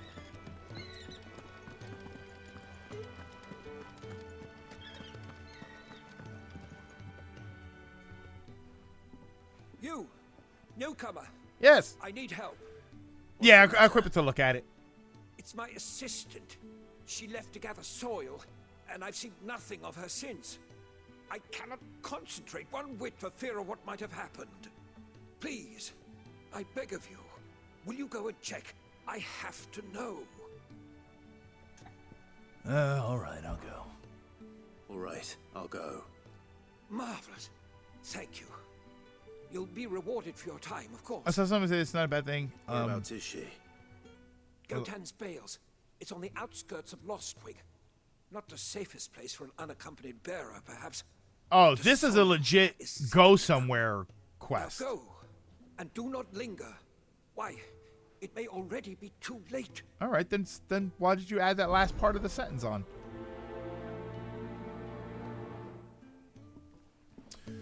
A lot of the standard dialogue animations and such are very Final Fantasy 14, which makes sense given who made this. Bear, I'm Ifrit. Yeah, don't tell them. All right, so I wanna pick up the quest. So this is a legit, like, you have to go somewhere and fight monsters and do the quest, not just, oh, I need you to feed the people in the tavern. Ah, Clive. I trust you're settling in? Gradually getting used to the place. I'm glad to hear it. I was hoping you might be persuaded to come to my aid once more. Your services will be rewarded, of course. I don't doubt it. Seems to be the way around here. We strive to be better than those we once served. Now, as to the task itself, I am once again in need of a pair of hands to deliver sustenance to our esteemed companions. I have 3 meals for 3 industrious souls. What say you? Sure. Are they here? I'd be happy to help. I just can't bear this guy. The 3 individuals you'll be seeking out are busying themselves about the hideaway. Oh, okay, they're still here. Notice it more strongly now that I'm playing 14, but even a lot of the gestures and standing very still during some talking is very much how 14 does its animations, or lack of animations. Here, we'll prioritize that quest so we can see the people. So they should be all here.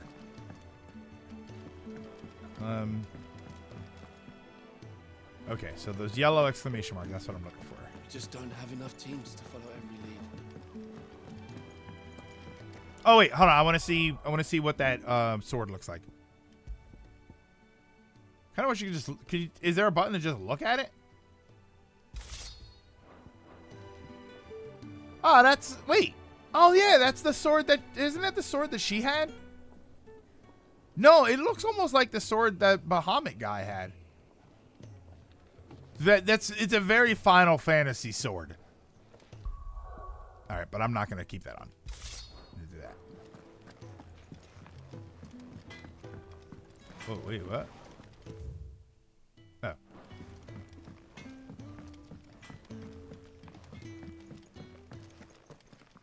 I have food for you. Back so soon?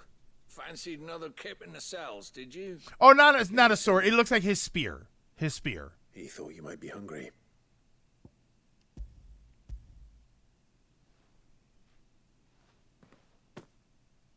He thought you might be hungry. He didn't realize I'm hungry too. Just eats the food in front of him like an ass. Our duty down here can't be much fun. It's not. But sometimes folk need locking up, and someone has to watch over them. I help people sleep at night, and that's not a boast many can make. You keep yourself on the right side of these bars now, you hear me? Oh man, he's got bars. Outside Clive's sheath is it really is a small sword guard and more just a small holder for the hilt to stop. Yeah, like that's what we were talking about that before. Like, wait a minute, because then when he puts it away, he goes like this, and then it's just in place, and it's like that's not a click in place kind of thing. That is a slide the sword. That's this thing, but he goes, and it's just in. He eats it in one like a link.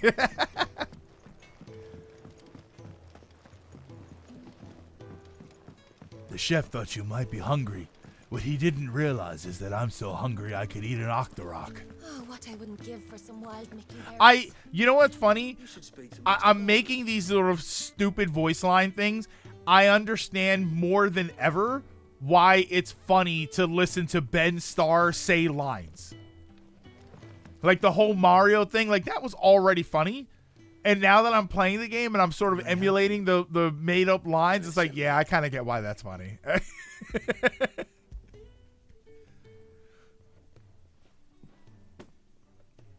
Yeah, the blade is still exposed. I mean, it's better than Sephiroth, who didn't even have a place to put his sword. Hey, it's a me, Mario. Sick. Wahoo. I'm afraid so. Those no longer in need of a Physicker's immediate ministrations are sent here for further rest. Physicers? I tend to those who cannot tend to themselves, which leaves me very little time for anything else. Happily, Kenneth sees that I stay fed. I would be lost without the kindness of good people like him and yourself. Thank you. Yes, but what's his frequency? Come, you must eat if you're to recover. I'll have to ask.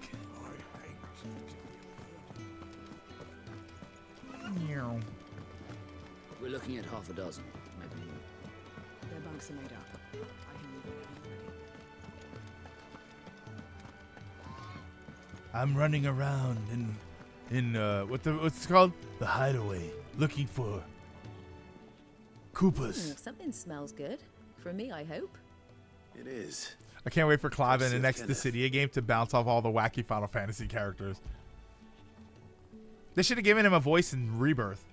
Not a main character, just like a side character, just to have fun. These birds are needy creatures. They don't like me running after the fat chocobo behind their backs. They must keep you busy. There's never a moment's rest. Probably for the best I eat down here, reeking of the staples as I do. I'd only put people off their food. And who has time to wash and dress for dinner when they've got little darlings like these to wait upon, eh? Anyway, thanks for the food, and be sure to give Kenneth my regards. If you're worried about your smell, I think that's everyone. I would suggest you hang out with Gav. He was wondering about whether or not he'd be able to go on sniffing.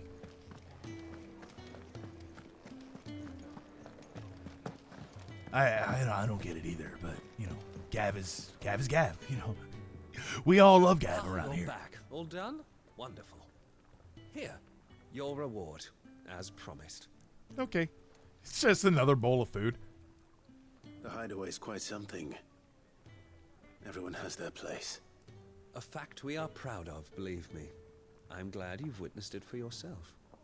You have your place too, of course, as you have just so capably proven, and you will always have a place with us, should you desire it. Aw, thank you. It's kind of you to say so. It is the truth, and not a soul among us would deny it. I look forward to all that you will bring to our little community.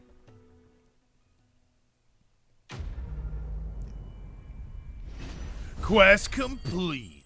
Oh, you get good points for that. I'm saving my AP though. I want to buy that special ability. See, yeah, I have. This is something that I often do in games. A lot of the time, it's unintentionally. I'm doing good on money, so I won't sell anything. I won't go through. So I'll get to a point in the game where I suddenly need 50,000 gil, and I'll go through my inventory and it's like, oh look, I have 72 gil bugs that I haven't sold this entire time. Oh wait, I'm looking for another person. Oh, I'm supposed to...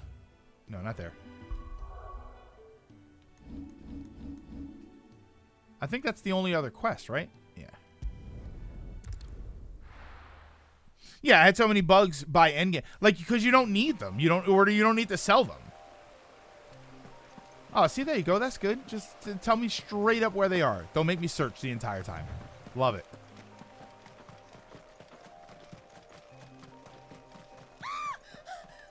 All right, I'm on my way. Hold on. Someone's in trouble. I always saw the bugs just because I like seeing the kill count go up. Oh, speaking of bugs.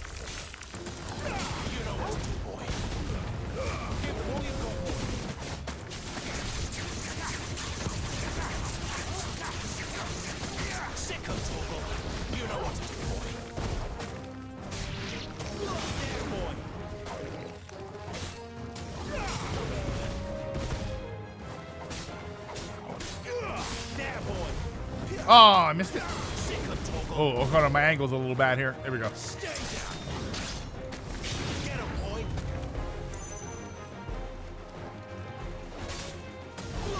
You know what to do, boy. Ah, come on.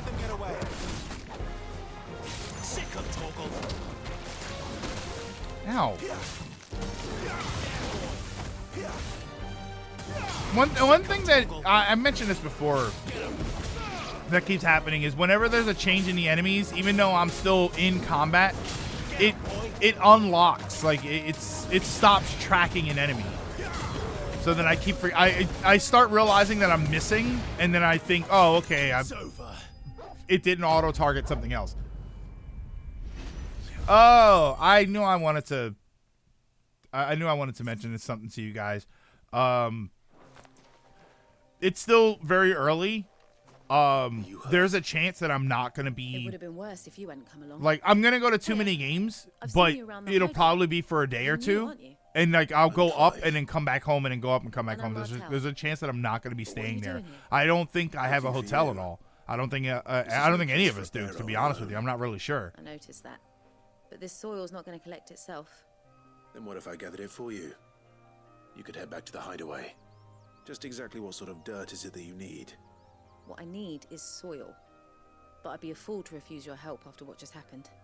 I'll be there for the day. I'll go up in the morning and leave at night. But like staying there and doing a whole bunch of stuff, and I don't think I'm going to be able to do that unless something opens up in one of the hotels. Because I won't stay at the hotels that are further away. There's no point. Bohemil seemed worried enough that he might come looking for you himself. That seems unlikely, but I won't argue with you. Thanks.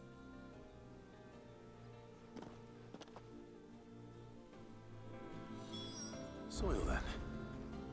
There's certainly nothing here. Yeah. Believe me, Lilac. Trust me, this would be a perfect opportunity for that.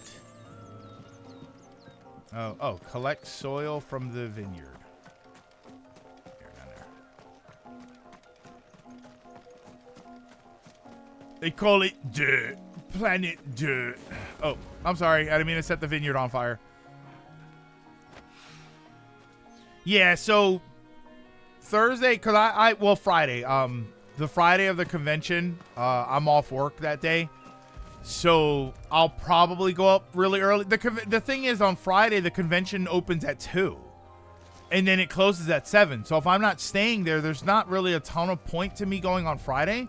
So I'll probably just go Saturday, which is a real big bummer. Because then Sunday, it's only open, I think, from noon to 5. So it's kind of the same problem. I better get it back to the hideaway. Oh, so we just go back.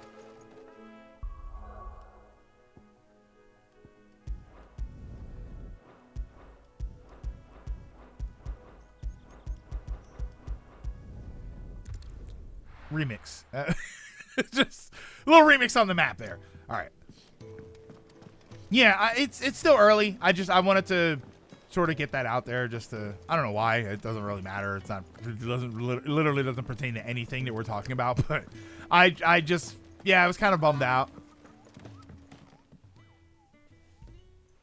There you are. And all safe and sound. Oh, yes, she's standing right there. Not the girl. The soil. Did you bring... Oh, he's like a dick then. Yes. I don't care about the girl. I care about the soil. I should not hand them over.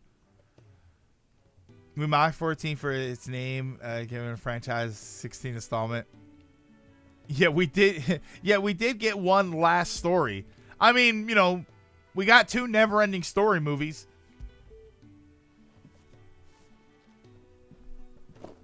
Glorious. When Martel came home empty-handed, I almost had a fit. But with this, my research can continue. First and foremost come the measurements. I must know how much ether each sample contains. From there... Wait, so you were never... Worried about me? Sorry to disappoint you, but the only thing he worries about is his research. But that's all right. It's just how he is. And if it wasn't for him, we wouldn't be growing anything in these ruins. It's a small price to pay. Although, you shouldn't have to pay it too. Did he even offer you anything for helping?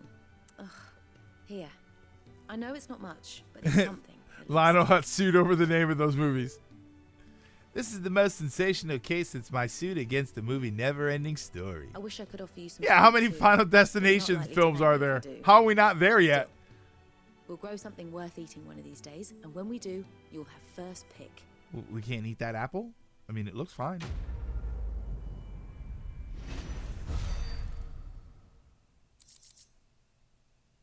Wait, that's all I got? I got 18 experience and nothing else? Are you kidding me? Now, my research can continue apace, and when my fertilizer is complete, the furrows will need expanding. Hi. Not a yummy nut in sight. I got materials. I guess that's something. I guess. Is that it? That's all. Look at that. Look at that. 2 side quests and we're done. Gigantic W right there. So your mind's made up, is it? We'll be leaving. Still enjoying the game? Yeah, I am. I'm actually very much enjoying the game. This is definitely a...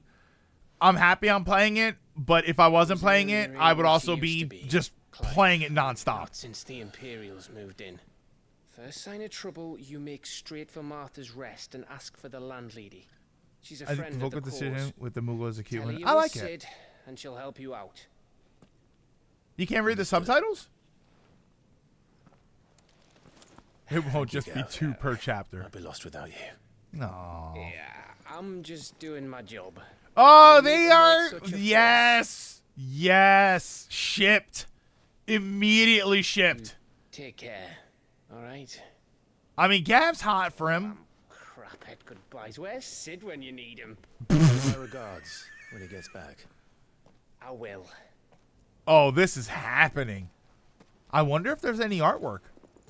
Oh, my eyesight is critically... Okay. I'm sorry. Ready, my lady? Ready.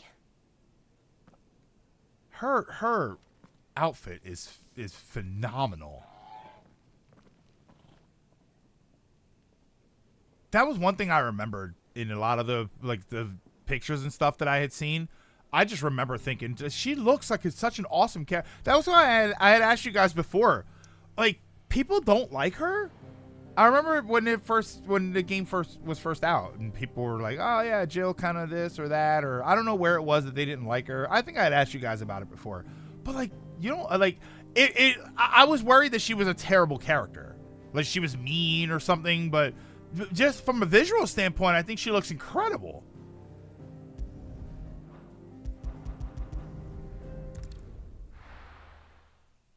She's very vanilla. People don't like her because Kotaku posted a Jill is bad article. People who don't like Jill have no class. Yeah, like what? She's awesome so far.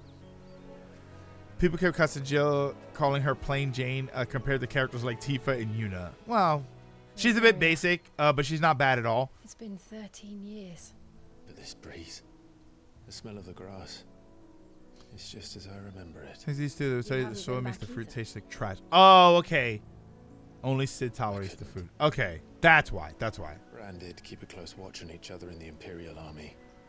You get beheaded just for knowing a deserter. The only way out was on a mission.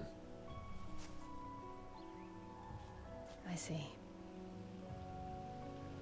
Kotaku posted a multi-page article about how bad she is. Why? But mostly I was afraid. Is it because she's 70% water and that's too much? Afraid to go back. I know.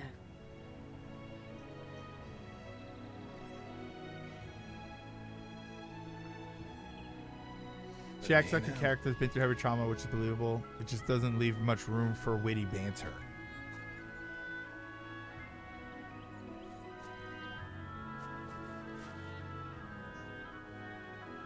Thanks to you. Yeah, like, I don't know what she's like personally, but just from a visual standpoint, I think she's a terrific looking character, and I think that she's not offensive in any way. Like I'm not looking at her like, oh God. We should press on. Sure, she's not exuding some sort of crazy charm, but I don't necessarily need her to. That's another thing though with this game. You have some great characters. Gav said the landlady's a friend. But I think to an I extent, say the same for her patrons. Imperials don't tend to take well to those with my mark. If anyone asks, I'm a branded soldier, sworn to protect my noble mistress. Okay.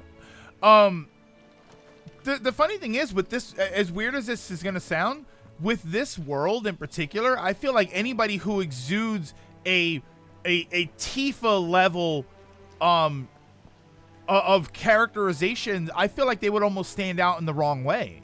I feel like this is not a game world designed for something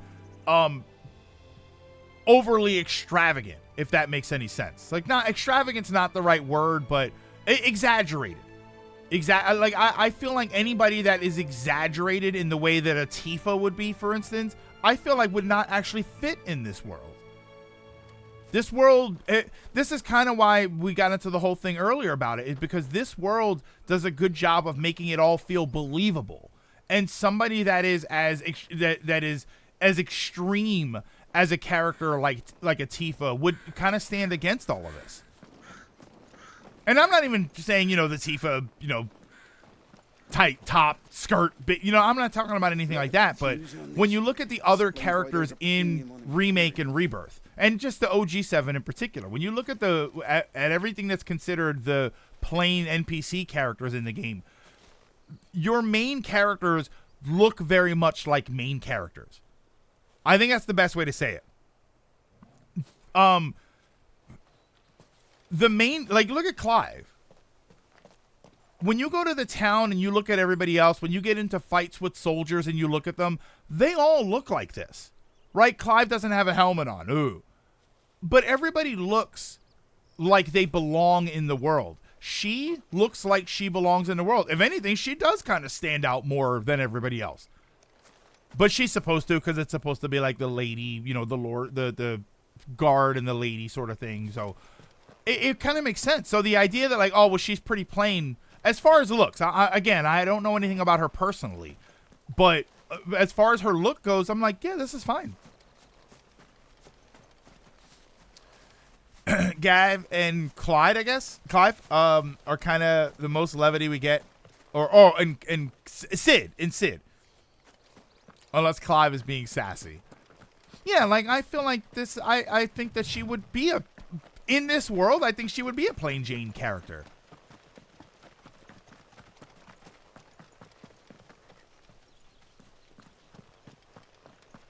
Anyone dressed like Tifa would probably be working at a brothel in 16. Well, again, not necessarily dressed like her, but just like the attitude, and she's a very large attitude, What happened at Phoenix or Point large didn't personality. seem the highest priority. They would stand out too much. You're not wrong. Hi, buddy. Oi, stop and give me an hand. Don't tell me what to do. But now that I'm here, why is he grabbing my penis? Give me an Okay. hand, could you? Typical. Bloody bearer. And just when I thought my luck had changed. Still, better a crumb of crystal than an empty hand, I suppose. Though it pains me to use another man's branded. Here, you understand me, don't you? I need your help. These blasted birds must have caught a whiff of my cargo, and now they've got me surrounded. And it was really late as it Was there evidence that the branded don't speak English? Special needs delivering before the rest, but I dare not leave my cart untended. You couldn't run it up to Martha's Rest for me, could you? Needs to get there quick, mind. Can I be clear about something, by the way? I'm going to say yes. I'm going to help this guy out.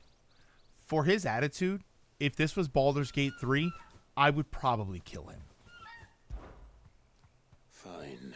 Assuming Baldur's Gate 3 let me do that, which I'm guessing it does. If this was D&D, I would say, I don't like your tone, and I draw my sword. I owed a little something for it. If he gives it to you, pass it along to your master by way of thanks. Be off with you then, and don't go taking any detours on the way. Yeah. There's a... in BG3, you could make him kill himself? I would probably kill him. So wait, what am I doing here? I just have to go up there. I thought he wanted me to chase the chocobos away.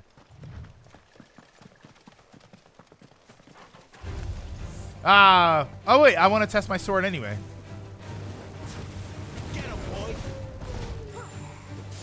Oh wait. There we go. You know what to do, boy. Give them all you've got, boy. There you go. Sick of Toggle. Yeah, I always say for something like I always talk about how I don't like the violent characters or or the jerk characters and stuff. But I think in a setting like a D&D or something, I would probably be pretty terrible. If I feel like I was being disrespected in any way whatsoever, I think I would play a little real life role playing. It's both a strength and a weakness that in this game you can feel the lack of levity even if it 100% fits the world. You do notice its absence after a while, and yeah, and that's something that always kind of interested me about the fact that I really love Final Fantasy Tactics is that is not a world of levity. That there's not everything is designed to fit in that world, and most of it is sad. It's very depressing. The moments that are a bit of levity, they sort of stand out. Particularly the Cloud stuff. When you're all the stuff, a few of the moments when you're getting Cloud, they really stand out because they're more comical than the rest of the game. And this game is kind of like that. But again, it's like game. This is one of the reasons it's kind of like Game of Thrones. Here we are. And even Game of Thrones had a lot of funny moments. Bring me one of those chickens. Does the female character mean a little more upbeat? I don't want to spoil it. I know that the quest is there. I want whatever that is. Oh, you can't? Okay. Never mind. He can't swim.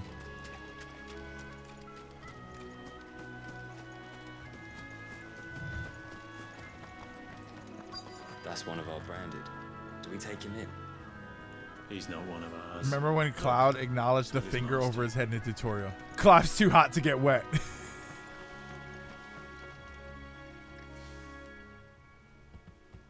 Are you the stable master? I was asked to deliver this to you. Unsealed crate, because I looked inside.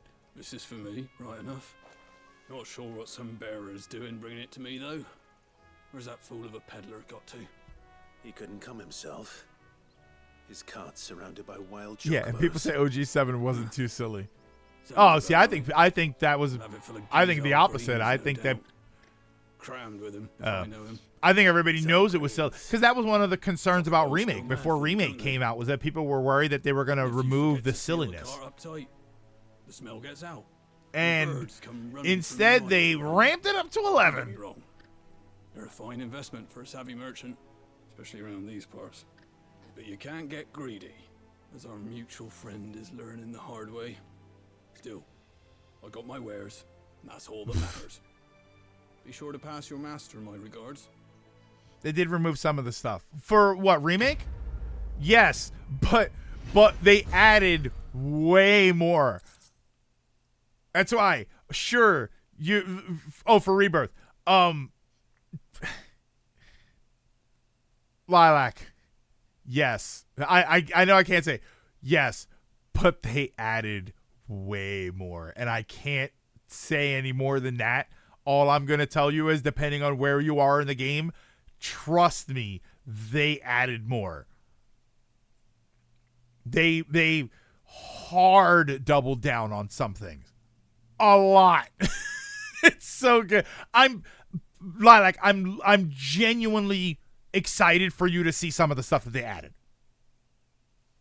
For as far as the levity goes. Jill is part of your party, but you have zero control or influence over any aspect of her, even her combats. So so you can't do anything with her. No. Game and Chuck, there's more. I can't say any more, but there's more. Okay. Good girl. Oh, see, look. Get some rest. That quest was along the way. The tone of this game might be so down simply because Rebirth siphoned all the joy away. No, I would argue that the tone of this game is just down.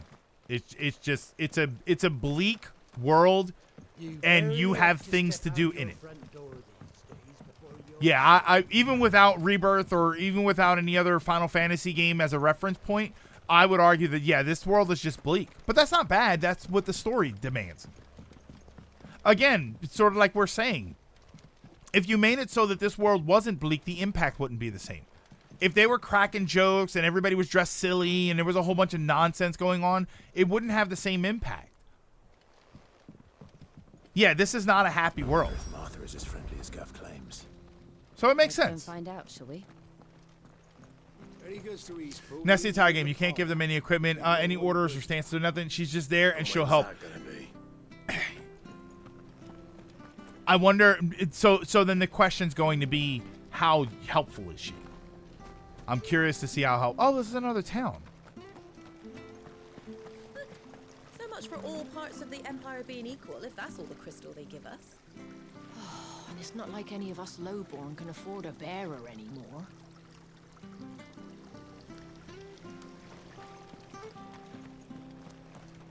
In another Final Fantasy game, in any other Final Fantasy game, this town would attribute their prosper to this crystal right here, and in the first 20 minutes, an evil empire would destroy the town and take the crystal. They help, but you're going to do 90% of the work. That's familiar. This is what people meant by mature Final Fantasy. People assume blood and gore. They meant themes and tones. And yeah, and it's true. It's accurate. Oh, can you click it? No, it's not letting me click it. You can't. Oh, I thought you said you can wash your face. Wash your face in the well. You're filthy. Okay. Store. Still more helpful than Donald and Goofy. Just, there we go. Okay, here's another moment. Here's another moment where I'm probably dumb here. I know the bearers are the ones that can automatically use magic, and then the other people need to use crystals to help them. Make sure you're aiming that at the fish there, son. Is this the first time we've actually seen people using crystals to do things? I remember hearing this, but in the first area, I don't remember seeing anybody actually like this. Like he's using the crystal to freeze the fish or whatever. Like, did we see people doing this stuff before? We have seen it. Okay. How do? How do? Yeah, there were people in the past, right? Okay. I just wasn't sure. I was thinking about it like, wow. There are 1,000? Oh, and at the beginning, I made a crack about how the music costs so much. I kind of understand why. Because at some point, you're just probably not going to use money anymore. I want to see something here.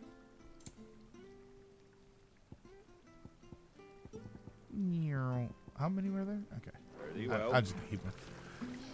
Not really. Donald and Goofy can at least heal you and use items, even if Donald won't. They don't do that in this game at all. Okay, but why the music? Well, they're optional things. I get why they do that.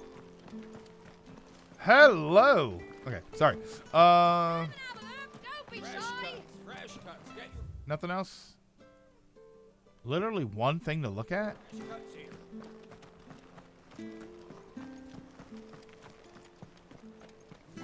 Can I go up here? You can change the hideouts. Oh, you can change the hideouts music. Oh, that's cool. Yeah, I thought it was just like a jukebox thing. It was good, honest work building the aqueduct. Back when we had prom. The dress dressing greens of Gaisho. Okay. Leaders, proper trades. Turtle Paradise. The following cheatery will be repaid with a swift boot in the arse. Mucking, stacking, packing, pecking, palming, foisting. Okay. Not just selling our blades and our bodies. AGM, I think it's just like, because the other place had a different song. It's just a collectible that you get throughout the game. Excuse me. Would you happen to be the landlady? Depends who's asking, and why they have an Imperial bearer with them. Why did you say that name? Which hopefully won't be needed. If you can advise me on the safest route to the west. It's your friend here I'd be worried about. Bearers don't have an easy time of it in Rosaria. Even a Stratton lad like him might attract the wrong kind of attention. Can we get him like a helmet or a mask or something? It won't end well for you either. Then we'll just have to stay out of the malicious way. Gav said you might be able to help us. Right? They get one of those helmets with just the eye slit in the space down the middle. Like, can we get him something to cover that? Put a bandana on his face.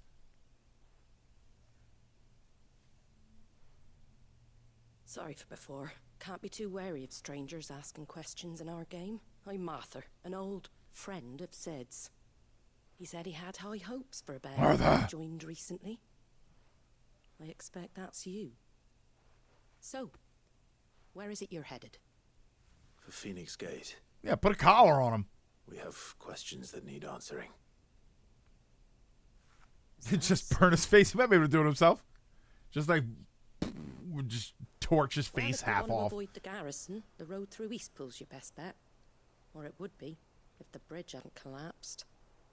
A right bloomin' nuisance it is. We've had no trade. Oh, hiding a brand is worse than being seen by I did ask one. our carpenter to take a look at it. Interesting. Yeah, it kind of makes sense. He went out on another job, and he hasn't come back. Do you think something might have happened to him? Fingers crossed he's just taking his time. Yeah, it's like being a spy. Yeah, okay, I kind of get it. We'll find him. And make sure he's safe. We both need that bridge repaired. Your carpenter sounds like the man to do it. I see why Sid's got such a soft spot for you. If you could, I'd be in your debt. You said that he went out on a job? Right. He went down into the marshes to check on another bridge. The one by the Fallen Gate. The marshes were dangerous at the best of times. We should hurry. Okay. There's a ladder to the side of the gate. That's the quickest way down, if you've a head for heights. His name is Bernard. Should you find him well, tell him Martha sent you, and that he's wanted at the bridge to Eastpool. Prioritize. Should I have to prioritize? That's weird that it would give me the option to prioritize. Let's find that ladder. MSQ stuff. Oh, you joke about some brand do as an act of defiance? Yeah, they will scar their face and remove. Yeah, we saw a character earlier who did that, who had her face all burnt half off. Clive chooses to leave it as he doesn't care. I mean, at this point, it is kind of making things more difficult, though. He goes to Eastpool, leave him. Here's the gate. I mean, I'm sure he doesn't want to burn half his face off, but we did see somebody earlier who did that. No? Okay, I tried to hold the L button to slide down the ladder faster. I got a little rebirth. I got too much rebirth in me. I don't care what your orders are, Brandon. Get away from me! What was that? Okay, are we not helping? He's right down there. Come on. Bit of a concealer? Yeah, give him a little foundation. A little concealer, he's fine. There he is.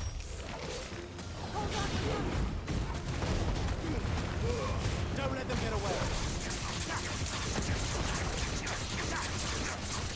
Over here. There, boy.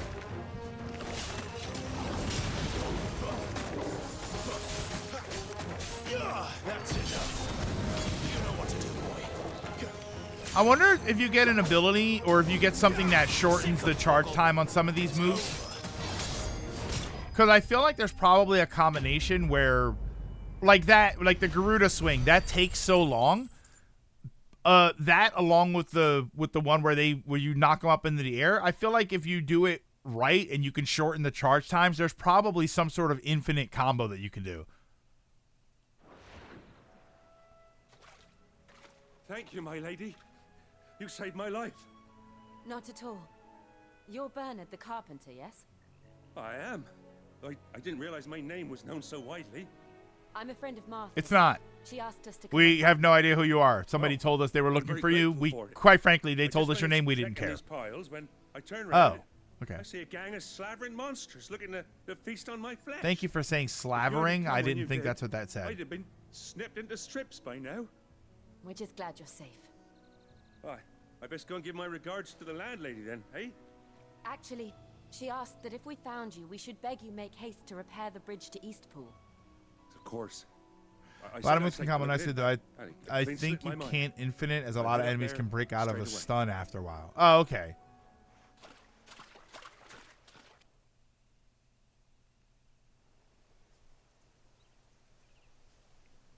Oh, well, I can't fix this without more wood. You have to go and find some for me. Here it comes. The trusses are still sturdy. It's just a matter of replacing the stringers and relining the deck. I'll have it done in no time. Okay. Thank you, Bernard. We were hoping to take the road to Eastpool ourselves. We're very grateful for your help. And sorry for asking this of you after what you've been through. I owe you my life. Fixing a bridge is the least I can do. You know, Thank because you, that's my lady. job. And you too, son. You're with Sid, ain't ya? Me and him, we go way back. Not as far as Martha, mind, but far enough. I see. Well, I best get cracking then. You go and let Martha know I'm all right, and she'll have her bridge back soon enough. We will. Okay.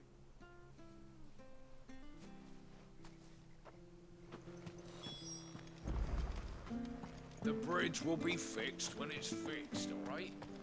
Don't sass. I'm not even talking to you. Don't sass me. The leathers are due to go. Whoever you are. Now that I think about it, he probably wasn't talking to me.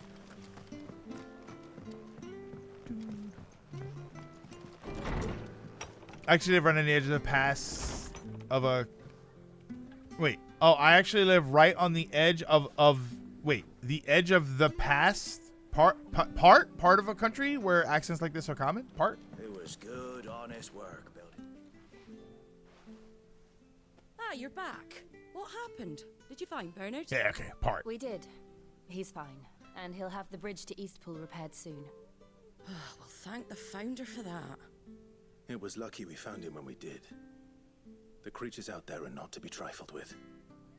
It's the Blight's fault. They'd nothing to eat in the north, so they come down here hunting for food. Yeah, it's the second time we've seen that. He can't keep going out alone. I'll have to arrange a guard for him. But anyway, thank you. I don't have a lot to offer in return, but you're welcome to rest here until the repairs are finished. So I have a silly question. See how she's wearing the chainmail? He's wearing it too. They've got. I'm assuming they're wraps or maybe even whole shirts. How much do those things weigh? If I had a like a long chainmail shirt under my regular clothes as armor, how much does that weigh?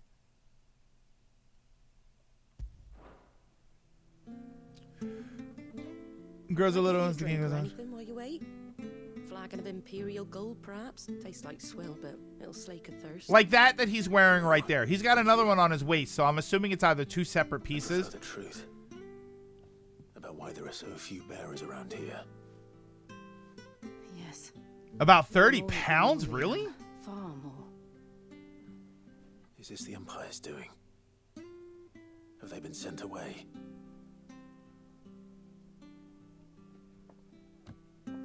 Hey. Aye. Either to the Legions or Oriflamme. Seems Go the to place, miners get a at quest, walk Drake's to Head are destination, having a walk hard back to the time quest, keeping get up with walk back demand to of other late. place since you can now So the move on. bearers make up the shortfall. Time was they used to dole out crystals like sugar plums even down here in the provinces, but not anymore. Nowadays, they'll jump at any excuse to confiscate our bearers so they can be put to work elsewhere. I always knew the Empire treated their branded like shit, but after seeing it with my own eyes, well... Uh-oh. Ah, Thea! Congratulations on the new arrival. And you got the little laddie with you? It was a bearer. The boy I carried for 9 long moons. A bloody bearer. Oh, you poor thing. You gave it to the Oh. constables then? Just left it at the garrison. I Wow. let them deal with it. Couldn't wait to be rid of the blasted thing. Oh, They wait, want so me they're- gone wait. Since the moment I found These out. are Imperials? Well, Oh, they're it's all dealt with trash. now. So no harm done, eh?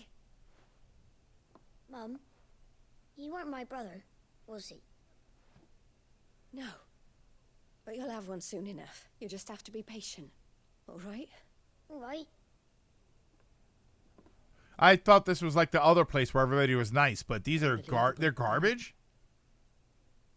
Bearers may have been looked down on back in Archduke Elwin's day, but they were still human beings.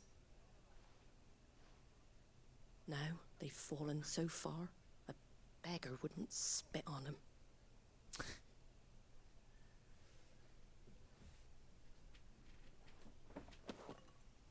Give me a minute here. Since you're not drinking, do me a favour and take that to the Abbey. There's a darkness at the heart of this world, and I'd have you see it. 9. Sorry, that woman pissed me off, so I was rolling for initiative. And we'll see it at an abbey. Glademond Abbey, on the shore of Sorrowwise Bay. The abbot there is a friend. Tell him Martha sent you, and he'll show you what I mean. Just deciding whether or not I was going to kill that woman in my Baldur's Gate run. They're not Imperials. They're just racist. Oh, just wait. This is tame. So bearers are born.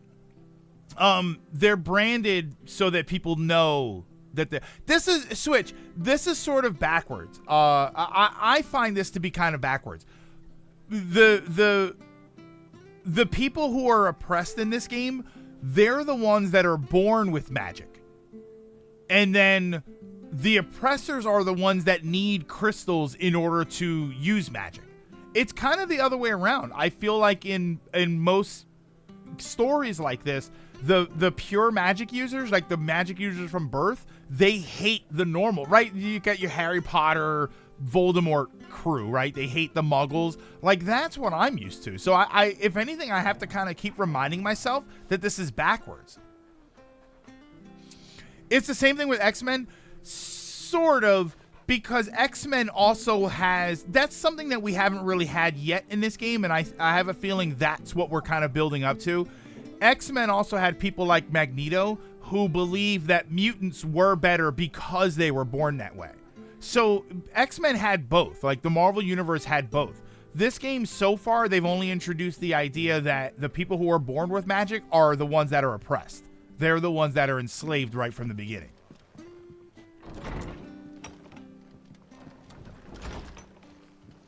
Yeah, the more time goes on, the more I side with Magneto in many regards. Sort of, but X-Men has a more complex narrative. This game is just, yeah, bearers don't matter. And I feel like that's going to change over time. We're just early into the game. I mean, early-ish. Oh, okay. So I'm going that way. Game goes into the lore. Magic users attempted to rebel, but even though they can use magic, most people are non-bearers, so they eventually got overwhelmed. Plus, being a bearer has a cost. So yeah, so there's just more stuff that I haven't really learned yet, but I find it kind of fascinating. Like if you would have asked me who is the oppressed and who are the oppressors, I would have flip-flopped it.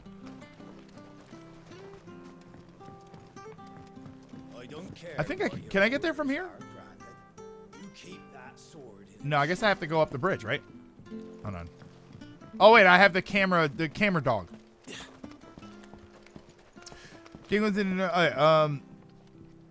Chainmail thing. Depending on it depends. It's decently heavy, but not unbearable. You have to remember it's 30 pounds. Yeah, it's 30 pounds. Yeah, 30 pounds isn't really too bad. Which stuff was for? Yeah, great. You showed me where to go. Sort of. We'll look later. As I say without spoiling, keep an eye out for side quests. The ones mainly will be on the MSQ route, so you won't have to go out of your way. So, yeah, can I go this way, or I go the other way? Make sure you're aiming that at the fish there, son. We've seen this before in Final Fantasy. Have we really? Yeah, it's 30 pounds spread across your body and arms, and you're carrying it with your legs, so.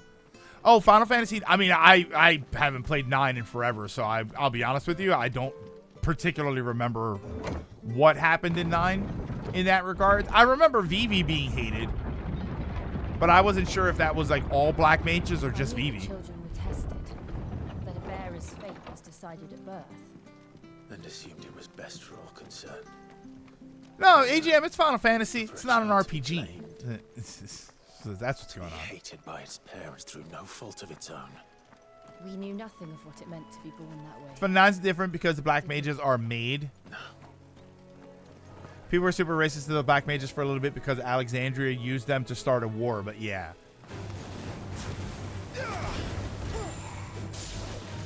Stay down. 13 has something similar. Okay. It's an interesting twist. Get him, boy. Sick him, Toggle.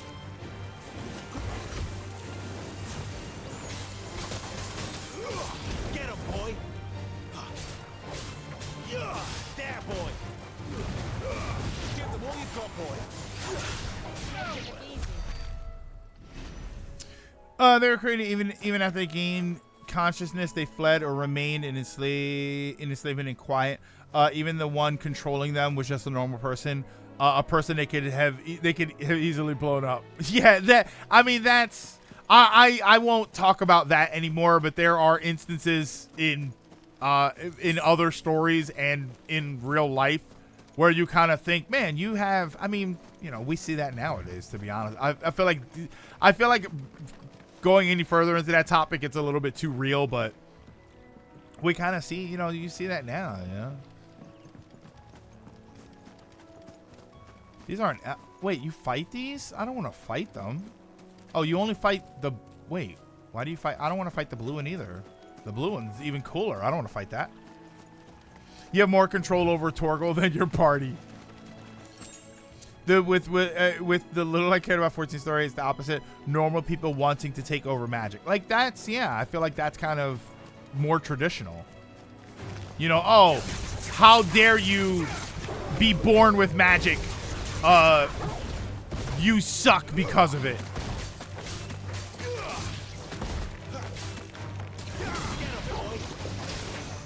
And then they try and kill them, not enslave them.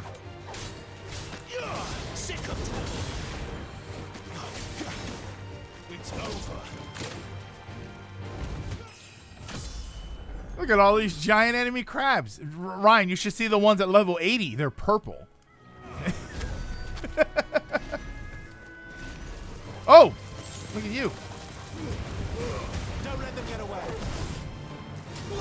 Get him. Get him, boy.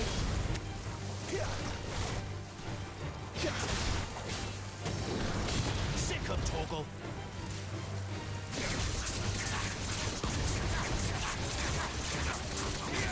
Aha! That actually worked. Sick him, Toggle. Get him. There, boy. And you didn't care about 14's story? Oof. Can't believe you played it wrong. What time is it? 5:32? Okay. I'm getting a little hungry, so. Let me get that. Oh, I gotta head out. It's my mom's birthday, so take it. Go hang out with your mom, yeah. Hey, have a good one. Tell her I said happy birthday, even though she has no idea who I am.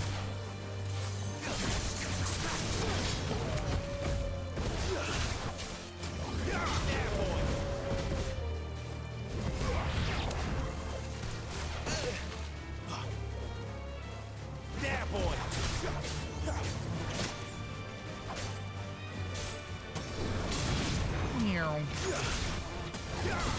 Well, you really do just kind of leave the.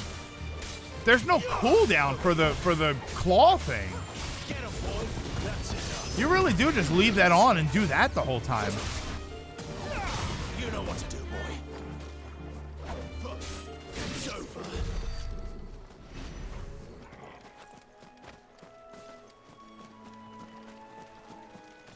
You know, you should get her for her birthday. You should get, assuming he's still here, you should get her artwork of Clive and Gav. I'm sure there's some really cool artwork that she'll like. Yeah, you can spam the claw to get high up on big enemies. Yeah, like you just kind of keep doing it. All right, so that bridge ain't the way to go. What about here? Can you? Okay, we not even a little bit of water, huh? Maybe just look at the map here. Okay. Yowie isn't a birthday present. No, it's an everyday present.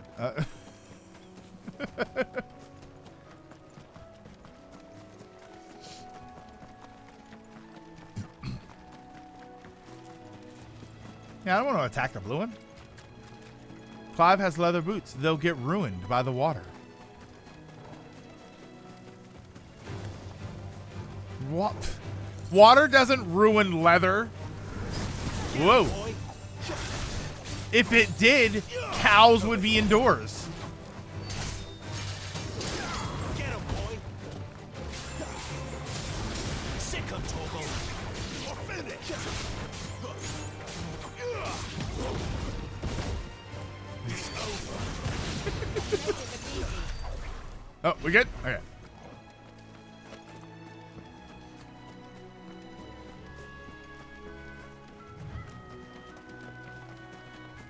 There's the Abbey. What darkness awaits us within, I wonder. I don't know, but we're gonna find out. That spider wasn't doing anything. There, boy. Sick him, Torgal. Sweet. So I can do this. Get him, boy. There, boy. Or finish. Obviously, you can't do that with the big enemies, but I think I'm. Yeah, look, she is fighting. She's kicking ass back there. She killed that spider. Did the joke of getting leather wet ruins it? Yeah, Dominatrix would be in trouble.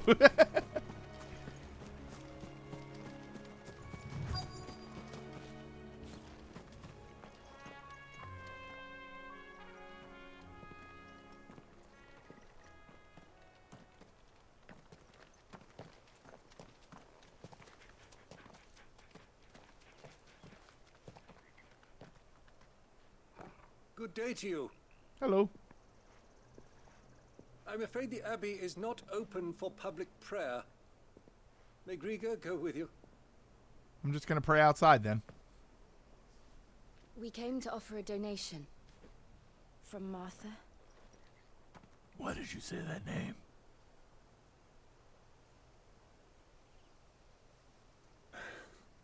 I see.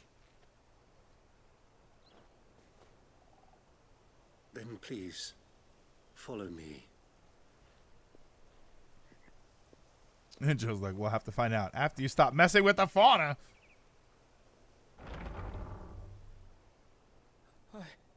Cool statue. I don't want to die. Please, Father. Something for the pain. Here. This will help with the pain. What is it? Death. I don't want to die alone. You're not alone. You got the other corpse right here. Right. I'm here. Who are these people? Martha's bearers. She entrusted them to my care, that I might ease their suffering. To the extent that I can, for the time they have left.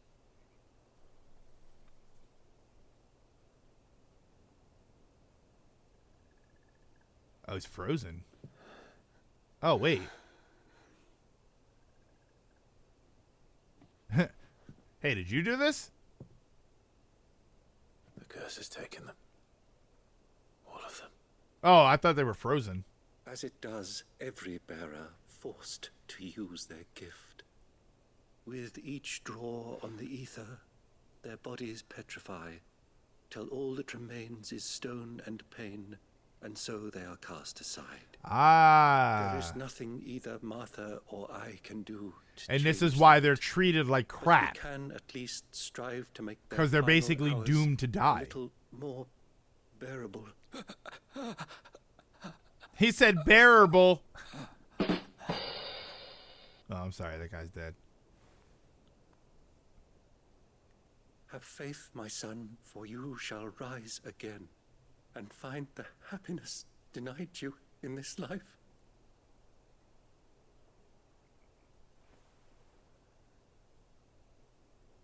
Thank you, Father.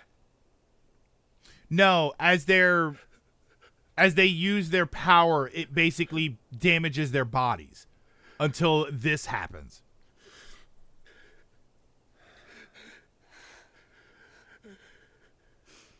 Yeah, this is why they lost their belly. To fight back meant they were going to die. Yeah, because they couldn't.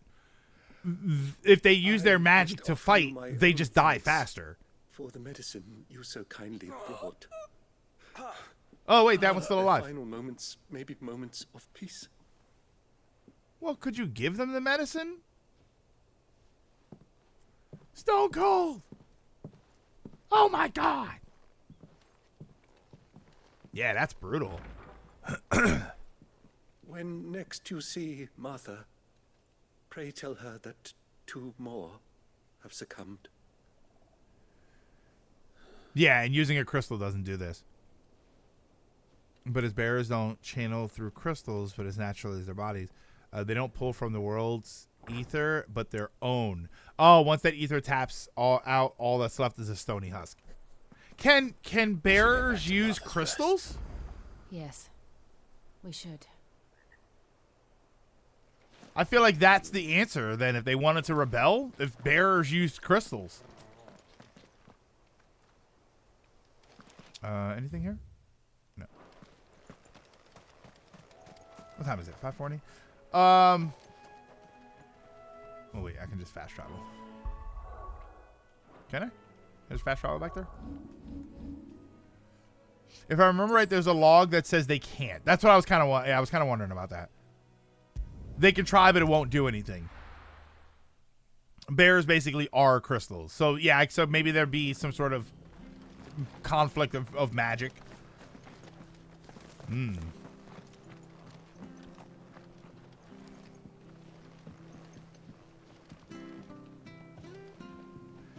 This is why the bears are seen as lesser beings. Yeah, this is the price for being born, being able to cast magic. Yeah, it's easy to save a group. Wait, you already said that.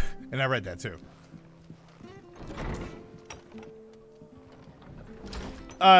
Problem could be if the bears try that, the magic would flow from themselves instead of yeah, there'd be no way. Maybe there's no way to make it so that it's the crystal and not them that's using the magic.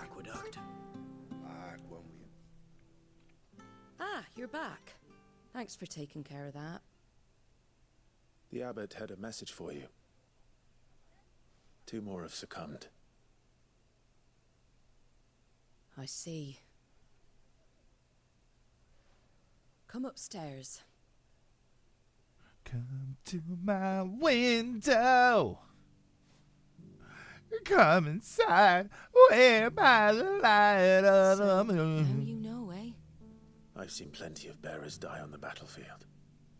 Wish I could play this But game never and like find out that. for myself. But on PS5. All Is it because on? they were It's not born on PC different. yet? The powers that be can't take away their gift, so they I guess it's not on strip them PC their yet, right? humanity instead. Oh, there's plenty who pity a bearer's plight. But so long as we're content to sit around, weeping for those on whose broken backs we're carried, we ain't gonna change nothing. And so you lend Sid your strength. She What ain't little wrong. we have, used profits from this place to buy the poor buggers. So when the abbot told us the bearers were yours, Aye, they're my property, at least by law. Any still fit to work fetch a price beyond my means.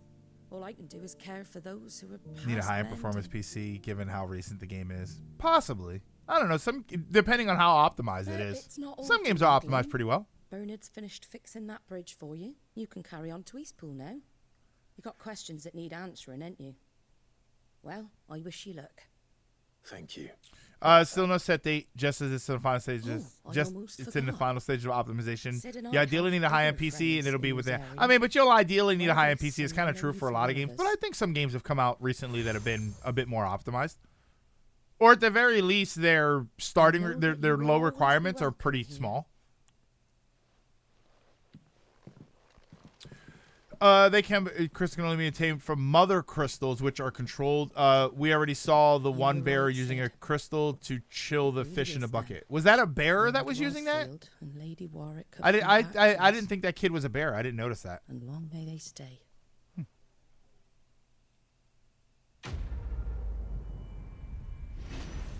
What a dramatic end to the quest there. That's probably where we'll wrap it up, though. Yeah, that was just the guy's kid, right? That wasn't a bear.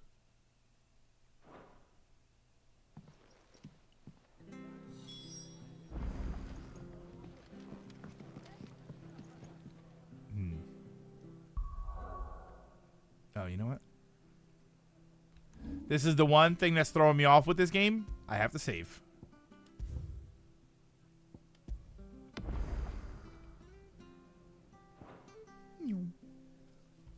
Okay.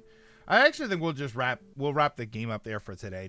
I feel like we're about to jump into whatever the next thing is. So stopping right there in front of the door is probably a good idea. Yeah, I thought that was just that guy's kid. I didn't think that was a bear. Considering he wasn't treating him like crap, I kind of figured that.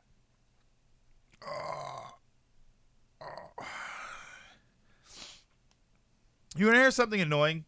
That is like this is like perfect. Google that. Bears can't wait. Hold on. Bears cans use them. Can or can't?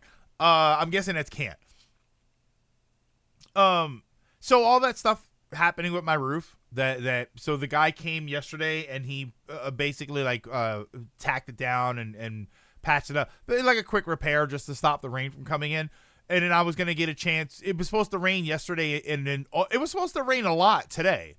So I was like, okay, rain's been kind of my enemy for a little while now, but at least now I want it to rain so that I can see if the roof, because I can't bring. The next step is to have restoration people come, which they're gonna open up the walls and everything, and they're gonna make sure that there's no mold growing. So, because you have to do that first for health and they have to dry it all out, make sure everything is good to go to repair it, and you're not, breathing in toxic mold or anything.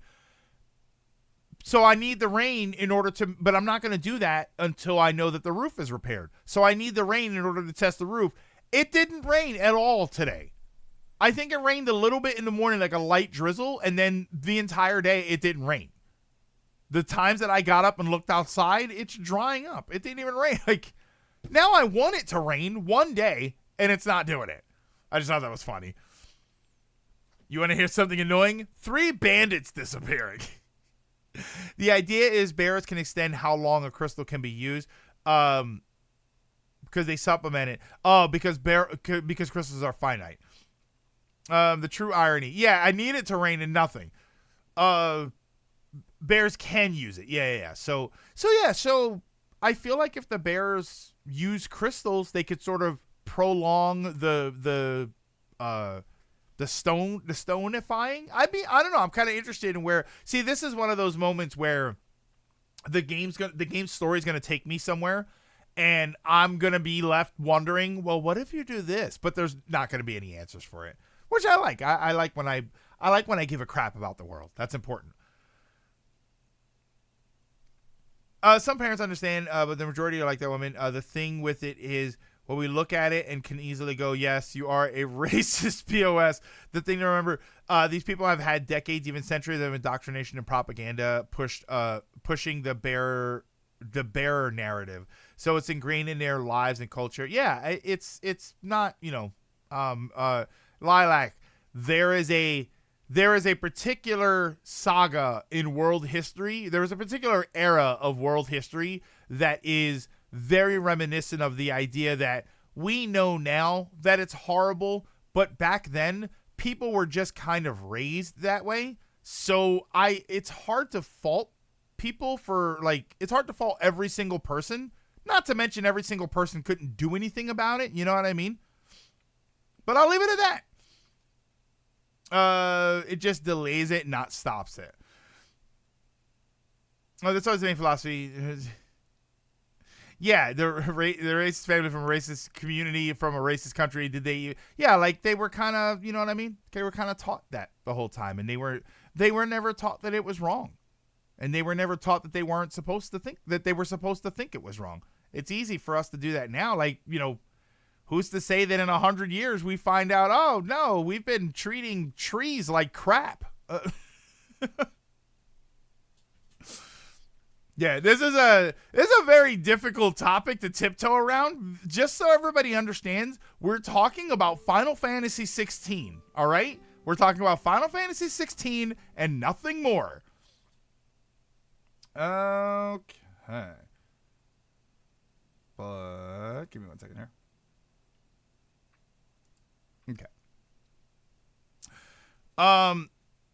Yeah, it's very, a lot of the time these games, I mean, that's where people get these games from.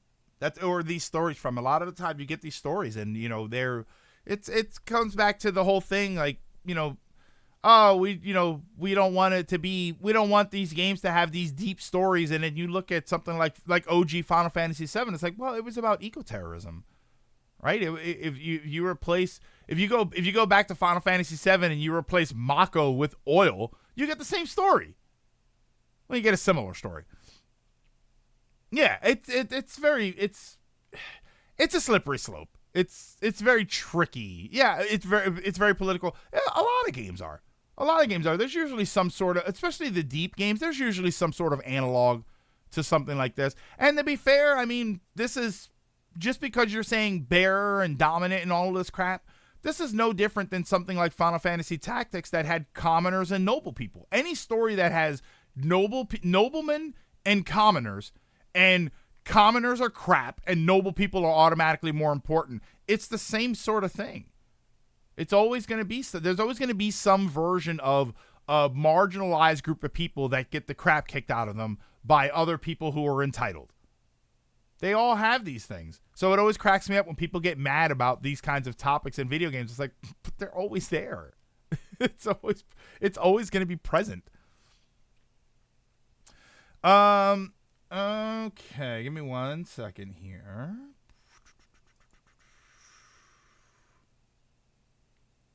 Oh, wait, I hit the wrong thing. Wait, what the heck is that? Oh. What am I looking for? Sorry, there we go. Oh, I just hit you there.